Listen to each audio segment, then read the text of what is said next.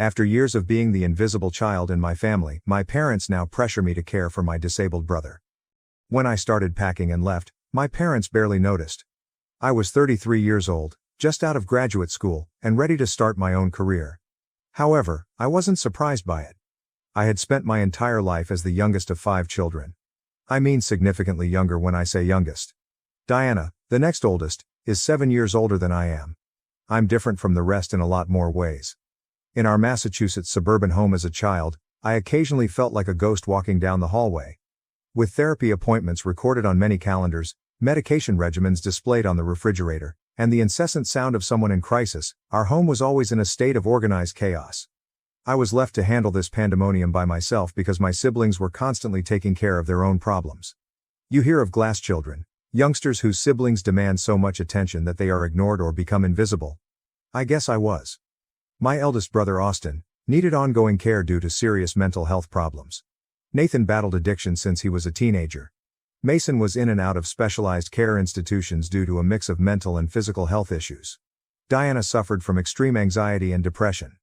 Then came me, the oddball, the one who didn't require anything. In primary school, I recall working on my math assignment at the kitchen table while my mother spoke with yet another doctor over Mason's illness. Occasionally, she would give me a quick glance, but her thoughts were elsewhere. After dropping Nathan off at rehab, Dad would arrive home late, too tired to inquire about my day. It became the norm. The symphony of crises that was my siblings' lives was drowned out by my accomplishments, my hardships, and my very presence. In retrospect though, I don't think that was intentional. I wasn't prioritized, but I also can't say that my early years were terrible.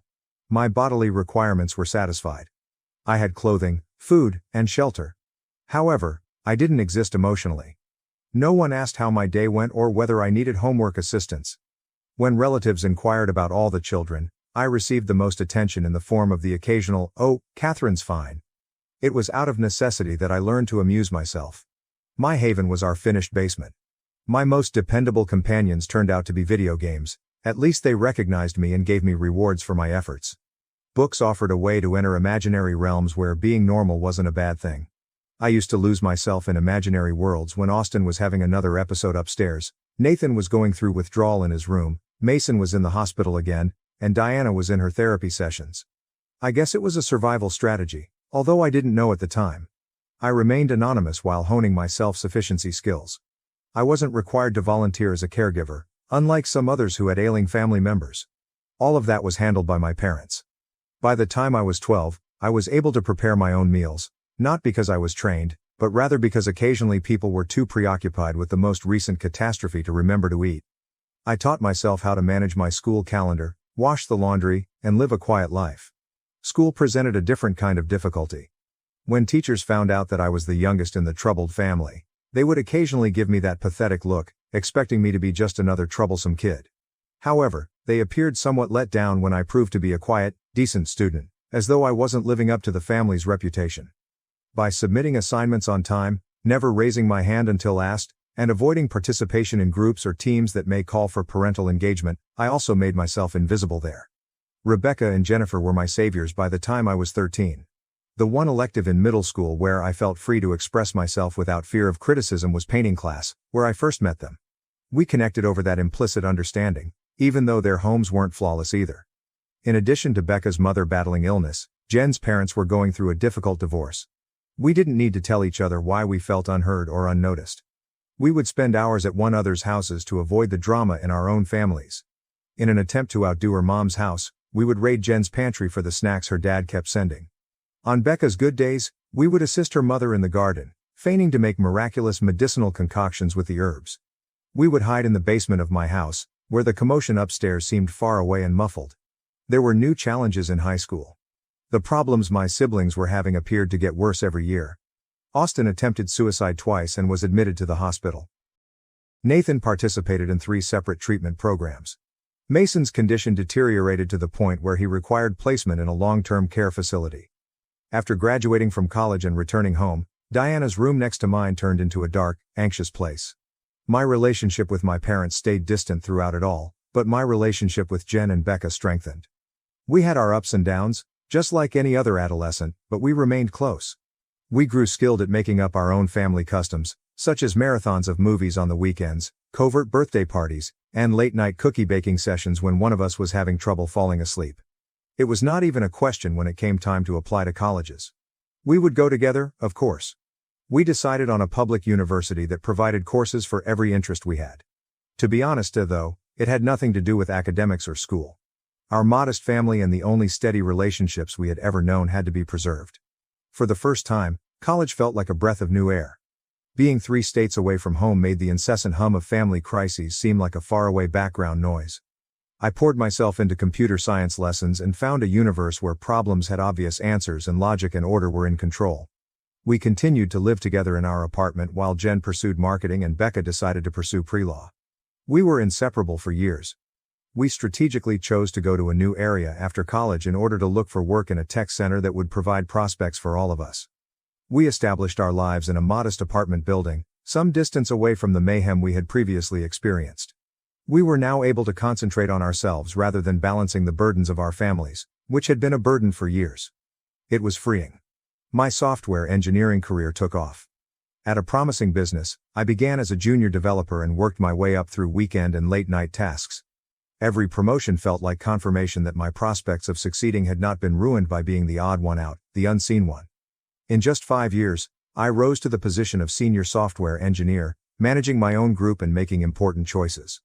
I stopped communicating with my parents shortly after, and they hardly noticed. I didn't imagine they would suddenly become interested in my life now because, to be honest, we hadn't talked much even when I was living at home. My mother would occasionally text, generally with a casual message like, "How's work?" or "What's going on?" But we didn't actually discuss anything. It's better that way. At least that's what I believed. I was no longer in need of their attention. Becca and Jen were sufficient. Each of us had a prosperous career. Jen was doing well in marketing, Becca had recently become a partner at her law company, and I had advanced in the software industry. We each had our own goals and lifestyles, and for once, I didn't feel like the kid left behind. I was rather proud to have started a small family of my own. When my mother called last year, that began to alter. Thanksgiving was a few days away. I knew something was awry when her name appeared on my screen because I hadn't spoken to her on the phone in over a year. Questions were always raised by phone calls. She last got in touch with me to let me know about Mason's most recent hospital stay. She immediately got to work asking me what time I was leaving for Thanksgiving at home. I was, to put it mildly, perplexed. First of all, I was unaware that they were even celebrating Thanksgiving because we rarely honored holidays. I can count on one hand how many times we celebrated Thanksgiving and Christmas in a traditional manner as children. When we did attempt, it was generally when someone was in difficulty, like the year Austin lost it over the turkey or when Nathan got drunk and got into a fight with Dad. In short, our family did not celebrate holidays. They were just another day of handling emergencies and preserving the fragile equilibrium that prevented our home from collapsing. 3 years had passed since the last family get-together, which had ended with 2 ambulance calls and a police visit. We then decided in silence to cease acting like we could undertake everyday family activities. It was so strange to hear her ask such a question, considering our long-standing tradition. I told her I wouldn't be attending. For months, Jen, Becca, and I had been organizing a ski vacation. With 3 days' notice, I couldn't possibly cancel it. We had previously scheduled time off from work, purchased new ski equipment, and paid for the cabin rental. Aside from that, I couldn't afford a last-minute flight ticket during holiday prices because I lived 2 states away. I attempted to explain, but my mother didn't get it. She pretended that I was being deliberately challenging and guilt-tripped me by saying that she would be by herself because Dad was spending Thanksgiving with Mason at the institution where he is enrolled. Apparently, she would be alone most of the day while Dad was away. She depicted herself sitting by herself at a table that was deserted, while everyone else had somewhere to go. See, I got it. I understood why she wanted company, but she gave me 3 days' notice. Nevertheless, she began to imply that I didn't care about the family when she got upset when I informed her again that I couldn't make it. She said I was self-centered, had forgotten my origins, and had abandoned them, as I always had. I was aware of the irony of that final charge. After she hung up, I sat there for a while feeling a weird mixture of bitterness and remorse. Where had they been for me all those years, even though I felt guilty for abandoning her? When did I get my college degree? When did I get promoted for the first time? When did I purchase my first vehicle? Suddenly, I was the bad guy for not dropping everything to go home after months of not hearing from them. I combed over my previous communications, searching for anything I might have missed, any indication that they were interested in getting back in touch, any effort to establish a rapport. However, nothing was present. Thanksgiving is not mentioned. You didn't say you wanted to come see me. They didn't care about me until they needed me for something. What confused me more than anything was that it was just a last-minute guilt trip. Later that evening, I tried to be tactful when I contacted her. We had another vacation planned, which we had done for years, so I told her I wouldn't be able to make it for Christmas either. I mentioned that I would love to catch up once the year ended, and that perhaps we could arrange something beforehand the next time. She didn't answer. Not surprisingly. However, after a few days, the weird feeling that had infiltrated my stomach persisted. In hindsight, I think that phone conversation was only the beginning of something much bigger, something I didn't anticipate. At that time, however, I had no idea how far this issue would go. First update. I thought things would settle down after that odd Thanksgiving talk. However, a week or so later, my father texted me. I never get texts from my dad. When his name appeared on my phone, I thought it must be something serious because he tends to talk too much. However, what I read when I opened the message was unbelievable. I'm stopping your college payments if you don't come home for Christmas. I genuinely burst out laughing. 3 years prior, I had received my degree. There was nothing left to stop with the college payments. In an attempt to be lighthearted, I first believed that he could have confused me with Diana or another of my siblings. I assumed that would be the last word on it. Maybe check your bank account. 3 years without payments have passed, I said. Nevertheless, my phone buzzed once more a few hours later. The message was longer this time around. Yes, my father was really angry. He continued by accusing me of being self-centered, of failing to appreciate the sacrifices my parents had made for me and my brothers, and of leaving the family. At this point, I just gazed in awe at my phone. I had never once made a request of them. To be honest, I was unaware that they believed they were covering my education expenses. All of my costs, including tuition, had been covered by Grandma. She wanted my parents out of that part of my life, away from any influence they might try to have, and to be honest, I was delighted she had. My father was trying to put me through this whole guilt trip, and it seemed completely unexpected. I inhaled deeply before answering. I'm sorry you feel that way, but Grandma paid for my college. After the holidays, I'm happy to catch up, but I already have Christmas plans. Naturally, it didn't end the way I had hoped. Instead, he became more focused. He started talking about how the family was supporting me, how I was rejecting them, and how I didn't care about them twice. I was just finished by now. It was so absurd. I had been living alone for years. When I left, they barely noticed, and now, all of a sudden, I was leaving the family because I wouldn't be visiting for Christmas. I grew more irate the more I considered it. I wanted to brush it off, to ignore it. They hadn't gotten back to me in months. They hadn't inquired about my well-being or whether I needed anything. But I was supposed to abandon everything and rush home the moment they needed something. To vent, I called Jen and Becca. As usual, they got it right away. It sounds like your parents are just trying to use you to boost their own mood, Jen said. They don't really care whether you're there. Becca, who is always straightforward, expressed precisely what I was thinking. Screw them.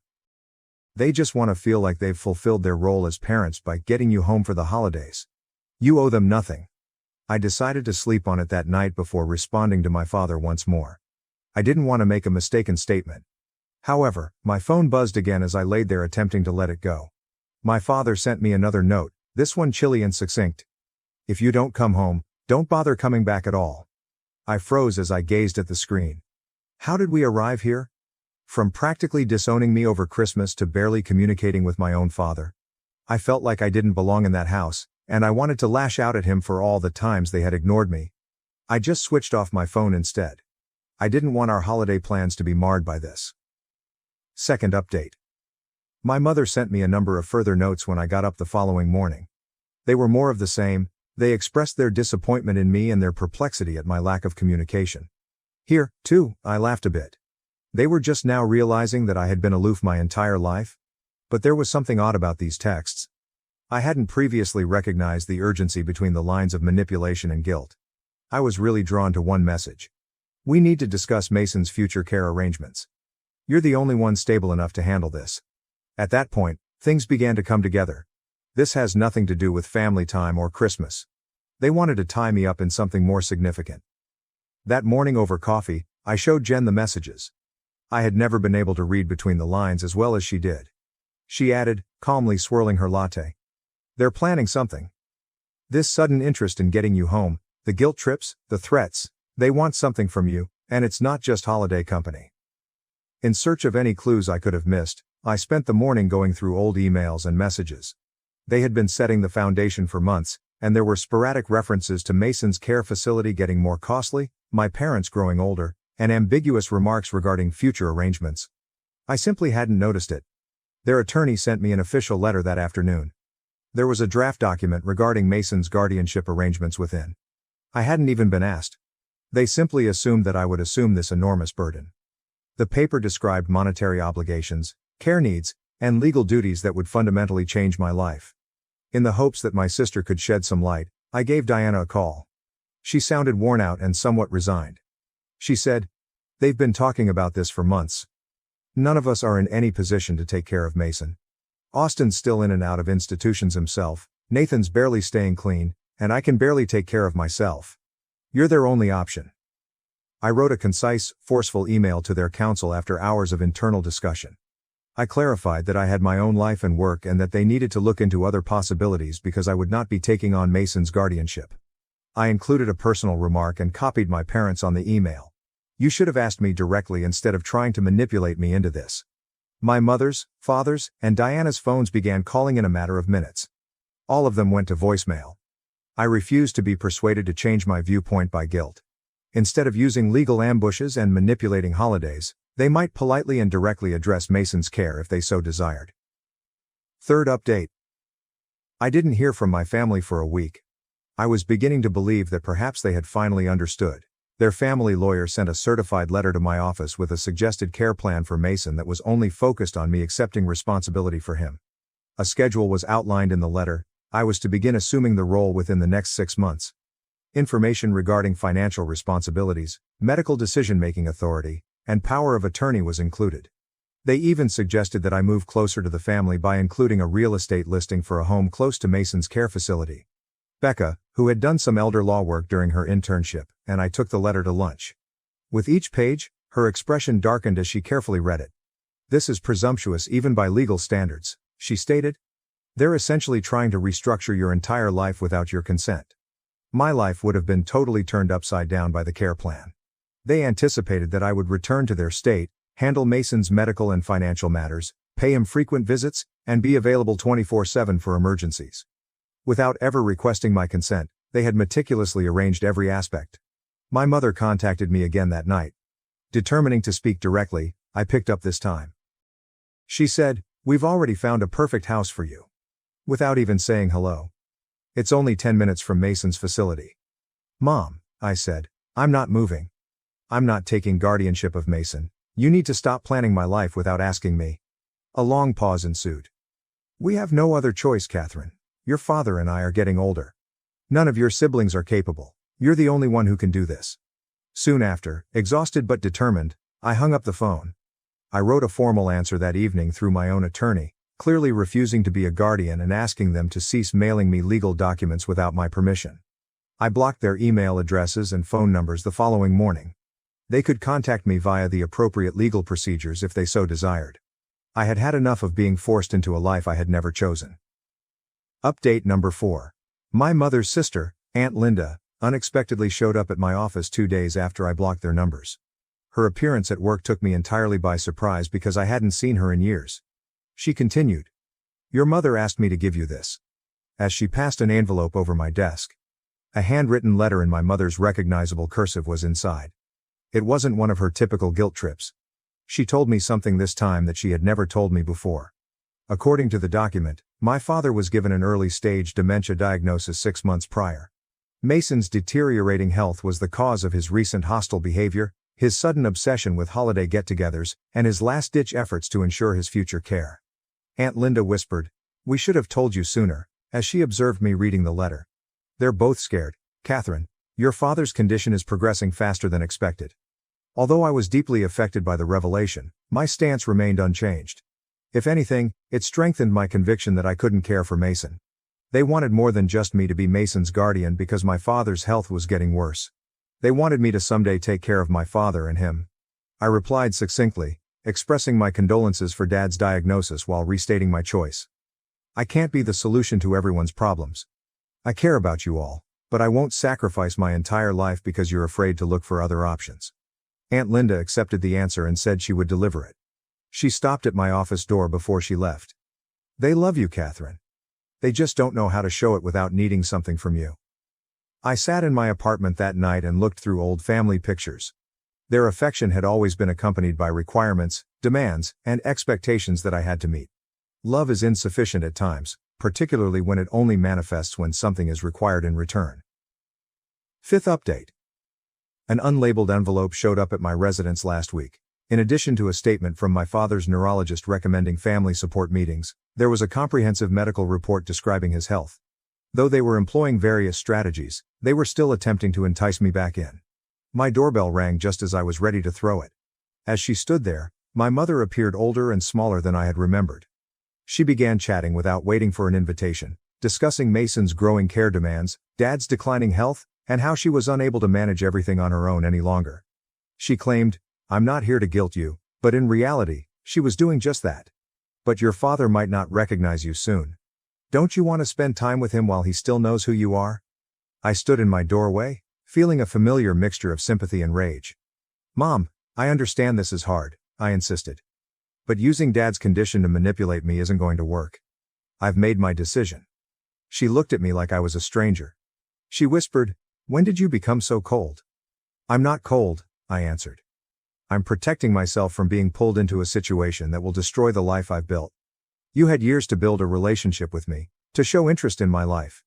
You can't demand everything now just because you're scared." She didn't say anything else, and I shut the door, fatigued but relieved. I contacted Jen and Becca that evening, feeling thankful once more for the family I chose instead of the one I was born into. Sixth update. Diana texted me this morning, and it completely altered my life.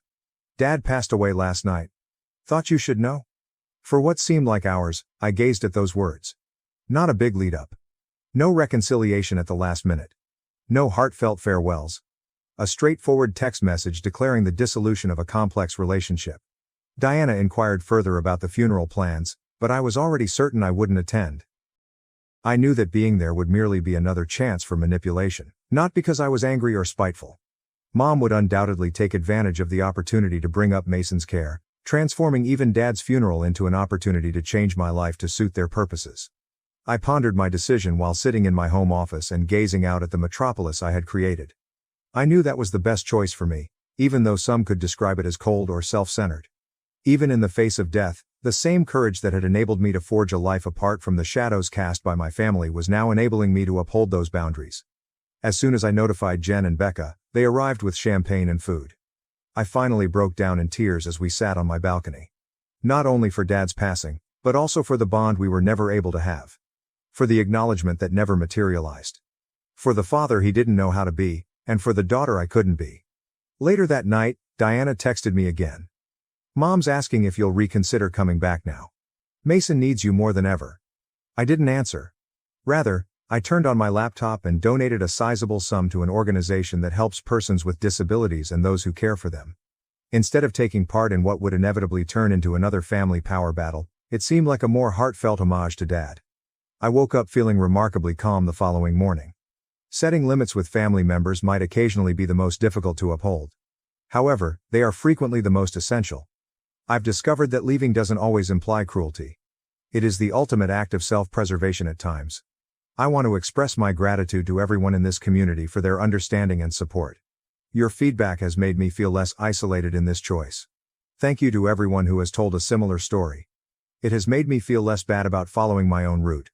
To some who have implied that I'm being cold or self-centered, I respect your viewpoint, but I know deep down that this is the best decision for me. I found out I was pregnant with my fourth child not long after divorcing my husband. I'm conflicted about whether I should keep this baby. This is long. I'm sorry, I've sort of written a novel here. I wanted to post this in a relationship advice group, but the subject matter isn't allowed. My ex-husband and I were married for 10 years, although the last 2 were spent in variations of separation. We've been divorced for roughly a year. We have 3 kids, 10, 8, 5, I'm pregnant with our 4th baby. I don't know if we'll actually be parents to 4 kids or not. I'm so conflicted. We are so conflicted. There was no abuse or cheating in our marriage, although he did sleep with somebody else during our separation. There are a variety of other reasons why we ultimately got divorced. After the initial feelings of failure and heartache, and there was an immense amount of heartache on my end despite being the one who filed for divorce, we were able to get along pretty well. It becomes platonic so quickly, and it's like when we remove the romantic and married relationship from the equation, things got so much better.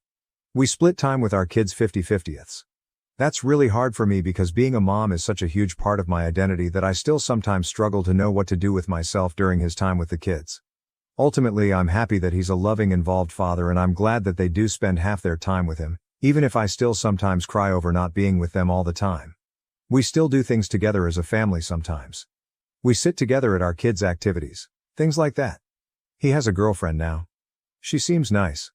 He met her not long after our divorce was finalized. It hurt. I cried way too much over it. He waited over 6 months to introduce her to our kids, which I was thankful for. My kids like her. Our youngest child was unexpectedly admitted to the hospital not long ago. He had surgery. In the grand scheme of things, it was a pretty minor surgery and he's absolutely fine now, but this is my baby and he had to spend multiple nights in the hospital, so this was a big deal for me. My ex-husband was there the entire time, being a great dad, being a supportive partner to me as I worried over every little thing. We spent all those nights in the hospital together and I remembered why I married him. He was always able to be the strong, level-headed rock for me. He was this safe person who I knew would take care of everything and protect me.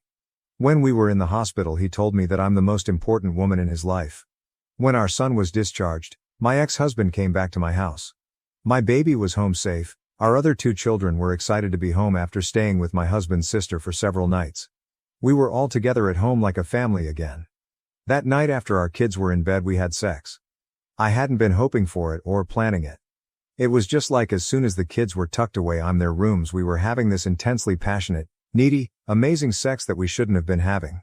We went to sleep in my bed and at some point in the middle of the night we had sex again. The next morning we both decided our emotions with the whole situation with our son just got the better of us. We said we didn't regret sleeping together, but that's all it was, and we were just going to go back to our normal divorce lives. We wouldn't make it awkward, just move on.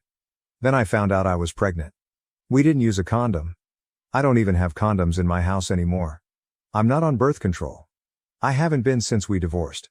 I haven't needed it since I haven't had the time or interest to start dating again. I really wanted to be single for a while. I know I was ovulating when we slept together, which was probably a contributing subconscious factor as to why it happened. My body sees him being a good dad to our kids and it wants another. My cycle is like clockwork and we've always conceived on the first try every time we've tried to get pregnant. Our first kid was not even a try. It was 2 weeks before your wedding you find out you're pregnant and spend your honeymoon with morning sickness surprise. So now I'm about 8 weeks pregnant. I've known for about a week. I just told him this past weekend. I didn't know if I would tell him at all. I realize now that I only told him in hopes that he'd tell me what to do and figure the situation out for me. Only he didn't. I know it makes no sense to have a baby with somebody I chose to divorce. I don't need a 4th child. Why can't I let go of this though? Update 1. I posted about a week ago. My ex-husband and I have been divorced for about a year. We have 3 kids, ranging from 10, 5 years old. We have gotten along great since the divorce, better than when we were married. It's almost like we're friends, can do things with our kids, and enjoy being around each other. About 2 months ago, our youngest unexpectedly ended up having surgery and spending several nights in the hospital. He's fine now. My ex-husband and I stayed together with our son the entire time he was in the hospital. When he was discharged, my ex-husband came back to my house, or former family home, at our son's request. He was just supposed to spend a few hours there. Help our son get settled, then go home. However, I guess all of the emotions and being together as a family in our former shared home got the better of us and we ended up having sex twice that night. Now I'm 9 weeks pregnant. I wasn't on birth control, was on it until after our divorce was finalized, but have been intentionally remaining single for a while and not involved with men in any way, so was giving my body a break from birth control. Initially we were undecided about what to do, but as of last weekend we made the decision together to have the baby. It feels sort of crazy to me. Definitely not a situation I ever imagined I'd find myself in. I already picture this baby looking just like our other kids. I guess that's why I struggled with the idea of not continuing with the pregnancy, which I know isn't really a valid reason to have a baby. This is probably the last baby I'll ever have. I'm 39, so even if I were to meet a man who I trusted enough to want to have a child with and a future with, I'll be well into my 40s by then.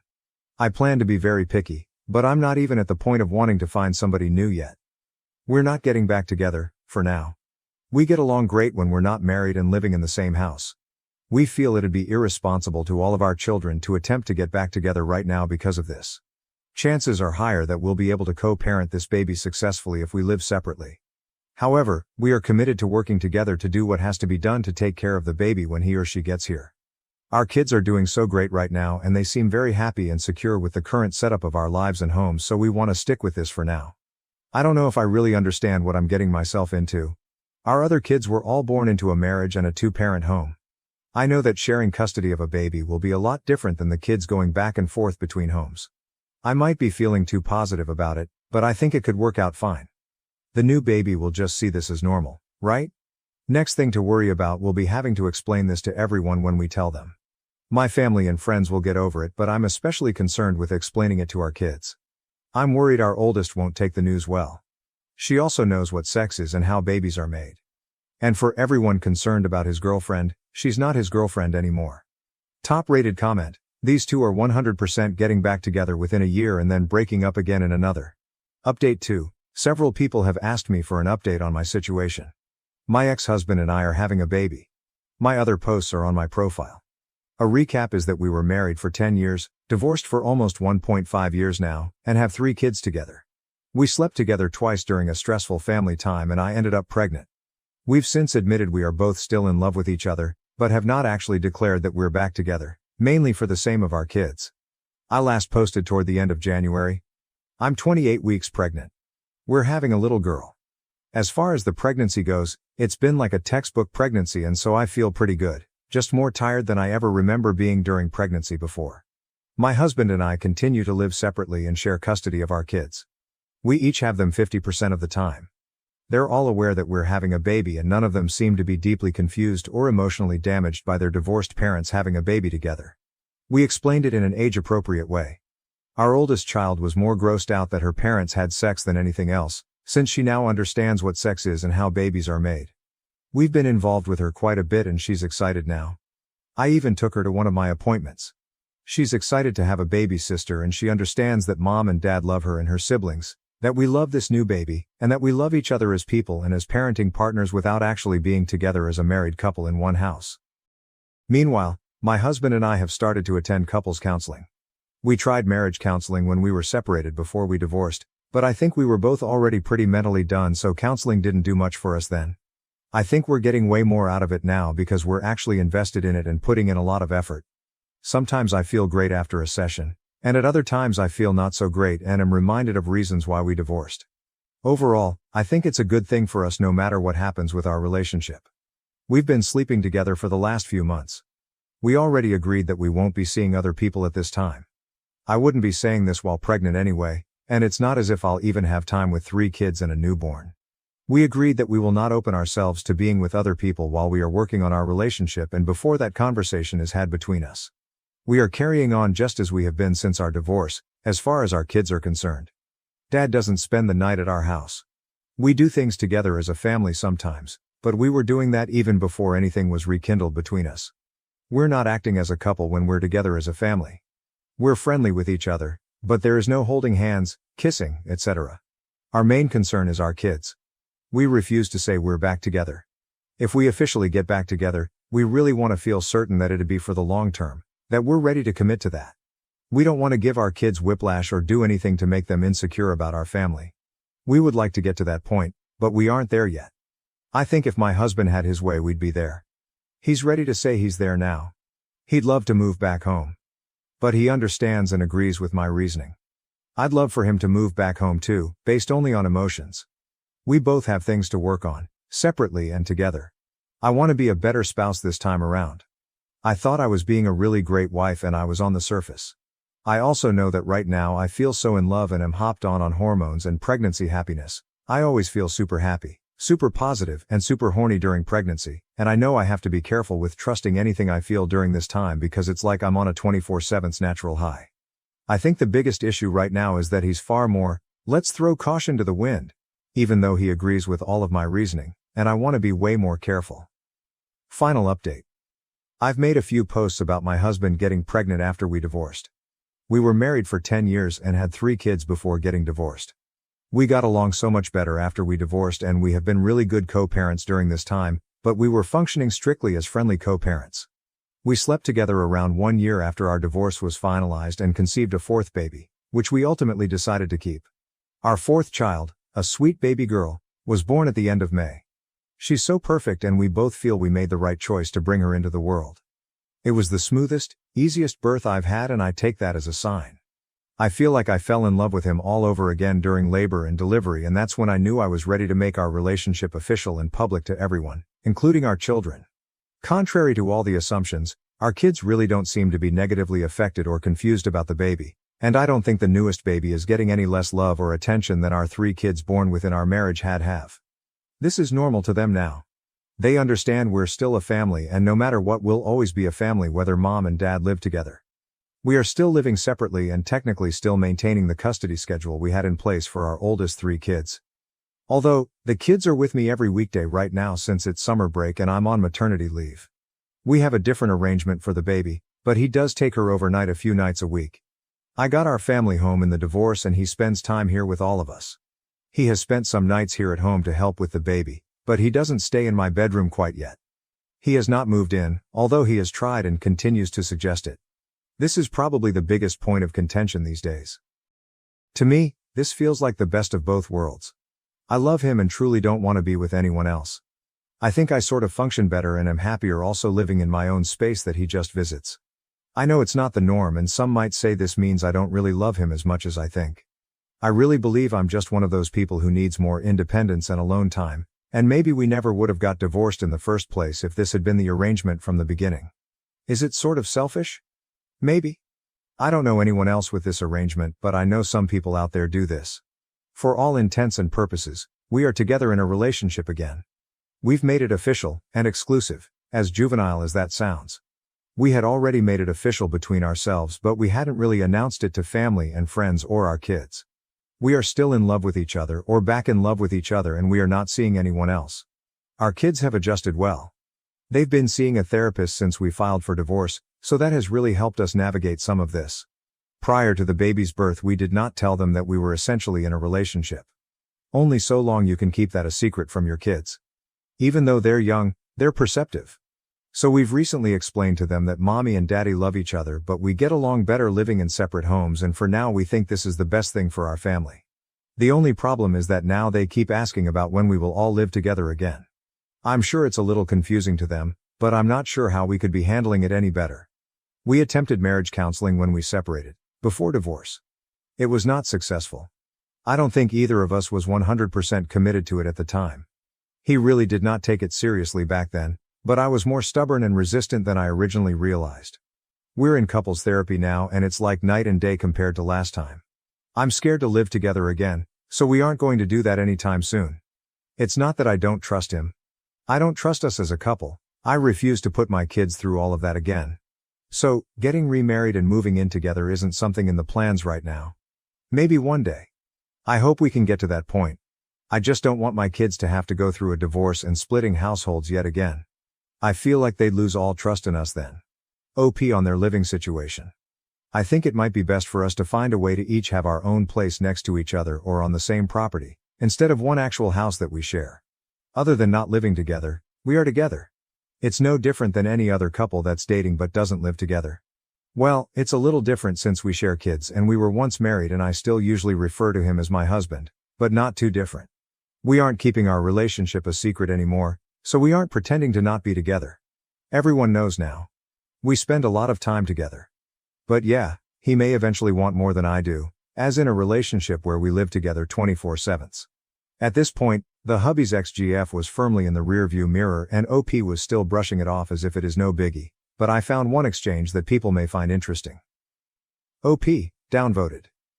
Yes, he had a girlfriend at the time. It's in my post history and I'm not trying to hide it, but we have moved well beyond that now. Response: people are downvoting her comment because it is pretty black and white when it comes to cheating.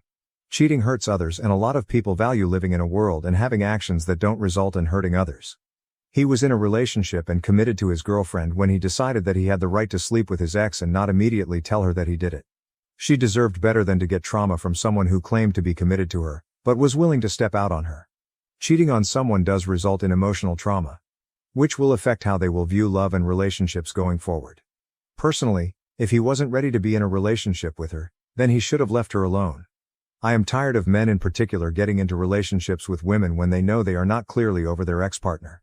It is a sign of selfishness and pure disregard of another human being's health. She was used as an emotional support and sex object by him, because no one that respects their partner would do something this cruel. So I'm not going to cheer on someone who could have just avoided this entire situation by not being in a relationship when he was clearly not ready to be in one, and hurt someone deeply. Edit, I want to add additional thought as well. Cheating is not only an emotional hurt but a sign that you give zero care about your partner's health. He was presumably still having sex with his ex-girlfriend after sleeping with no condoms with his ex-wife. With the rate of sexually transmitted diseases and infections increasing and the likelihood of the disease being antibiotic resistant, he told his ex that he had zero care for health and emotional well-being.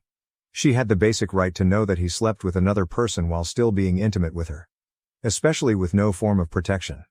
Not calling the ex-wife dirty but with the risk of catching a disease that's incurable, or opens you up to higher risk of illness. Every person who is engaging in a sexual relationship deserves honesty. OP. All of this may be true. I'm not arguing anything you said. But I'd like to know what everyone on Reddit thinks we're supposed to do about it. We can't go back in time and undo what we did. Maybe Redditors feel that as an act of penance we should not be together, despite very much wanting to, since that's what we deserve for hurting her in the process. We should never be allowed to move on and have any happiness in our lives, together or separate, because we did something at one time that hurt somebody. Short of publicly flogging ourselves and maybe not allowing ourselves to ever be in a relationship with anyone ever again as a form of self-punishment, what are we supposed to do to satisfy the masses? Neither of us are proud of hurting somebody. When my late husband's ex-wife passed away, I had to decide whether to adopt his children. We haven't seen each other in 2 years. Hello, I of course know how awful this sounds. But it is a recent development and I'm unsure if I'm completely in the wrong. Before I married my husband, he had 3 children with his ex-wife who were 2, 5, when we got married. His ex was still bitter. I say this in the most respectful way possible. But it's true, as they had only been divorced officially for a year. After that, custody was a big issue with us, with her and my husband fighting for full custody. Unfortunately, we only ended up getting weekends and the complete months of December and July while they were out of school. So it goes without saying I wasn't much of a mother figure to them rather than their father's wife. My husband passed away 2 years ago in an accident and I haven't seen them aside from the funeral in all that time. His wife called me up sometime last month to reveal she's suffering from a terminal illness, a brain tumor, and that she was hoping I could take in the children after she passed. Both her and my husband's parents are far too old to even care for themselves completely.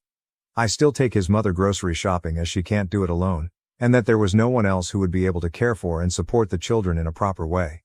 She said her sister suffers from addiction and I'm not sure if that could be something the state would consider if there was truly no one left. I told her I'd consider and needed to think it over and would call her in my mind. I feel that even though it's heartbreaking that she has to consider who will care for her children when she's dead so soon, but I'm not sold and I don't want to jump in with full custody of 3 children who I haven't seen in 2 years. OP adds more information in the comments. For people who thought it was relevant. We were married for 5 years and together for 6. The kids are now 10, 14.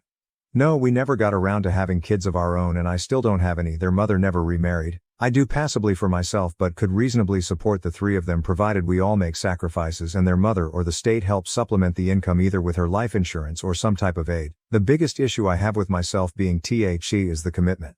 These are little people who my husband loved dearly but at the same time I barely know. I've always thought I was a decent person but my extreme hesitation make me think otherwise. Update. I want to thank everyone for their condolences for my husband and the life he lost. I wasn't sure if it was my right to update this as I'm sure I made a decision most people would think me awful for. But at this point it's more of a releasing of feelings off my chest. As you know, my husband's ex is ill and I still feel for her greatly with much sympathy and will pray for her and her children. But it's been a very long time since I was in any way a parent to them. Even as a stepmother, most of their care went to my husband. I just don't feel I could properly care for them and myself in my life. I told her this. And I feel awful that I made her react the way she did. Crying and coughing. There was so much guilt I felt it was awful. But I think I have always known my decision. That I wasn't going to take in the children. I just didn't want to acknowledge it because it made me feel awful. I wish I could tell you where she decided they're going, but after our meeting where I told her my decision, it's been radio silence. As much as I would like to say they're going to people who are perfect and they'll be fine. I don't know. And their mother doesn't owe me an explanation. But I do wish them and her the best, and in the best case scenario I pray for her health. Am I the asshole for asking my husband to help our child while cooking for family? Relatives called me out for treating him like a servant. I, 30F, was assigned to cook for my husband's family during a week-long trip, 11 adults 4 kids. I sat down to eat after cooking for a few hours and our child asked for a condiment and a drink. I asked my husband, 40s, if he'd mind getting it and he had no issue and got up. My meal and his aunt had a fit about this and said, why am I treating him like a servant? I could get up and take care of it so my husband could relax. He had been all day. They've been cold and mean and not speaking to me. I'm wondering if I should have done it myself or if I should just ask my husband if we can go home. I've got 4 days left. Relevant comments. Top comment. The reason OOP is voted info. Please explain how you were assigned to cook. Nobody except my supervisor assigns me to do anything, and I still have the option of saying, no, though there could be consequences. In what way were you making your husband do anything? He could have said, no. OP, sorry I tried to make the post short. His aunt rented an Airbnb. We paid it back. I'm a really good cook and his family love my cooking, so it was my night to do the cooking. All the women were assigned a night. Commenter, are your mill and his aunt typically set in traditional gender roles? Why in the world would getting the condiment and drink make him a servant and not you? Also, do you have to cook all week or was this just your night? NTA, but if you ask to go home, you'll really turn this into something big. OP, more info. I tried to make it short in the op. This was just my night to cook. But it is all the women that are cooking. His aunt is a single mother and her sons have never been taught to cook and their girlfriend's idea of cooking is PBJ. She set the chores as this was her idea and she paid for it. We all sent the money to her. I just feel so low. I'm stuck in this tiny bedroom, smallest in the Airbnb BTW, and being the only married couple kinda felt like a slight, while everyone outside is relaxing. Husband was hanging with me but his mother asked to speak with him. It's been an hour. I tried to go out but they all got silent and quiet and just stared at me till I went inside. Commenter, that sucks. Did your husband stick up for you? Or offer to help you cook? OP. He did stick up for me and say it's no big deal, but his aunt was yelling at him to sit down and his mother just glared at me. I love my husband to death. He's good at a great many things, but I didn't feel like getting food poisoning tonight. Tensions already seemed really high as I took the boat out and I was wearing an appropriate 2-piece. Think sports bra kinda bathing suit with long sleeves and swimming shorts. But his aunt called me a hussy and only little girls wear 2 pieces and I need to respect the PPL around me. Commenter, are the other people in the larger bedrooms there alone, while the 2 of you have to share the smallest? OP, it's a 6-bedroom house. Only one other family member brought their partner. But they all brought their kids. His mom originally wanted us to have a different room but his aunt refused. She's like the family bully. Is what I'm guessing. Husband came back and we are talking about what went down. Will update, edit. So his aunt arranged the Airbnb, she assigned the rooms and the chores. She has made other comments to me on this trip that have made me feel bad about myself. Husband just came in after being outside talking with his family for the last hour and he won't go into details but said that we will be staying, but if they say one more comment or if I feel any more discomfort we will be leaving. We want to stay as we have some fun events that we don't want our child missing out on tomorrow and Monday. Relevant comments. Commenter, NTA. If they're not speaking to you, just consider that a bonus. I wouldn't want to hear anything assholes like that have to say anyway. If you really want to get a dig in though, you could say to them, if I knew that's all I had to do to get you two to shut your yapping cake holes, I would have done it sooner. OP, that's kinda my plan. Just avoid and do our own thing the best we can. He didn't say much but that his aunt doesn't want her son's GF to think she can boss him around like I do my husband. Sexist, right? He said that this will be the last time he makes me suffer going on a vacation with them and will take me to some tropical island next year to make up for it. Commenter, I just read your edit and I agree with the idea of staying so your kid doesn't miss out on fun, but what the hell is this? He won't go into details but said that we will be staying. OP, he told me some of the brief details but didn't want to repeat the sexist and rude comments his aunt made while his mother just stayed quiet. He did tell me that his aunt didn't want her son's GF to think that they could boss her son around like I do my husband or to dress inappropriately like myself. I've got a lot of insecurities about my body image and he tries to protect me. I'm 5'2", 110 pounds and worked hard to lose a lot of baby weight, so I was proud and thought wearing an appropriate, very covered, two-piece would be okay. I was called a hussy. Update. So this morning while getting ready the cousin's GF came and spoke to me and said that what they said was completely wrong and disrespectful and that she doesn't believe what they said about me. Made me very happy. Anyway, as we were heading out to go hiking, his aunt couldn't help herself, I guess, and said at least I don't look like I belong on a pole like I did yesterday. My 5-year-old yelled at her and said to stop being mean to my mommy before we could say anything. My husband had a few choice words for her in front of everyone. So anyway, we are driving home. Relevant comments. Commenter. So what treats will the kiddo be getting for defending mom? Seems like you're doing a good job there and have good backup from your spouse. OP. We are taking him out to his favorite restaurant for dinner once we get back into town and to his favorite ice cream shop to have a sundae. My husband really went for the kill after his aunt's comment cause I was lacing up my hiking boots. He had our son go up to the room and get his bag and bent down to help lace up my boot for me. He then told his aunt that I am his partner, not his maid or servant, and that she was a jealous witch that attacks me because she wishes she looked as good as I did, and that he was lucky to have a hard-working wife and mother to his child who also looked amazing. That we do things for each other as a team and that she is just a miserable old witch and we wouldn't be seeing them again. They've been blowing up his phone but he turned it off. OP follows up with, I won't say we are perfect or never have fights or innocent spats over the most silly things. But one thing is for sure, after 15 years we won't let each other be disrespected and we always have each other's backs. That is what we are hoping to teach our son. That even though things may get rough in life we handle them with grace and respect and always have each other. I was kicked out at 16 and struggled for years. Now I have a house, and my sister and her junkie husband have invaded and demanded to live with me. When I was 16, my parents and twin sister kicked me out. I lived in a tent and struggled for years. Now I have a house, and they showed up uninvited with my sister's family, demanding to move in. My sister was the one who convinced our parents to throw me out at 16, claiming there was no space for me. I spent 12 years fighting to secure my own place, and now they want me to let my sister move in because she's pregnant with her 4th child. As a 28-year-old man, I've endured my parents' toxicity since childhood. My twin sister has always been a thorn in my side. People say twins support each other, but in my case, my twin drags me down whenever she can. Childhood bullying wasn't enough. She has reappeared in my life, wanting to move into my house with her family, despite being the one who threw me out at 16. Her narcissism, fueled by our parents' poor parenting, is relentless. They always wanted a daughter and made it clear they would have terminated the pregnancy if it had been just me. I owe my existence to my sister. My sister never missed a chance to flaunt her entitlement. Growing up unwanted in my household was tough. Everything revolved around her. Despite being the same age, I wasn't allowed to touch her toys. She often got new clothes while I only received clothes on Christmas and our birthday. If we didn't share a birthday, they wouldn't have bothered celebrating it. In fact, if I didn't share my birthday with my sister, I wouldn't exist. I got the bare minimum, not out of love, but to save their faces from judgmental relatives. The only positive aspect of my childhood was my grandfather, the only person who saw through their BS. Sadly, he passed away when I was 13. That was the worst day of my life because I had no one to have my back.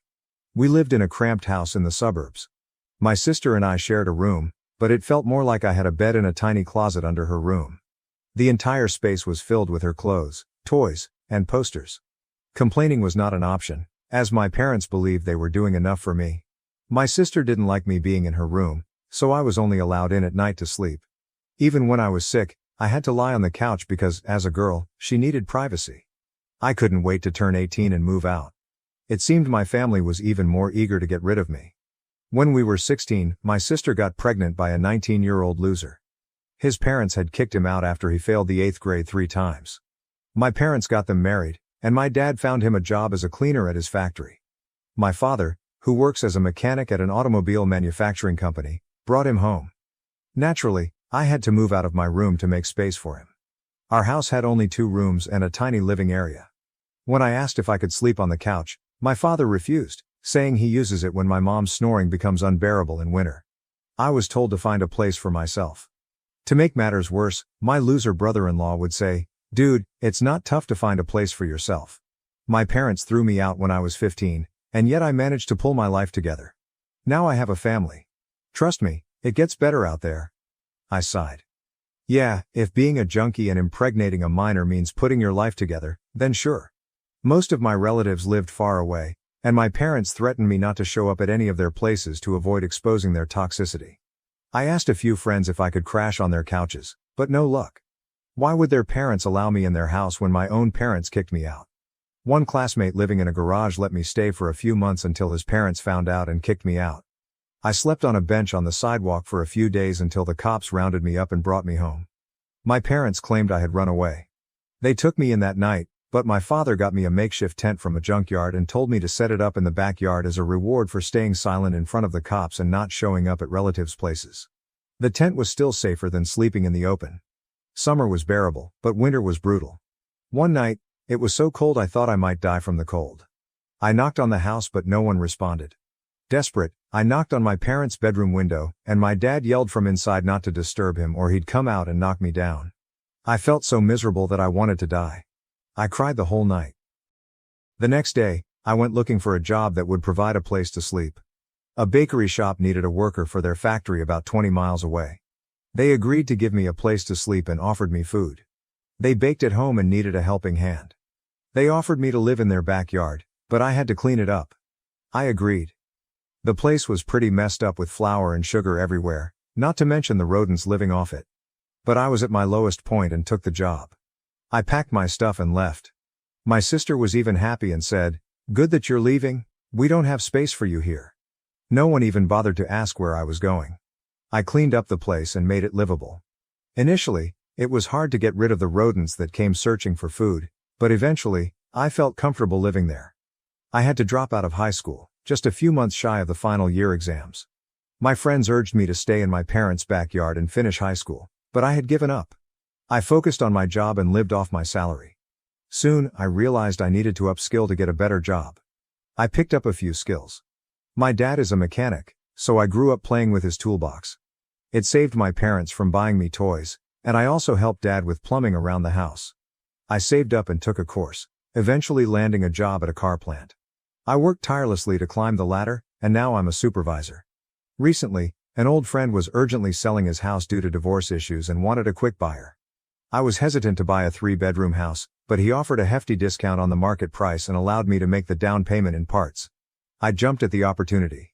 2 weeks ago, I moved into my new house, and today, I found unexpected guests at my door: my parents, sister, and brother-in-law. It was a shock because I had been no contact with them for years, and they hadn't reached out to me either. This house is nearly 15 miles from their place, so there's no way they stumbled upon it by chance.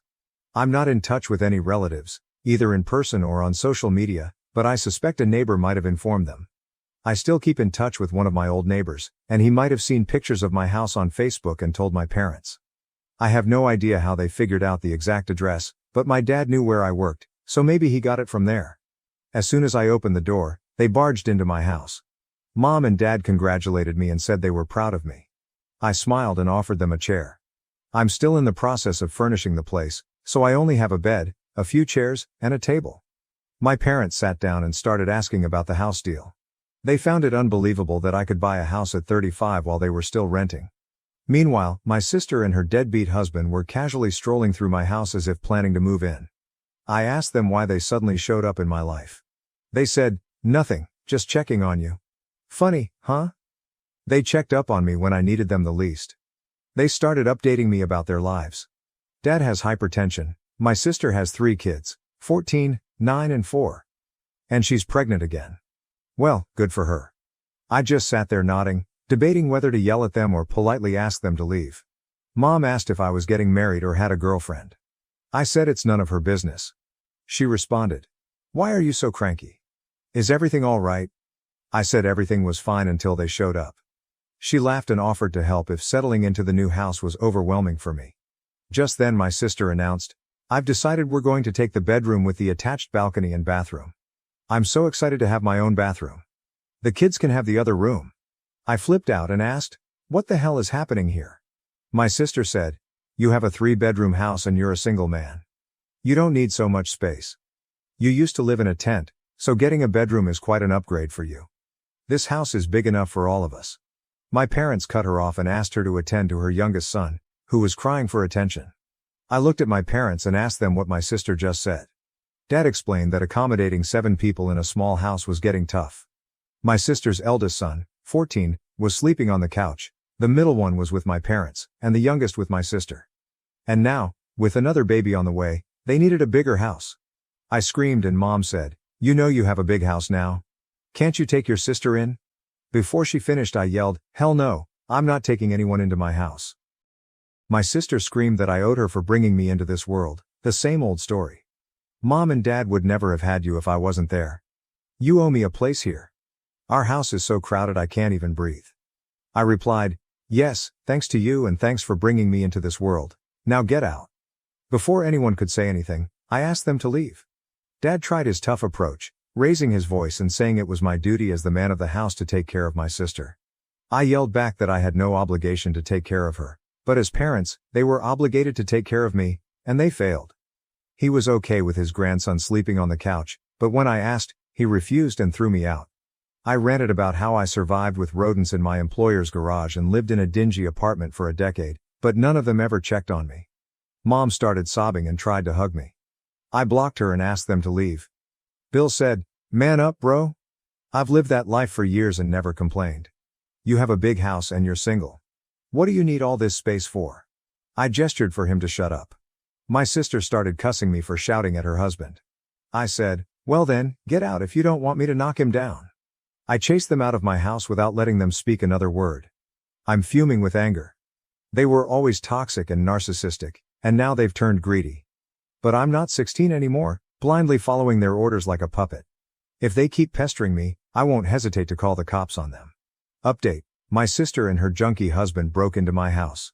Some of you asked if my sister offered to pay rent. The answer is a big no. She hasn't and she can't afford rent. She and her junkie husband are freeloaders and child-making machines. They've been leeching off my parents for 12 years, and now they want to do the same to me. It's not like my parents are happy about it. I saw the frustration in their eyes during their last visit. But instead of throwing her out, they're trying to offload those lazy bumps onto me. A week after our first encounter, my mom showed up at my house again. This time she didn't beat around the bush and told me I should let my sister move in with me. I said no way. She repeated the same stuff about how difficult it was to accommodate so many people in a small house, blah blah. Still, it was a no from me. Then she tried to threaten me. I should have seen it coming. She said, "See honey, you live alone in this big house and you're gone for 12 hours a day. What if someone breaks in? If a family lives here, it would be safer for you. Plus, you'll get help with cleaning, dishes and laundry." I said, "For the last time, no, and go away. I don't want any of you at my house." A few days later, one of my neighbors told me he saw a pregnant woman with a man and a young boy loitering around my property. They were peeping in through the windows, wandering around the backyard, and it seemed like they were trying to sneak in. He's an old man who sits on his front porch all afternoon. When they noticed he was watching them, they went away. He informed me as a goodwill gesture. I thanked him, gave him my number, and asked him to call me if he ever saw them again. My house wasn't equipped with cameras yet. I had intended to install them over the weekend. Who knew they would break in before then? Just 2 days later, I got a call from my elderly neighbor saying he suspected someone had broken into my house. I rushed home in a panic. He was right. My sister and Bill had broken in through the back window. She said, "We didn't have any other options. You were being a jerk and not allowing us. Now we live here, and you suck it up." I was in shock. How far she went to flaunt her entitlement. Bill came out of the room they had turned into their bedroom and said, "It was pretty smooth, huh?" Without thinking twice, I charged at Bill. My sister stepped in between, and I dragged her aside. I punched him in the face. Their 14-year-old son attacked me with a bottle, and my head started bleeding. The blow wasn't severe, and I was on the verge of blackout, but my rage kept me conscious. They all panicked at the sight of blood. My sister called my parents and told them what happened. Bill and his son started cleaning up the mess. My neighbor called the cops. My sister and Bill started apologizing and begged me to spare their son from being arrested. I said, "All of you are going down with him." The cops arrived and took my statement. My sister denied all allegations of breaking in and assaulting me. She claimed they were visiting my house, her son played a prank on me, and I accidentally slipped and hurt my head. She said I was mad at them and falsely framing them. What a liar. Meanwhile, my parents arrived and forced me to drop the charges. They all ganged up to make me look like a liar, claiming I was using the cops to settle a grudge against my sister. Thank God my neighbor stepped in and gave his statement, and based on that, the cops arrested them. They had to spend the night behind bars because my parents couldn't afford bail. The next day, they were presented for trial. I went to the hospital to get my wounds dressed. The doctor scanned it for internal injuries. I had to take a couple of days off to nurse my wounds. I pressed assault charges against them and also claimed compensation for my losses, and the court agreed that they should bear it. Meanwhile, my parents tried everything to make me drop the charges, but I threatened to sue them for planning the assault. Her son, being a minor, was dealt with according to juvenile law. He got a week in a juvenile facility, and his parents had to pay for restitution, lost wages, and medical bills. My sister and Bill were heavily fined but pleaded to trade part of it for community service. It's been a week since then, and it's been silent. I hope they've learned their lesson and stay away from me. Update 2. It looks like my parents aren't off my back yet. Yesterday, they showed up at my house again. I slammed the door in their face. They stood outside for almost an hour, requesting me to hear them out. Finally, I had to let them in. I wish I could just yell from the window and threaten them like Dad did to me 12 years ago. Anyway, I asked them why they were at my door again. They both started sobbing and said they needed my help. I said if this had anything to do with my sister, then count me out. They said it was about them. Dad said, "You see, I'm growing old and fragile. I cannot work as before. Our house hasn't been repaired in many years. Everything is falling apart." I cut him off and said, "Come to the point." He and Mom wanted to move in with me. As a responsible son, I should take them in. I should have if they were responsible parents, but they were not. I asked what would happen to their house and if they were going to terminate the lease. They said they were going to give that house to my sister. I was like, "Oh cool, you guys have taken an alternate route to exploit me. Earlier you tried to dump my sister on me, that plan failed. Now you want to pile on for one last time. My house is not up for grabs, not for anyone." They said my sister was offering to pay me rent for living in my house, which I could use to pay the mortgage. I said, I don't need her rent. She doesn't need to worry about my mortgage. She should look out for herself instead. Mom started crying that it was becoming very difficult for my sister to make ends meet. She doesn't even get proper sleep because her children sleep in the same room. I said, it's not my problem if she is mindlessly expanding her family without financial planning. They said, what can we say? You're not agreeing to anything. You don't want to take in your sister, and you won't agree to take us in either. You should at least let us move in with you. The house is too big for one person. I replied, I don't plan to remain single forever. They tried to emotionally manipulate me, insisting that I should take care of my aging parents. I screamed, karma is real. Remember how you threw me out of the house? This is what you get in return. I opened the door for them, and they left with bitter faces. I don't care what they call me, but I'm not going to be a doormat and give in to their demands. My girlfriend said she was with a friend, but that same friend was with me choosing an engagement ring. How do I address her lie? God, this is a doozy. I swear my life feels like a movie right now. Sorry for the weird formatting. I'm on mobile and this is my first time posting on a sub like this. I, 28M, am planning on proposing to my girlfriend of 3 years, 26F. Now, I suck at picking out jewelry. I'm the type of guy that doesn't see a problem with heart-shaped jewelry. Seriously, why is it considered so ugly? So every time I want to buy something for my girl, I usually consult one of our mutual friends. My girl's best friends are all friends with me as well, and we all get along well, so asking them for help picking out jewelry is something I'm used to. When it came time to pick out a ring, I consulted my girlfriend's best friend Justine, fake name. Justine and I are quite close and she knows my girlfriend better than anyone, including me. So when my girlfriend went out to visit her sister and baby nephew, I invited Justine over to the house to help pick out a ring. Justine and I looked through a few catalogs, but decided it was a dead end and it would be better to go to professionals at a jewelry store. However, I didn't know when my girlfriend would be coming home, so Justine and I thought of a clever text to gauge how much time we had. I asked her when she'd be coming home, as I was ordering takeout and wanted to know when to tell them to have the food ready by. She responded by saying it would be a few hours. She met up with Justine to go shopping. Now, obviously this took me by surprise since Justine was standing inside my house. I showed Justine the text, and she looked as confused as I was. It isn't out of the ordinary for my girlfriend to meet up with people out of the blue like that for shopping, lunch, etc. She's a very spontaneous person and loves making plans on the fly. So ordinarily, I would have believed this text in a heartbeat. However, obviously this had to be a lie. When she came home she acted completely normal, and I played along, but it's been really hard to act like everything's fine. We got takeout, ate together, and cuddled on the couch after. So far she's caught on a little something that is upsetting me, but I just can't tell her what.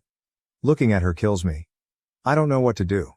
My girlfriend and I have zero trust issues and we tell each other everything, so this lie is killing me. I want to ask her about it so badly, but if I tell her I knew she was lying, I'd have to explain why, and I really don't want to do that. What should I do? I know she lied to me, but I don't know how to confront her about it. Should I just forget it? This won't stop gnawing at me. Please help. Edit. I'm sorry for the lack of responses. It's been a hectic day and there's a lot of comments. Thank you to everyone who has commented so far, I appreciate them all. Edit 2, sorry again for the lack of responses guys, it's really been a crazy day. My parents are moving and I've been helping them. Also, I've never experienced this many comments on a post in my life. I'm going to talk to her tonight once we're both finally settled in after such a busy day, and I will update tomorrow. Update. Hey guys. Oh my god, where to begin? My last post got way more attention than I could have ever imagined. Suffice to say, it was a tad bit overwhelming. Seriously, the amount of people begging for an update was a bit dehumanizing in a way. Like I wasn't a person going through something, but more so a story. But I understand, haha. I just want to say thank you so much for all of the support and wonderful comments. I got a lot of great advice that helped me tackle the issue head on. I also got a lot of really kind comments and messages. It was awesome. I also got a lot of comments that made me realize how toxic this sub can be. There were many comments that just said things like, she's cheating, it's over, and don't even confront her, just leave. It's advice like that that can ruin relationships that just need a little work. And thank you to the people that told me to hit my girlfriend, told me I was an embarrassment to my gender, and best of all, told me I should encourage an affair because it would lead to great experiences for me later in life. You gave me a good chuckle. On to the update. I decided to confront my girlfriend. I thought about using some of the lies people suggested, but they just wouldn't make sense. To say I ran into Justine somewhere. Well, I told my girl I had to stay home and do stuff around the house, and that's why I couldn't go with her to see my style. To say Justine was helping me pick out jewelry. It doesn't make sense for her to come all the way to our house to help me pick out a piece of jewelry unless it was a serious piece of jewelry. Like an engagement ring. If I just wanted to get her a piece of jewelry as a gift, I'd ask her friends for suggestions or ask them to send me pictures of jewelry she might like. It all happens over text. None of the excuses made sense. So I decided to be honest. I basically just said that I knew we'd been thinking about marriage and she probably knew a proposal was coming soon, so I invited Justine over to help me find her the perfect ring, and that so happened to be the day that she said she was going to see her. So, what's the deal? She immediately started grinning like an idiot and prodding me about proposing and the ring, but then we got back onto the topic of where she was and she confessed what she was really doing. No, she wasn't cheating, and no, she wasn't picking out a ring for me. The amount of times that was commented was crazy. So some people are dog people and some people are cat people. Well, me, I'm a snake person. I grew up with snakes my whole life, but I never felt I was able to get one because my girlfriend has always been uneasy about living with a snake, which I completely respected. Also, the process of buying and raising a snake is very different from that of buying and raising a dog or cat. It's quite complicated. So you could imagine my surprise when my girlfriend showed me a picture of her holding the cutest Kenyan sand boa I've ever seen. Needless to say, my girlfriend was going to surprise me with a snake. We're picking her up next week. Let me know if you want a pet tax, she's so cute. I definitely did not expect this and I feel bad for ruining the surprise, but oh well. Life is good. Sorry if this isn't the ending you guys wanted or expected, just a snake. Am I the asshole for putting my profoundly autistic daughter on birth control without her consent to alleviate her painful and confusing menstrual cycles? I, 45F, have a daughter, 19F, Layla, who is profoundly autistic. She was diagnosed as a young child, and due to the efforts of her speech and OT, and her own hard work, she has been able to gain a lot of independent daily living skills over the years. As she started hitting the teenage years, though, we started facing an extreme struggle with her period. Due to her diagnosis, she is estimated to have the developmental age of a 3 or 4-year-old child. This makes her month cycle extremely painful and confusing for her. She does not know or understand why she is bleeding or in pain. She suffers from bad cramping, which is difficult to treat as she has a hard time communicating when she is in pain. Aside from the pain, the hygienic side of her cycle is very difficult for both her and me. Due to the painful nature of her cycle, Keeping things consistently clean is extremely hard as there is a negative association there, and she does everything she can to avoid dealing with her period. After trying different OT therapists and plans, both me and her father, her OT therapist and her pediatrician have decided the best thing for her is to be put on birth control so her cycles can be managed. We safely have her skip the majority of her cycles during the year, and it has been a blessing for us. It has been 4 months, and not only has she been able to avoid the pain she goes through every month, but her general mood and demeanor has improved as well. Her therapist believes her irregular cycle was causing her a lot of anxiety. The issue comes with my Sile Ashley. She was over at the house yesterday having lunch with us when she asked how Layla had been doing recently. I told her that she was doing very well and explained to her the changes we made in the last few months. Ashley was horrified. She started ranting about how I am taking away my daughter's autonomy by putting her on birth control without her consent and that the long-term effects could hurt her fertility. Layla will never have children, and will never have an intimate relationship with others due to her developmental age. I tried explaining this to Sil, but she held firm. I honestly don't know if she has a very good grasp on autism or developmental disorders at this point. I ended up asking her to leave as she was getting louder and I didn't want her to upset Layla. I let my husband know what had happened when he got home from work. Layla had already texted him trying to shame him for allowing Layla to be put on birth control. She has now involved my MIL and has even reached out to my own mother over Facebook, claiming my husband and I are taking away our daughter's autonomy. I really think that birth control was the right choice for our daughter, but the constant barrage of insults is starting to make me question things. Am I the asshole? My doctors told my husband and me that our baby has many birth defects. I want to abort, he does not. My doctors told my husband, 30M, and I, 31F, that our baby has many birth defects. I want to abort, he does not. This was a planned baby and I'm absolutely devastated. Me and my husband met in college and have been married for 6 years now. We have one son who is now 4 years old. I know some people are gonna wonder, but yes, we did discuss our moral political views before even getting engaged, and we're both pro-choice. When we were 21 and 20, we made a stupid mistake that ended in a pregnancy. We were both flat broke and not at all ready for kids. I decided to terminate and he fully agreed with and supported me. He loves our son so much and is an amazing father. He confided in me that he loved the idea of having a daughter as well. Luckily, we're in a good financial place, so I agreed and we started trying for a second baby. We conceived fairly quickly and were overjoyed. We also soon discovered that we're having a girl. My husband was so excited. As soon as he was told, he went all out and started to plan her nursery. He asked our son to help him pick which shade of pink he wanted, which crib to get, what the theme should be, etc. It was all so adorable. I don't want to reveal any personal medical history, so forgive me for being vague with the descriptions. At our last doctor's visit a few days ago, we were given the news that our daughter has severe birth defects.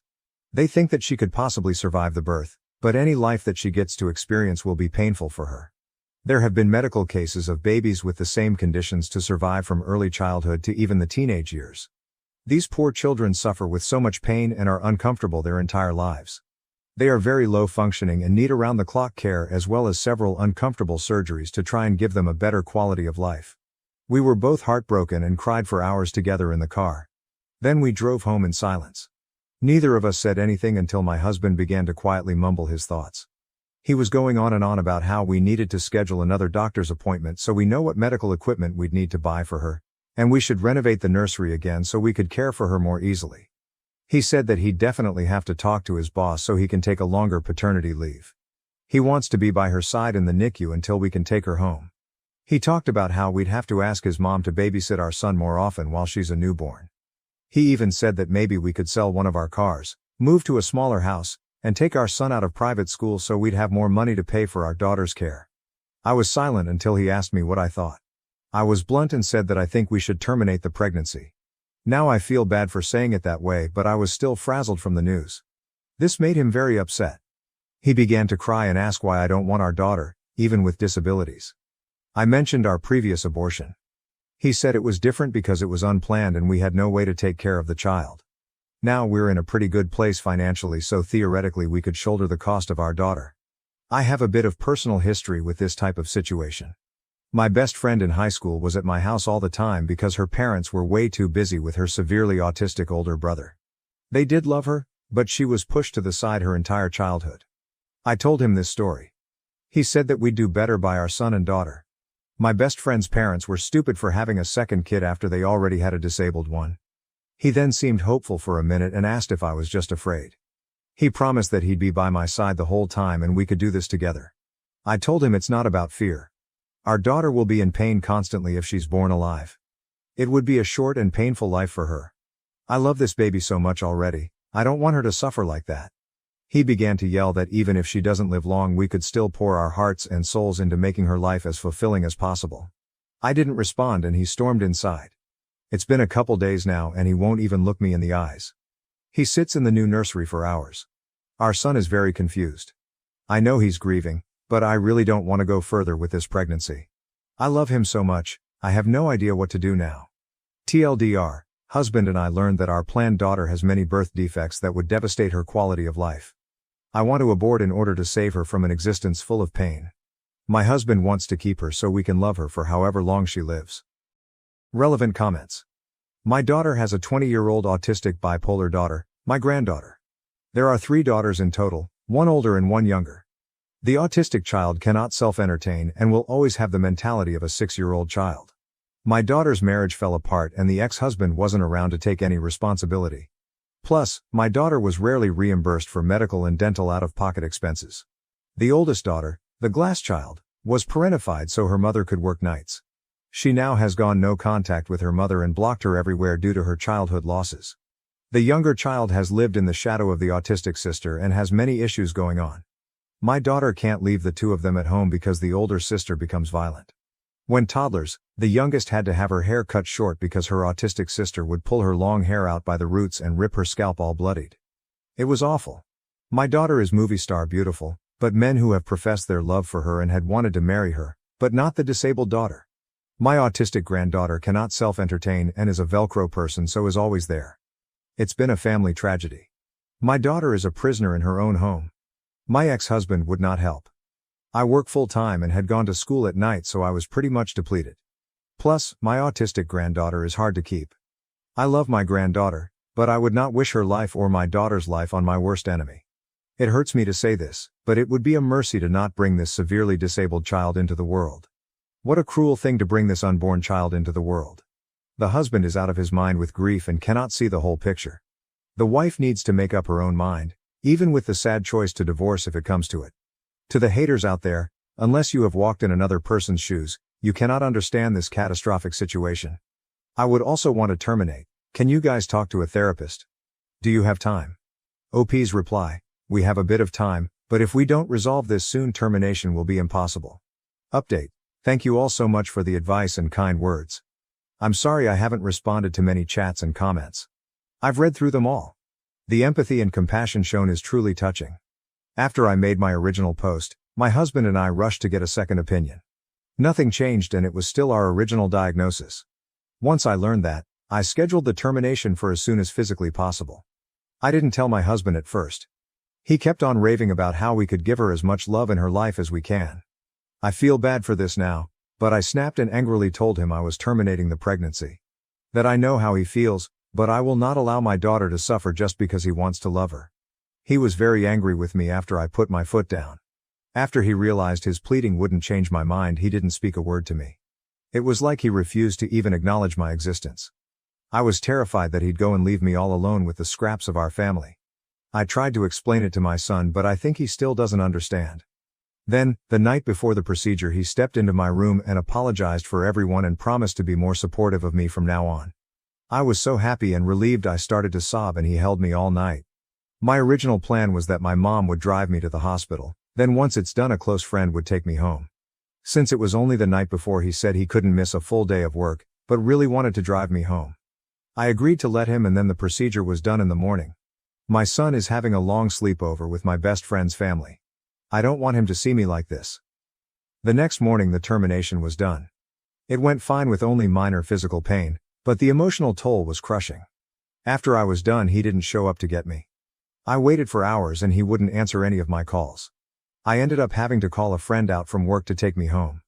When we got there I saw just one note on the counter saying he can't do this. A few of our daughter's special toys were removed from her nursery. My entire life has fallen apart in a matter of days. I asked my mom to watch my son for a little while. I still can't contact my husband. Everything feels so pointless. Relevant comments. I'm a doctor and I work in an ICU seeing children exactly like the one you may have had. If I were in your position, I would have done the same thing. Let me be clear and say that nobody in your partner's position has a clue of the emotional toll that parents of severely disabled children go through. Everyone thinks they know what it would be like, but they're often wrong, and more often the parents of the child are struggling a lot. Whatever happens, FYW, I think you made the harder, but smarter decision. Who's to say your husband wouldn't leave the exact same way after seeing your daughter suffer alive in actual pain? Leaves you a note on the table one night, "I can't do this," and leaves you to care for her yourself. We couldn't save our 15-year marriage, because my wife friend-zoned me and wants a platonic companionship. My wife, 35F, and I, 35M, have been married for 15 years and we've been together for 20 years. We have 2 kids, 12, 14. We absolutely adore and work tirelessly to provide the best possible life for them. For the past 3 years, things have been somewhat bumpy. I understand that our kids are at an age where they require a ton of our attention and resources with school, band, club sports, and other extracurriculars, and I'm aware of the physical and emotional toll that can have on marriages. However, for these past 3 years, my wife and I have had very little intimacy and very little sex, and we've been trying very hard to work on that aspect of our relationship. This past year has been the most difficult and by far the darkest year in our marriage. We didn't talk very much, we essentially became roommates co-parenting our kids under the same roof. It was very depressing and very demoralizing. It was to the point where we began contemplating divorce, and it became very dark and gloomy in the household because of that. We began seeking help with both individualized therapy and couples therapy, and it seems to have helped some. Little by little we started to get along and started to have deeper conversations about what our marriage looks like and what we would love for it to look like. This is where it gets tough. As time passed, my wife started to tell me she no longer was in love with me, and that she only saw me as a best friend. That she only loved me in a very platonic way. And this was one of the main reasons she didn't have any desire for intimacy and let alone sex. This was very shocking to me, and quite frankly, I was devastated. I became angry and depressed, and I couldn't fathom the thought that I was no longer wanted or desired by the person I felt completely in love with. Things began to deteriorate again, and not long after, we were back to square one. I sat down with her one afternoon and had a heart-to-heart and began to ask questions about where the root of this problem lies, and her answer was, "I don't know," and that, "I have built up resentment towards you, but I don't know where it stems from." As you can imagine, this provides very little to no insight into how to approach this. I'm puzzled, I'm frustrated, and I do not know what to do at this point. Currently, we've arrived at a place where she says that she has no sex drive and no desire for intimacy or connection. She says that all she wants is simply companionship, which basically means our co-parenting roommate dynamic. I asked her what I could possibly do, or what is it about me that is so unattractive or undesirable, and her response is always, "I don't know." She stated that she does love me, but it's not the same. That she has been feeling disconnected for years, and that our marriage just takes up too much work. Her focus is only the children for now, and that my co-parenting contributions are meaningful to her in our home. I'm at a loss, and I'm mainly venting about my frustration. It's tough to realize that the person you love has no feelings for you. I feel like at this point I'm only here to contribute financially and as a parent. I feel like what she means with companionship is that she's comfortable with the convenience of having a good father for our kids and my financial contribution to the household. In regard to intimacy and/or sex, she basically told me that it's not something she's interested in, or wants at this time. She mentioned that the only way to get to a point for any of that is to be intoxicated, which is incredibly awful and very wrong. I told her I do not think forcing herself to have sex or be intimate by drinking or smoking is good, and I declined to be a part of that, which to my surprise, it upset her and made her more distant. We're both extremely honest and transparent. We've never cheated on each other, and we are always free to look through each other's phones, emails, socials, etc. And we hardly ever do. I asked her if there was someone else and she declined. Honestly, I believe her. We then peacefully went through each other's things, and as expected it was clean. We've always been very forward, even with the hard topics, so I don't smell or feel any foul play or infidelity. Am I wrong for declining to only be intimate or have sex when she's intoxicated? I'm firm on my stance of not partaking in this only when I'm high or drunk sex, because it doesn't sit well with me. I do not know how to help our situation, and I'm starting to become a bit anxious and desperate. We're both fairly young and healthy individuals and good looking. We both have good standing careers and are good parents. I'm just not sure how our lives could have driven us to this point. I'd love some outside perspective on this matter and some insight on how to address something like this. It feels so awful to be unwanted and undesired by my own spouse. I hate it. My wife of 15 plus years is no longer in love with me and doesn't know why and now says she can only have sex while intoxicated or I need to settle for a platonic sexless marriage and she doesn't know why that is but it is what it is and I'm in need of insight or advice. Relevant comments, missing reasons. Commenters looked at his history and found they were swingers. We did some swinging in the past. That was fun for some time. We mutually decided to stop doing it and we have established it's not the case. When we were swinging, however, our marriage seemed to be in a good place.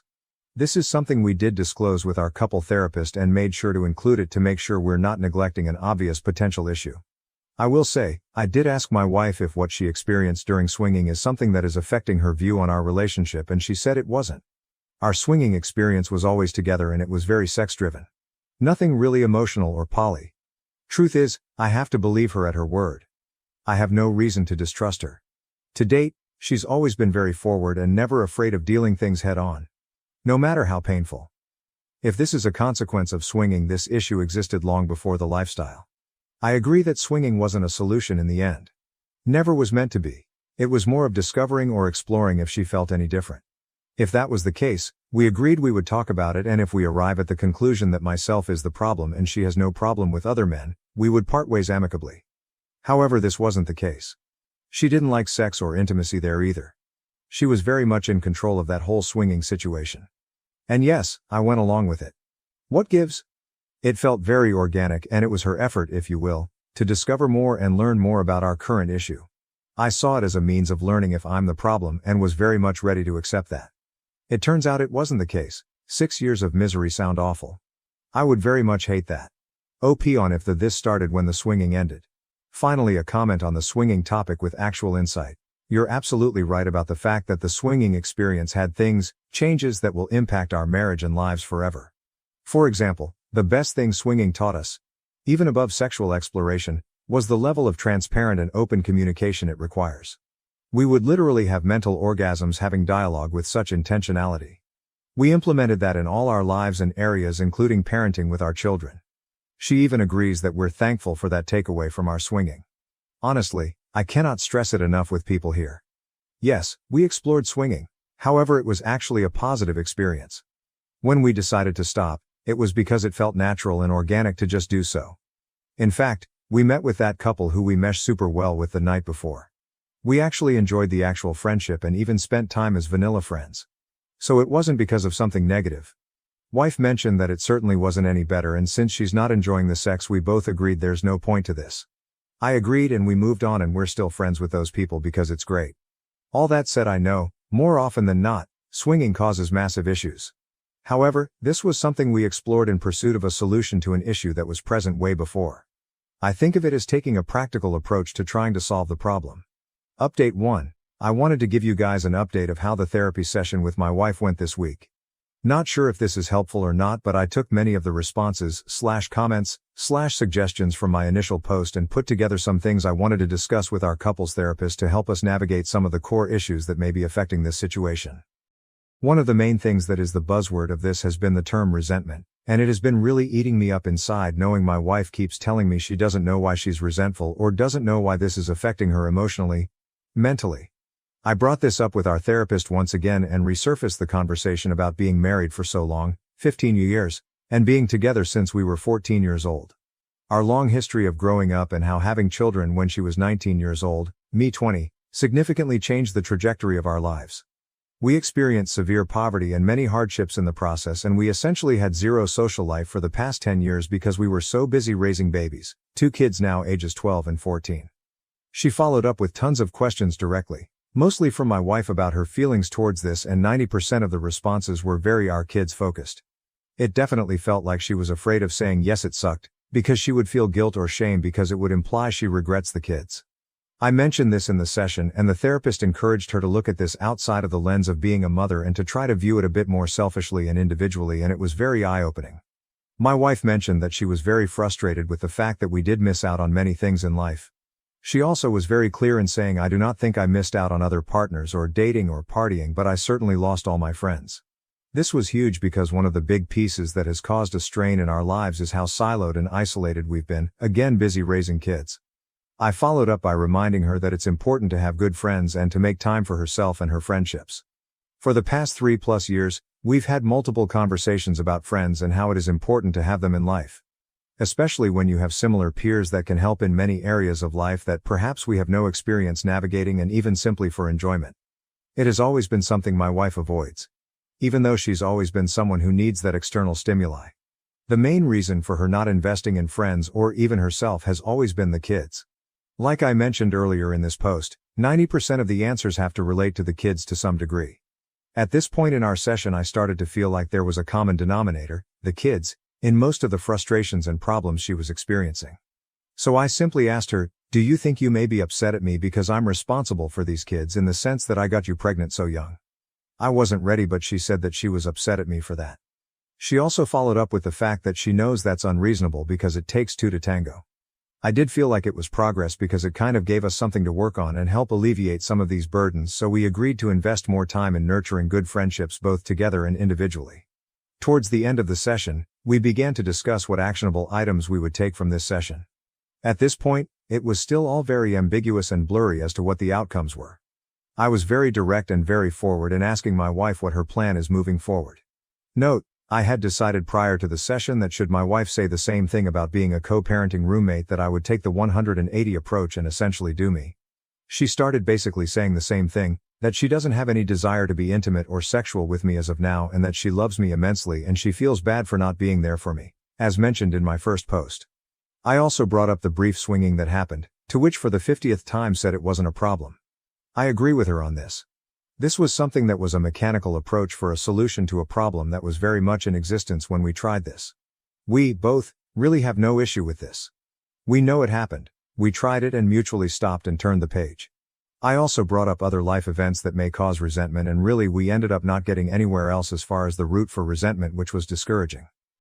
I then basically expressed to my wife that I will not be okay with that arrangement. I told her that I've really done everything I can and that this issue really has reached a point where it has nothing to do with me or requires me to do anything that I'm currently not doing.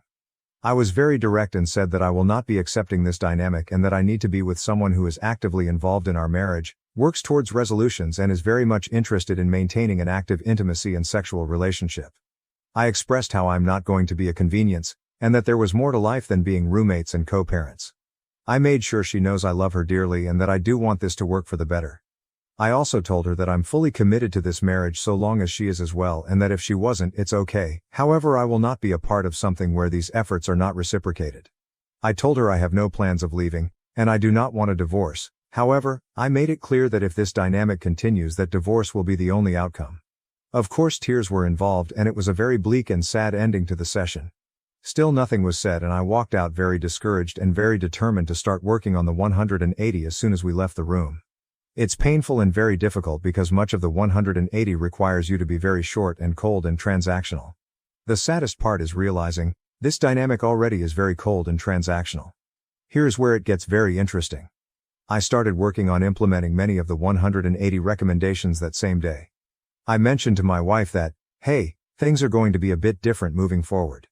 I'm going to honor her roommate co-parent dynamic without reproach, and that it should be no mistake that I'm not happy here and I am never going to be okay with it, but I am done working on it if she wasn't going to work on it. She agreed and went to bed. I started to build distance and started to basically focus on myself. Very short and transactional. She asked for help on some of her personal things, to which I declined, and it really shocked her. She was upset, saying I was being petulant. I explained to her that she is now fully in charge of her own life and her own issues. We didn't talk all day and we only spoke when necessary. Few days I keep this going and she's very visibly upset and stressed. I typically react to that with gestures of help or nurturing, but I didn't this time. That night she was crying, telling me she's stressed and she thinks something is wrong with me because I'm indifferent. I simply listened, then I told her that this is the dynamic she proposed and that I'm simply, much like her, taking care of myself and focusing on myself. I'm not going to lie. It has been very hard to be cold and distant because, as I mentioned before, I love her and I wish I could hold her and love on her. However, I know this is somewhat manipulative in a way, just to get her way and still keep me in the friend zone. So I've been staying the course. We're now going on a week of this 180 and let's just say, there has been many changes on her side. I think she is starting to realize there is more to me than just friends and co-parenting. I sent her a text a few days ago essentially itemizing bills and separating the financial responsibilities 50/50, and she lost her shit. She basically told me it was out of left field, to which I responded, hey, Friends go in 50/50ths, and as your friend I expect nothing less. This was very eye-opening because it gave me a glimpse of how I'm really taken for granted and how her level of comfort and convenience at my expense is really overlooked. I pushed through anyway and basically told her that this is the new dynamic she asked for and that it's still a bargain, because she would have to be 100% if she was on her own. I'll wrap up with this. While the 180 has been working in many different areas, I am still very much sad about the overall situation. There have been many eye-opening statements being said and realization that have not been pleasant to encounter. It has also sparked new energy and new efforts on her side as well. She's definitely seeking to talk to me more often, and while it's hard to turn down, I hope if things improve this continues to happen. I've also noticed that she's making more time for herself aside from being a mom, which is huge because she pretty much neglected herself for years. I'm very pleased seeing her be more herself. My hope is that as we work on ourselves, the marriage improves. There really is no telling at this point where this will go. We are very much cordial and amicable even to this day, and that's a very good sign. Boundaries are set and expectations are very clear, and I feel that no matter the outcome, I will be at peace with everything that has been done. We're still going to continue the couples therapist until we either rekindle our marriage or end up in divorce. I feel like having this unbiased third party really helps as a witness and as a guide through this. No matter what, I will always love my wife. However, I will not participate in a sexless, intimacy-less marriage because we both deserve better. Thank you all for all the kind words and recommendations and feedback. This will be my last post on this topic, and I wish you all the best. TLDR. My wife friend-zoned me once to just co-parent at my expense, but I started the 180 method to try and find a solution because she doesn't want to work on us, which seems to be working on getting her out of her rut and helping me discover more about how she feels. Also, therapy is paramount and highly recommended to all couples. Relevant comments. Comment 1. So, I'm going to assume that your wife has a lucrative job and you are both going 50/50ths on childcare, as you both work and share children. Because otherwise, this approach is just plain financially abusive, and if you're planning on saying I won't pay the bills unless you have sex with me, sexually abusive as well. Assuming that is the case and you aren't a total POS, I'm actually interested in how this works out for you. I feel like I'm in an unstated, similar situation. We both work and have blended finances, but we don't go to bed together or eat together, have barely any intimacy, a kiss or two, hugs every couple days, and spend maybe 8 hours a week together, just the three of us, him, me, and the toddler. Even less, just the two of us, maybe 3 hours a week. Otherwise, he is on his game, or out playing sports, watching YouTube, or whatever else he does. It barely feels like a friend situation, let alone a marriage. I'm curious how she handles it, as the spouse that presumably was pulling away first. I hope you keep us updated. OP, yes, we both have degrees, good careers, and while I make significantly more money, her salary is very proficient and above average. The 50/50ths was not to cripple nor hurt her financially, that is cruel, but mostly to send a message on what a roommate dynamic looks like in the real world. I really dislike how people immediately jump to conclusions about the finances as a way of manipulating her. It's not the case at all. Plenty of money left over after bills. However, 50/50ths means she has less whatever money, and the understanding that roommates share everything equally. Prior to this 180 approach, we did everything together and with our kids. We always saw ourselves as a unit that does things together. Both alone and with the kids too. That's changed now, where I'm choosing to focus on more independent types of pastimes and focus. That is what has sparked her reaction and realization of there's more than just roommates here. Comment 2. How does one dump half of the household expenses on the other person if they share a bank account? Or are your finances kept separately? Just curious how this would work if applied to my life. OP, excellent question. We shared everything. The proposed 50/50ths was suggesting we place the necessary amount to pay bills in the same account, and any leftover money can be deposited to a new account. I think this is why she was very upset.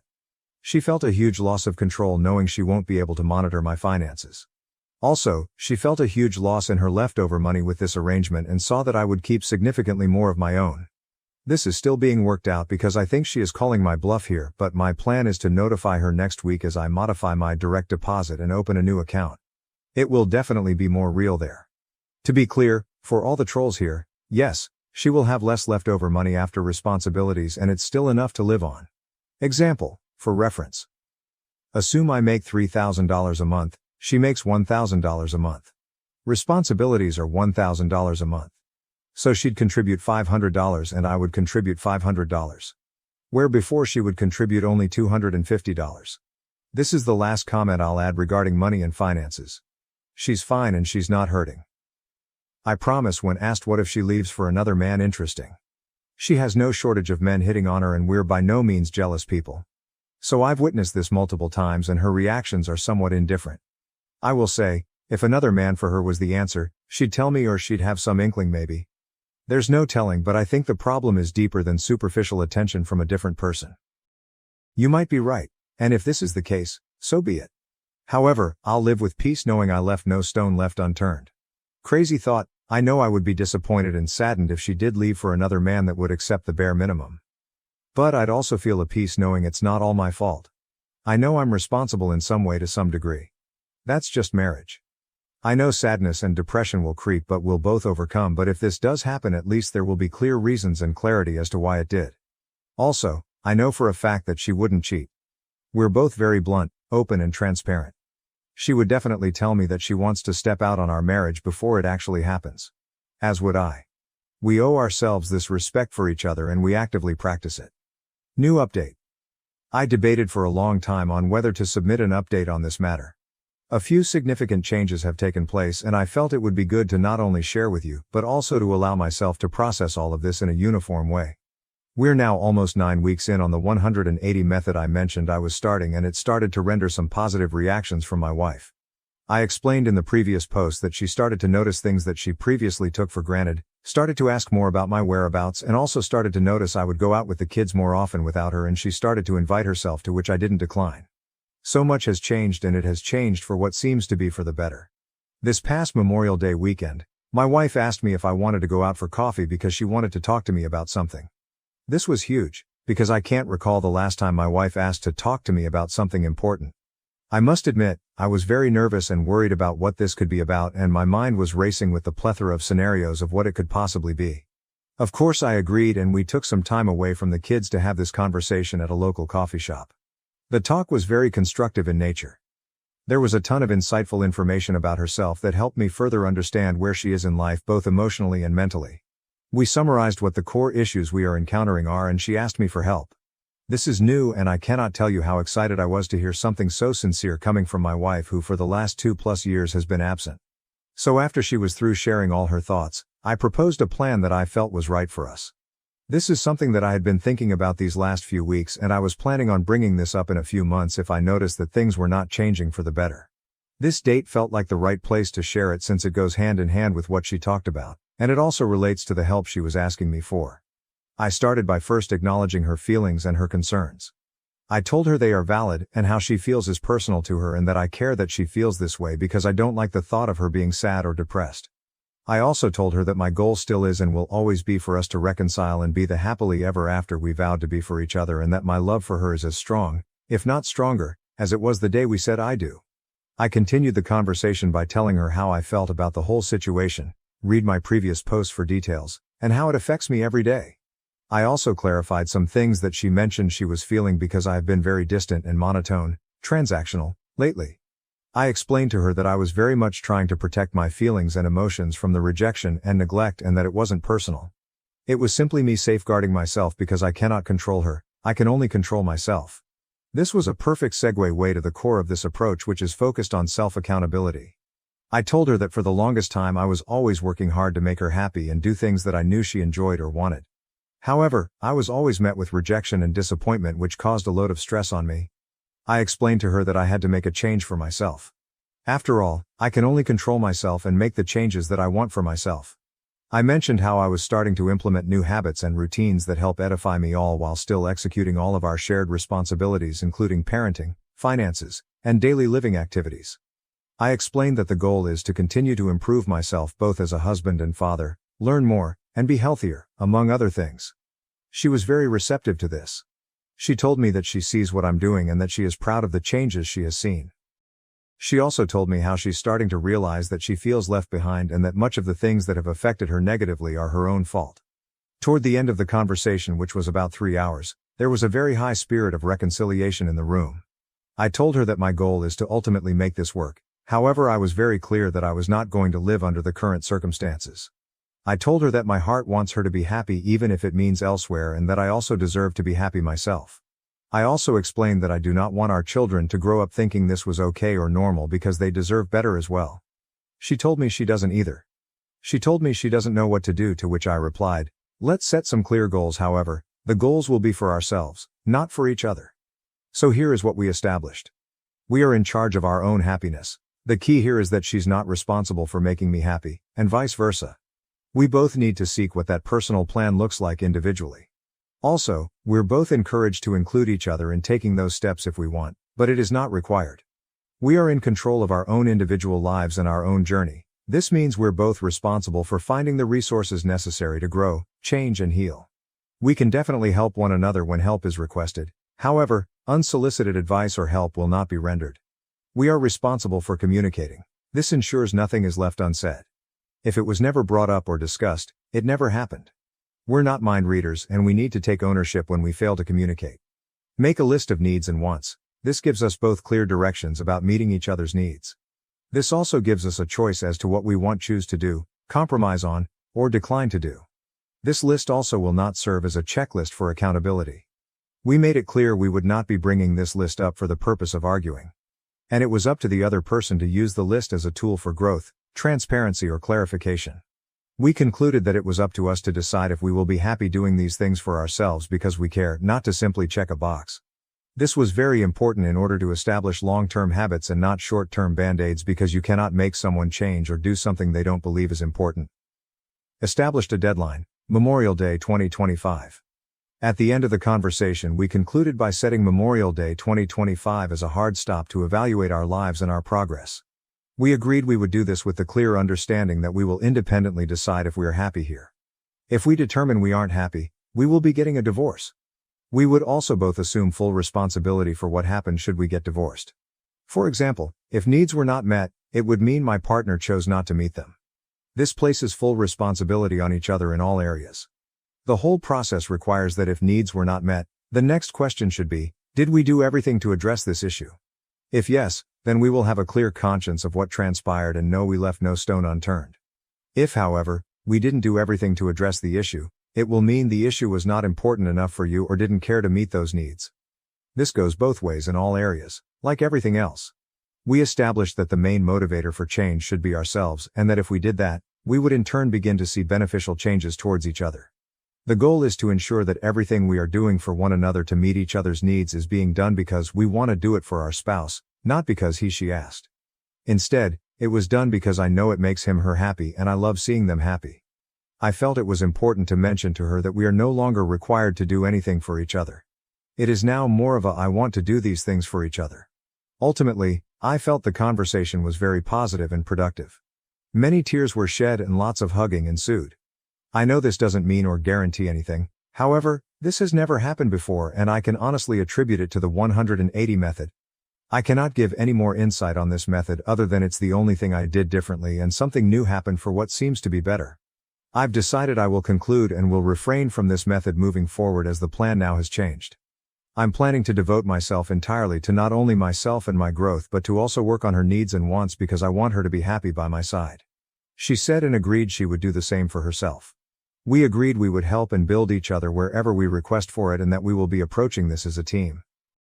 As of today, some of the biggest changes I have noticed are her commitment to therapy and mental health.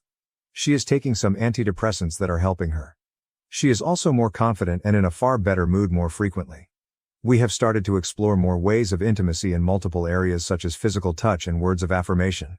Sex is starting to make an appearance, which is exciting. Side note, sex was very awkward to start when you've been abstinent for so long. We've also started to work out together, which is great, and have lost weight, which is also very exciting. Overall, communication has improved, and I cannot wait to see where this leads. I hope this helps someone out there. I'm still very much interested in your feedback and thoughts on this. You all have been a huge help in giving me hope and insight into this tough journey.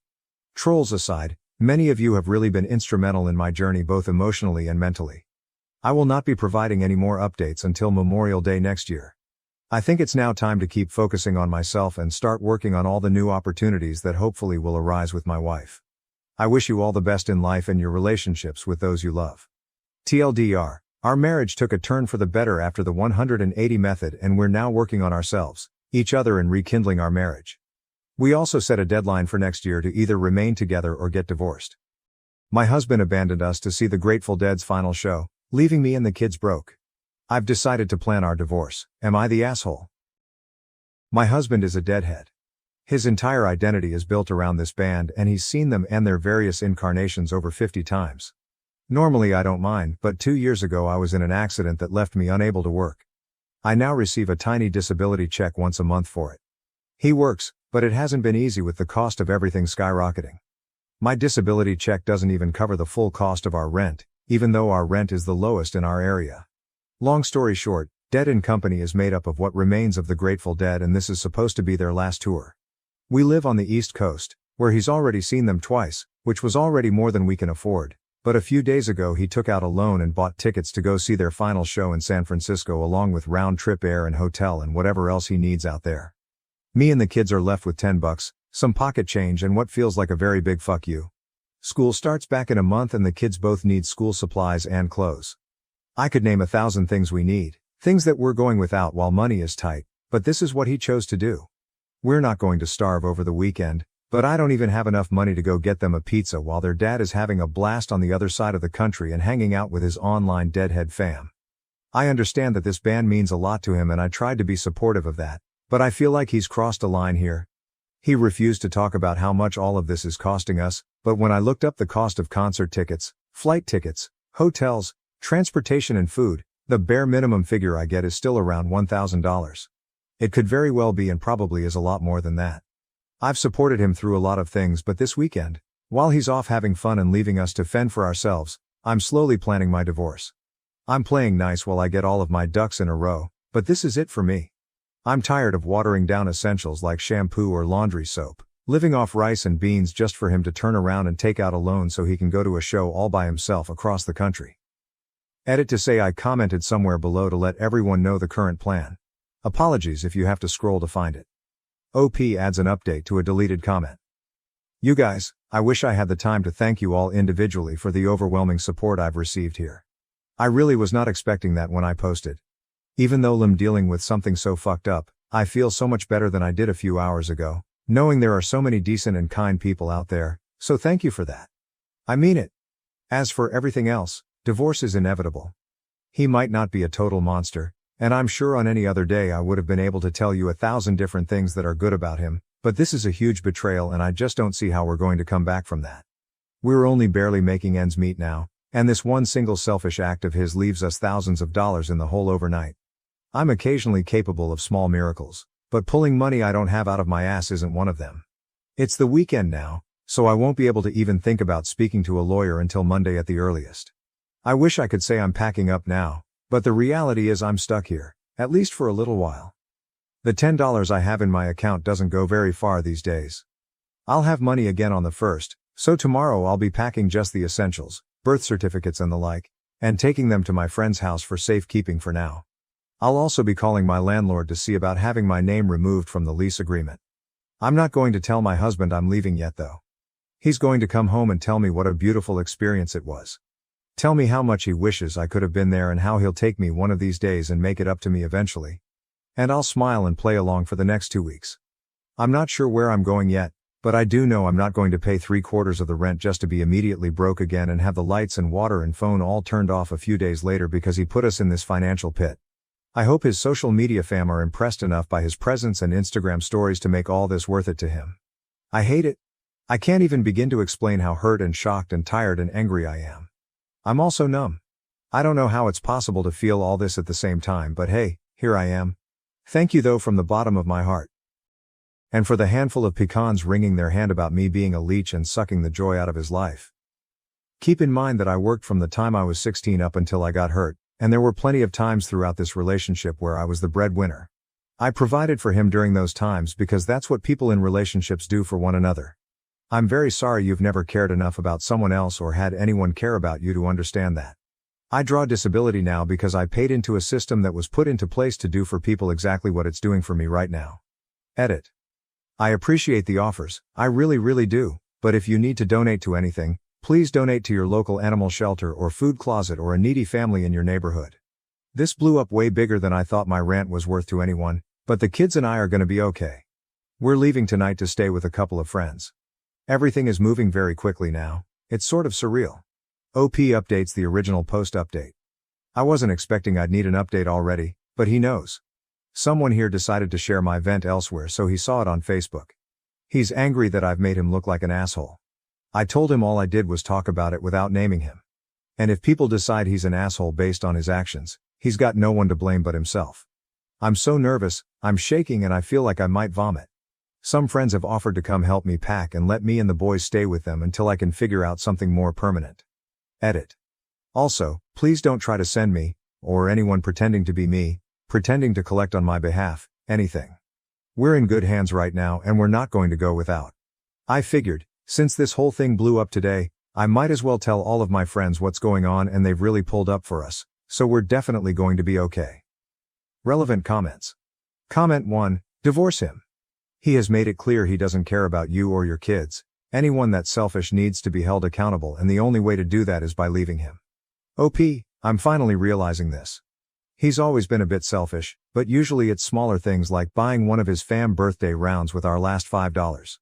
We were already struggling because his last 2 East Coast shows really set us back hard.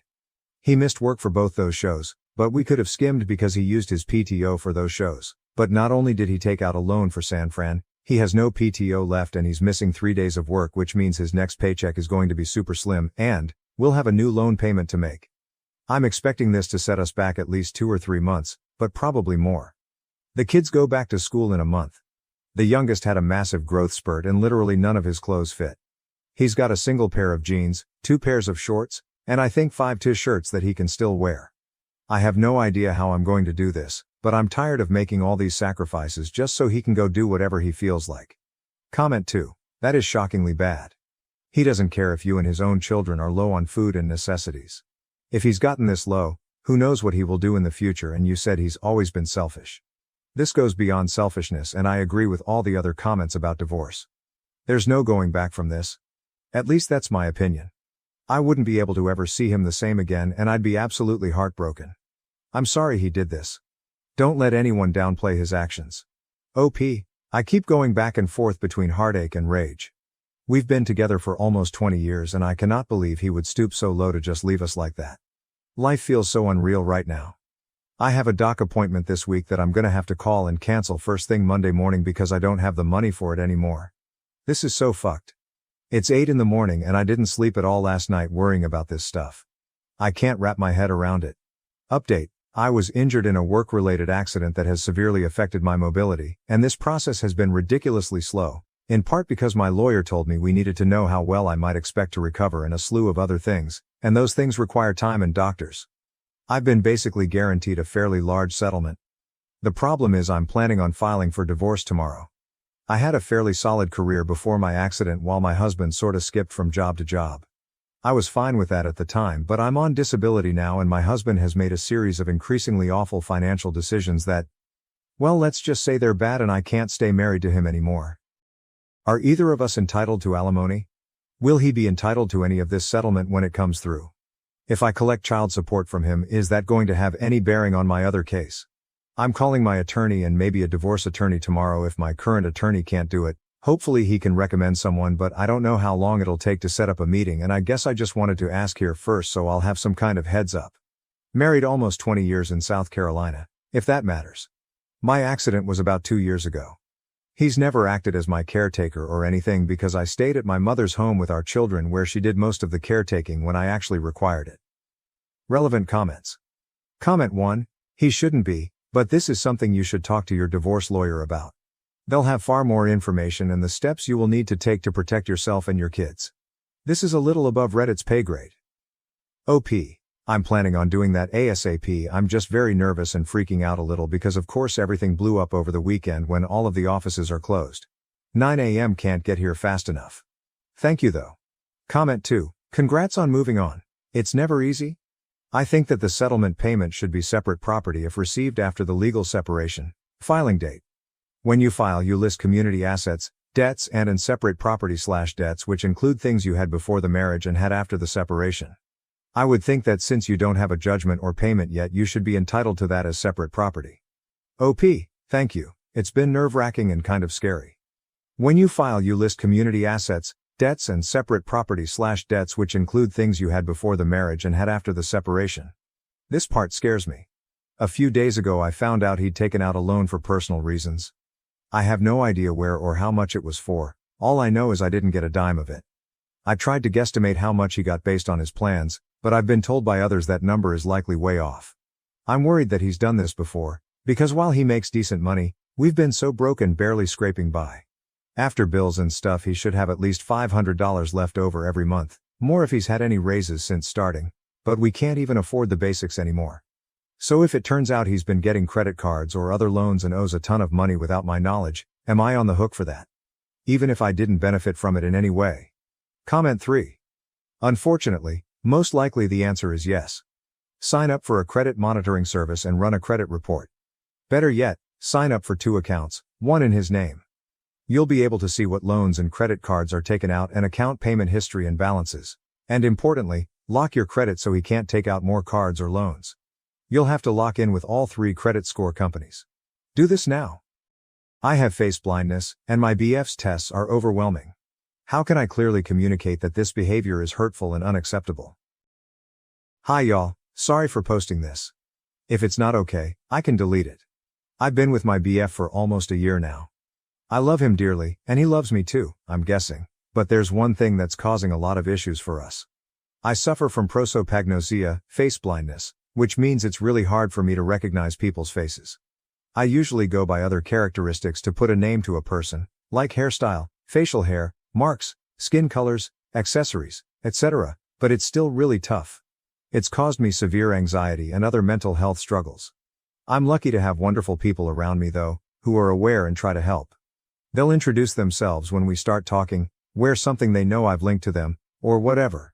Usually my BF does this too, but sometimes he likes to test me and it's incredibly stressful. He shaved off his beard once, a few times he wore a completely different style of clothing, or changed his hairstyle, all without warning me. In those moments he won't tell me who he is, or say someone else's name, just to see if I'll figure out it's him. He'll make jokes saying he'll try to switch with one of his friends and see if I'll stay loyal. I usually do realize it's him, but it causes me a lot of anxiety. We've had big fights on this. He says he's allowed to change his look. I'm not a cartoon character. I ask him to warn me. Don't get me wrong, he cares about me, but I don't think he gets how stressful it is. How do I make it clear? We have a lot of great times together, there's just this bump. Update. It's hard to imagine I made this post 19 hours ago and now I'm in the middle of breaking up with him. I'm very tired, so I'm going to keep this short. I went to talk to him, showed him this and told him he can't do it anymore. The conversation was a lot. First he was angry I made this post, then he was angry I was taking it all so serious. Lots of apologies and so on. He again said he was just trying to make a tough situation more light. I said it's too much. He said I can't take a joke and I need to let him be him. That he always tells me when he's been joking, and if he was really keen on hurting me he'd just do things and not tell me, so his telling proves he cares. That one made me feel uncomfortable. At one point he said he just wanted to test if it was real, because I could just be using it as an excuse to do anything. I left after that cause we were just going in circles. There was a lot of me making an issue of one small thing. I'm exhausted. He's still blowing up my phone with love and apologies, but you guys made me realize a lot. Thanks, really. I'm trying to stay rational about it, but it's hard because I do care about him a lot. I'm gonna get a few hours of sleep. Thank you again. Relevant comments. Comment 1. He is messing with your safety. Does he not realize that? OP. I don't think he realizes how confusing it all is. There was a moment he did the opposite, acting all weirded out when I thanked him for a nice date, saying it wasn't him, and though I knew it was, I still started to doubt myself. He did say it was a joke soon after, but it caused such a panic. He hasn't done it again, but it took me a long time to feel comfortable again. Comment 2. Making someone feel unsafe is not a joke. Gaslighting someone you care about is not a joke. Comment 3. Holy smokes, that's terrifying. Not to recognize a familiar face with a major change like that. That is like nightmare fuel. That your BF does it to you, multiple times on purpose, is scary. I don't know if there is a way you can explain it to him if he doesn't get it. It seems he enjoys your panic. Which is not a good thing for a partner. If this was my partner, I would get a tattoo or something. And I don't have any. OP, my dad actually got a tattoo on his arm for me, which is a great comfort. I hadn't realized how messed up everything is until reading all these replies. Comment 4. Your boyfriend is basically abusing you in emotional situations. He thinks it's hilarious you struggle and get severe anxiety, which isn't normal, nor does it mean he cares about you. This is a huge red flag. OP, abuse is a really big word, but I do agree it's not okay. I'm seeing him soon, we'll see how it goes. Update 1. Hi y'all, hope it's okay. I will post a little update. Things went batshit crazy. A lot has happened in the last days. I'm really grateful to you all, honestly. I wasn't aware about the real meaning of his pranks, and what it said about him and our relationship. I went to talk to him the same evening I made that post, with the intention of making clear he can't pull all that anymore. The conversation escalated. We talked for hours into the night and every day since. There's been a lot of messages. He got angry about the Reddit post I made. I showed him. Angry at you guys. Angry that I couldn't take a joke and listen to strangers. Said things like he in the beginning didn't believe I actually suffered from it, and would use it as an excuse to cheat on him. That now he does believe, but, due to bad breakups in the past, he has a hard time trusting I won't use it as an excuse regardless. Said he was joking about it because he wanted to make a tough situation lighter, and that's just his sense of humor. That if I loved him, I'd accept that. When I made it clear I was done, it got even worse. He began apologizing a lot. Said he didn't realize it was such a big thing for me. Again, didn't make any sense with all said before. In the same breath he said that he at least told me. To the people who thought he actually had planned to trick me by using one of his friends, I think y'all may be very right. To be honest, I was done. I do care about him a lot. Can't just shut that off, but it's never going to work. There's been many messages / calls / etc. He dropped some vague hints that sometimes he pulled pranks I wasn't aware of. I don't know if that is true, or he's just in a bad place right now. He also came to my place to apologize again. But I suspect he didn't expect I'd immediately recognize him, as he didn't apologize till I said his name. He's not evil, but just very messed up. I blocked him everywhere, told him not to show up anymore, and that a friend would give him his stuff. I'm going to delete this account soon, but I wanted to thank you guys for helping me realize it. I genuinely don't think I would have. I'm heartbroken, but a bit relieved as well. Thanks for all the support and kindness. Relevant comments. Comment 1. I'm glad you broke up. Someone who loves you shouldn't ever do that to you. Just curious about your condition. Do you also have issues with recognizing voices as well as faces? I can only imagine how hard it must be to deal with. OP, actually voices are one of the traits I go by to recognize someone. Voices, posture, tattoos, hairstyle, and so on. Thank you loads. Update 2.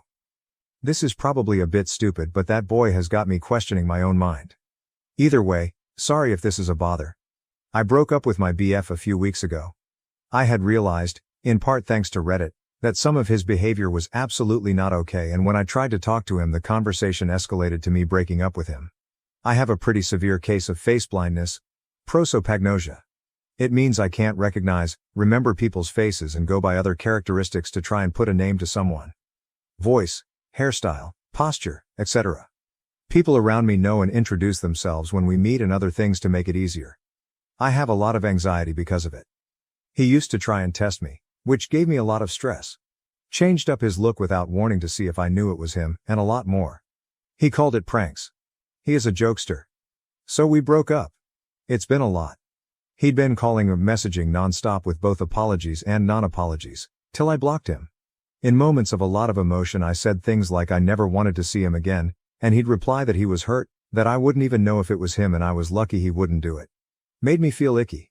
He contacted me again yesterday, through a new account, saying he just wants one more face-to-face conversation, if only to give him his stuff that is still at my place and get some closure so we can both move on. I said my plan was to get a mutual friend to bring it over to him. He was hurt. He did seem a lot more calm than before and told me we were together for a year. He just wanted one conversation after I suddenly broke things off. That he had some time to process now, etc., and that he doesn't understand how he suddenly, after a year of loving each other, became so evil I couldn't have one chat with him. But I don't feel good about it. My gut is telling me this will not be a good conversation. My worst fears are telling me he might play a trick to prove some point. AITA, if I don't reply anymore, just say no.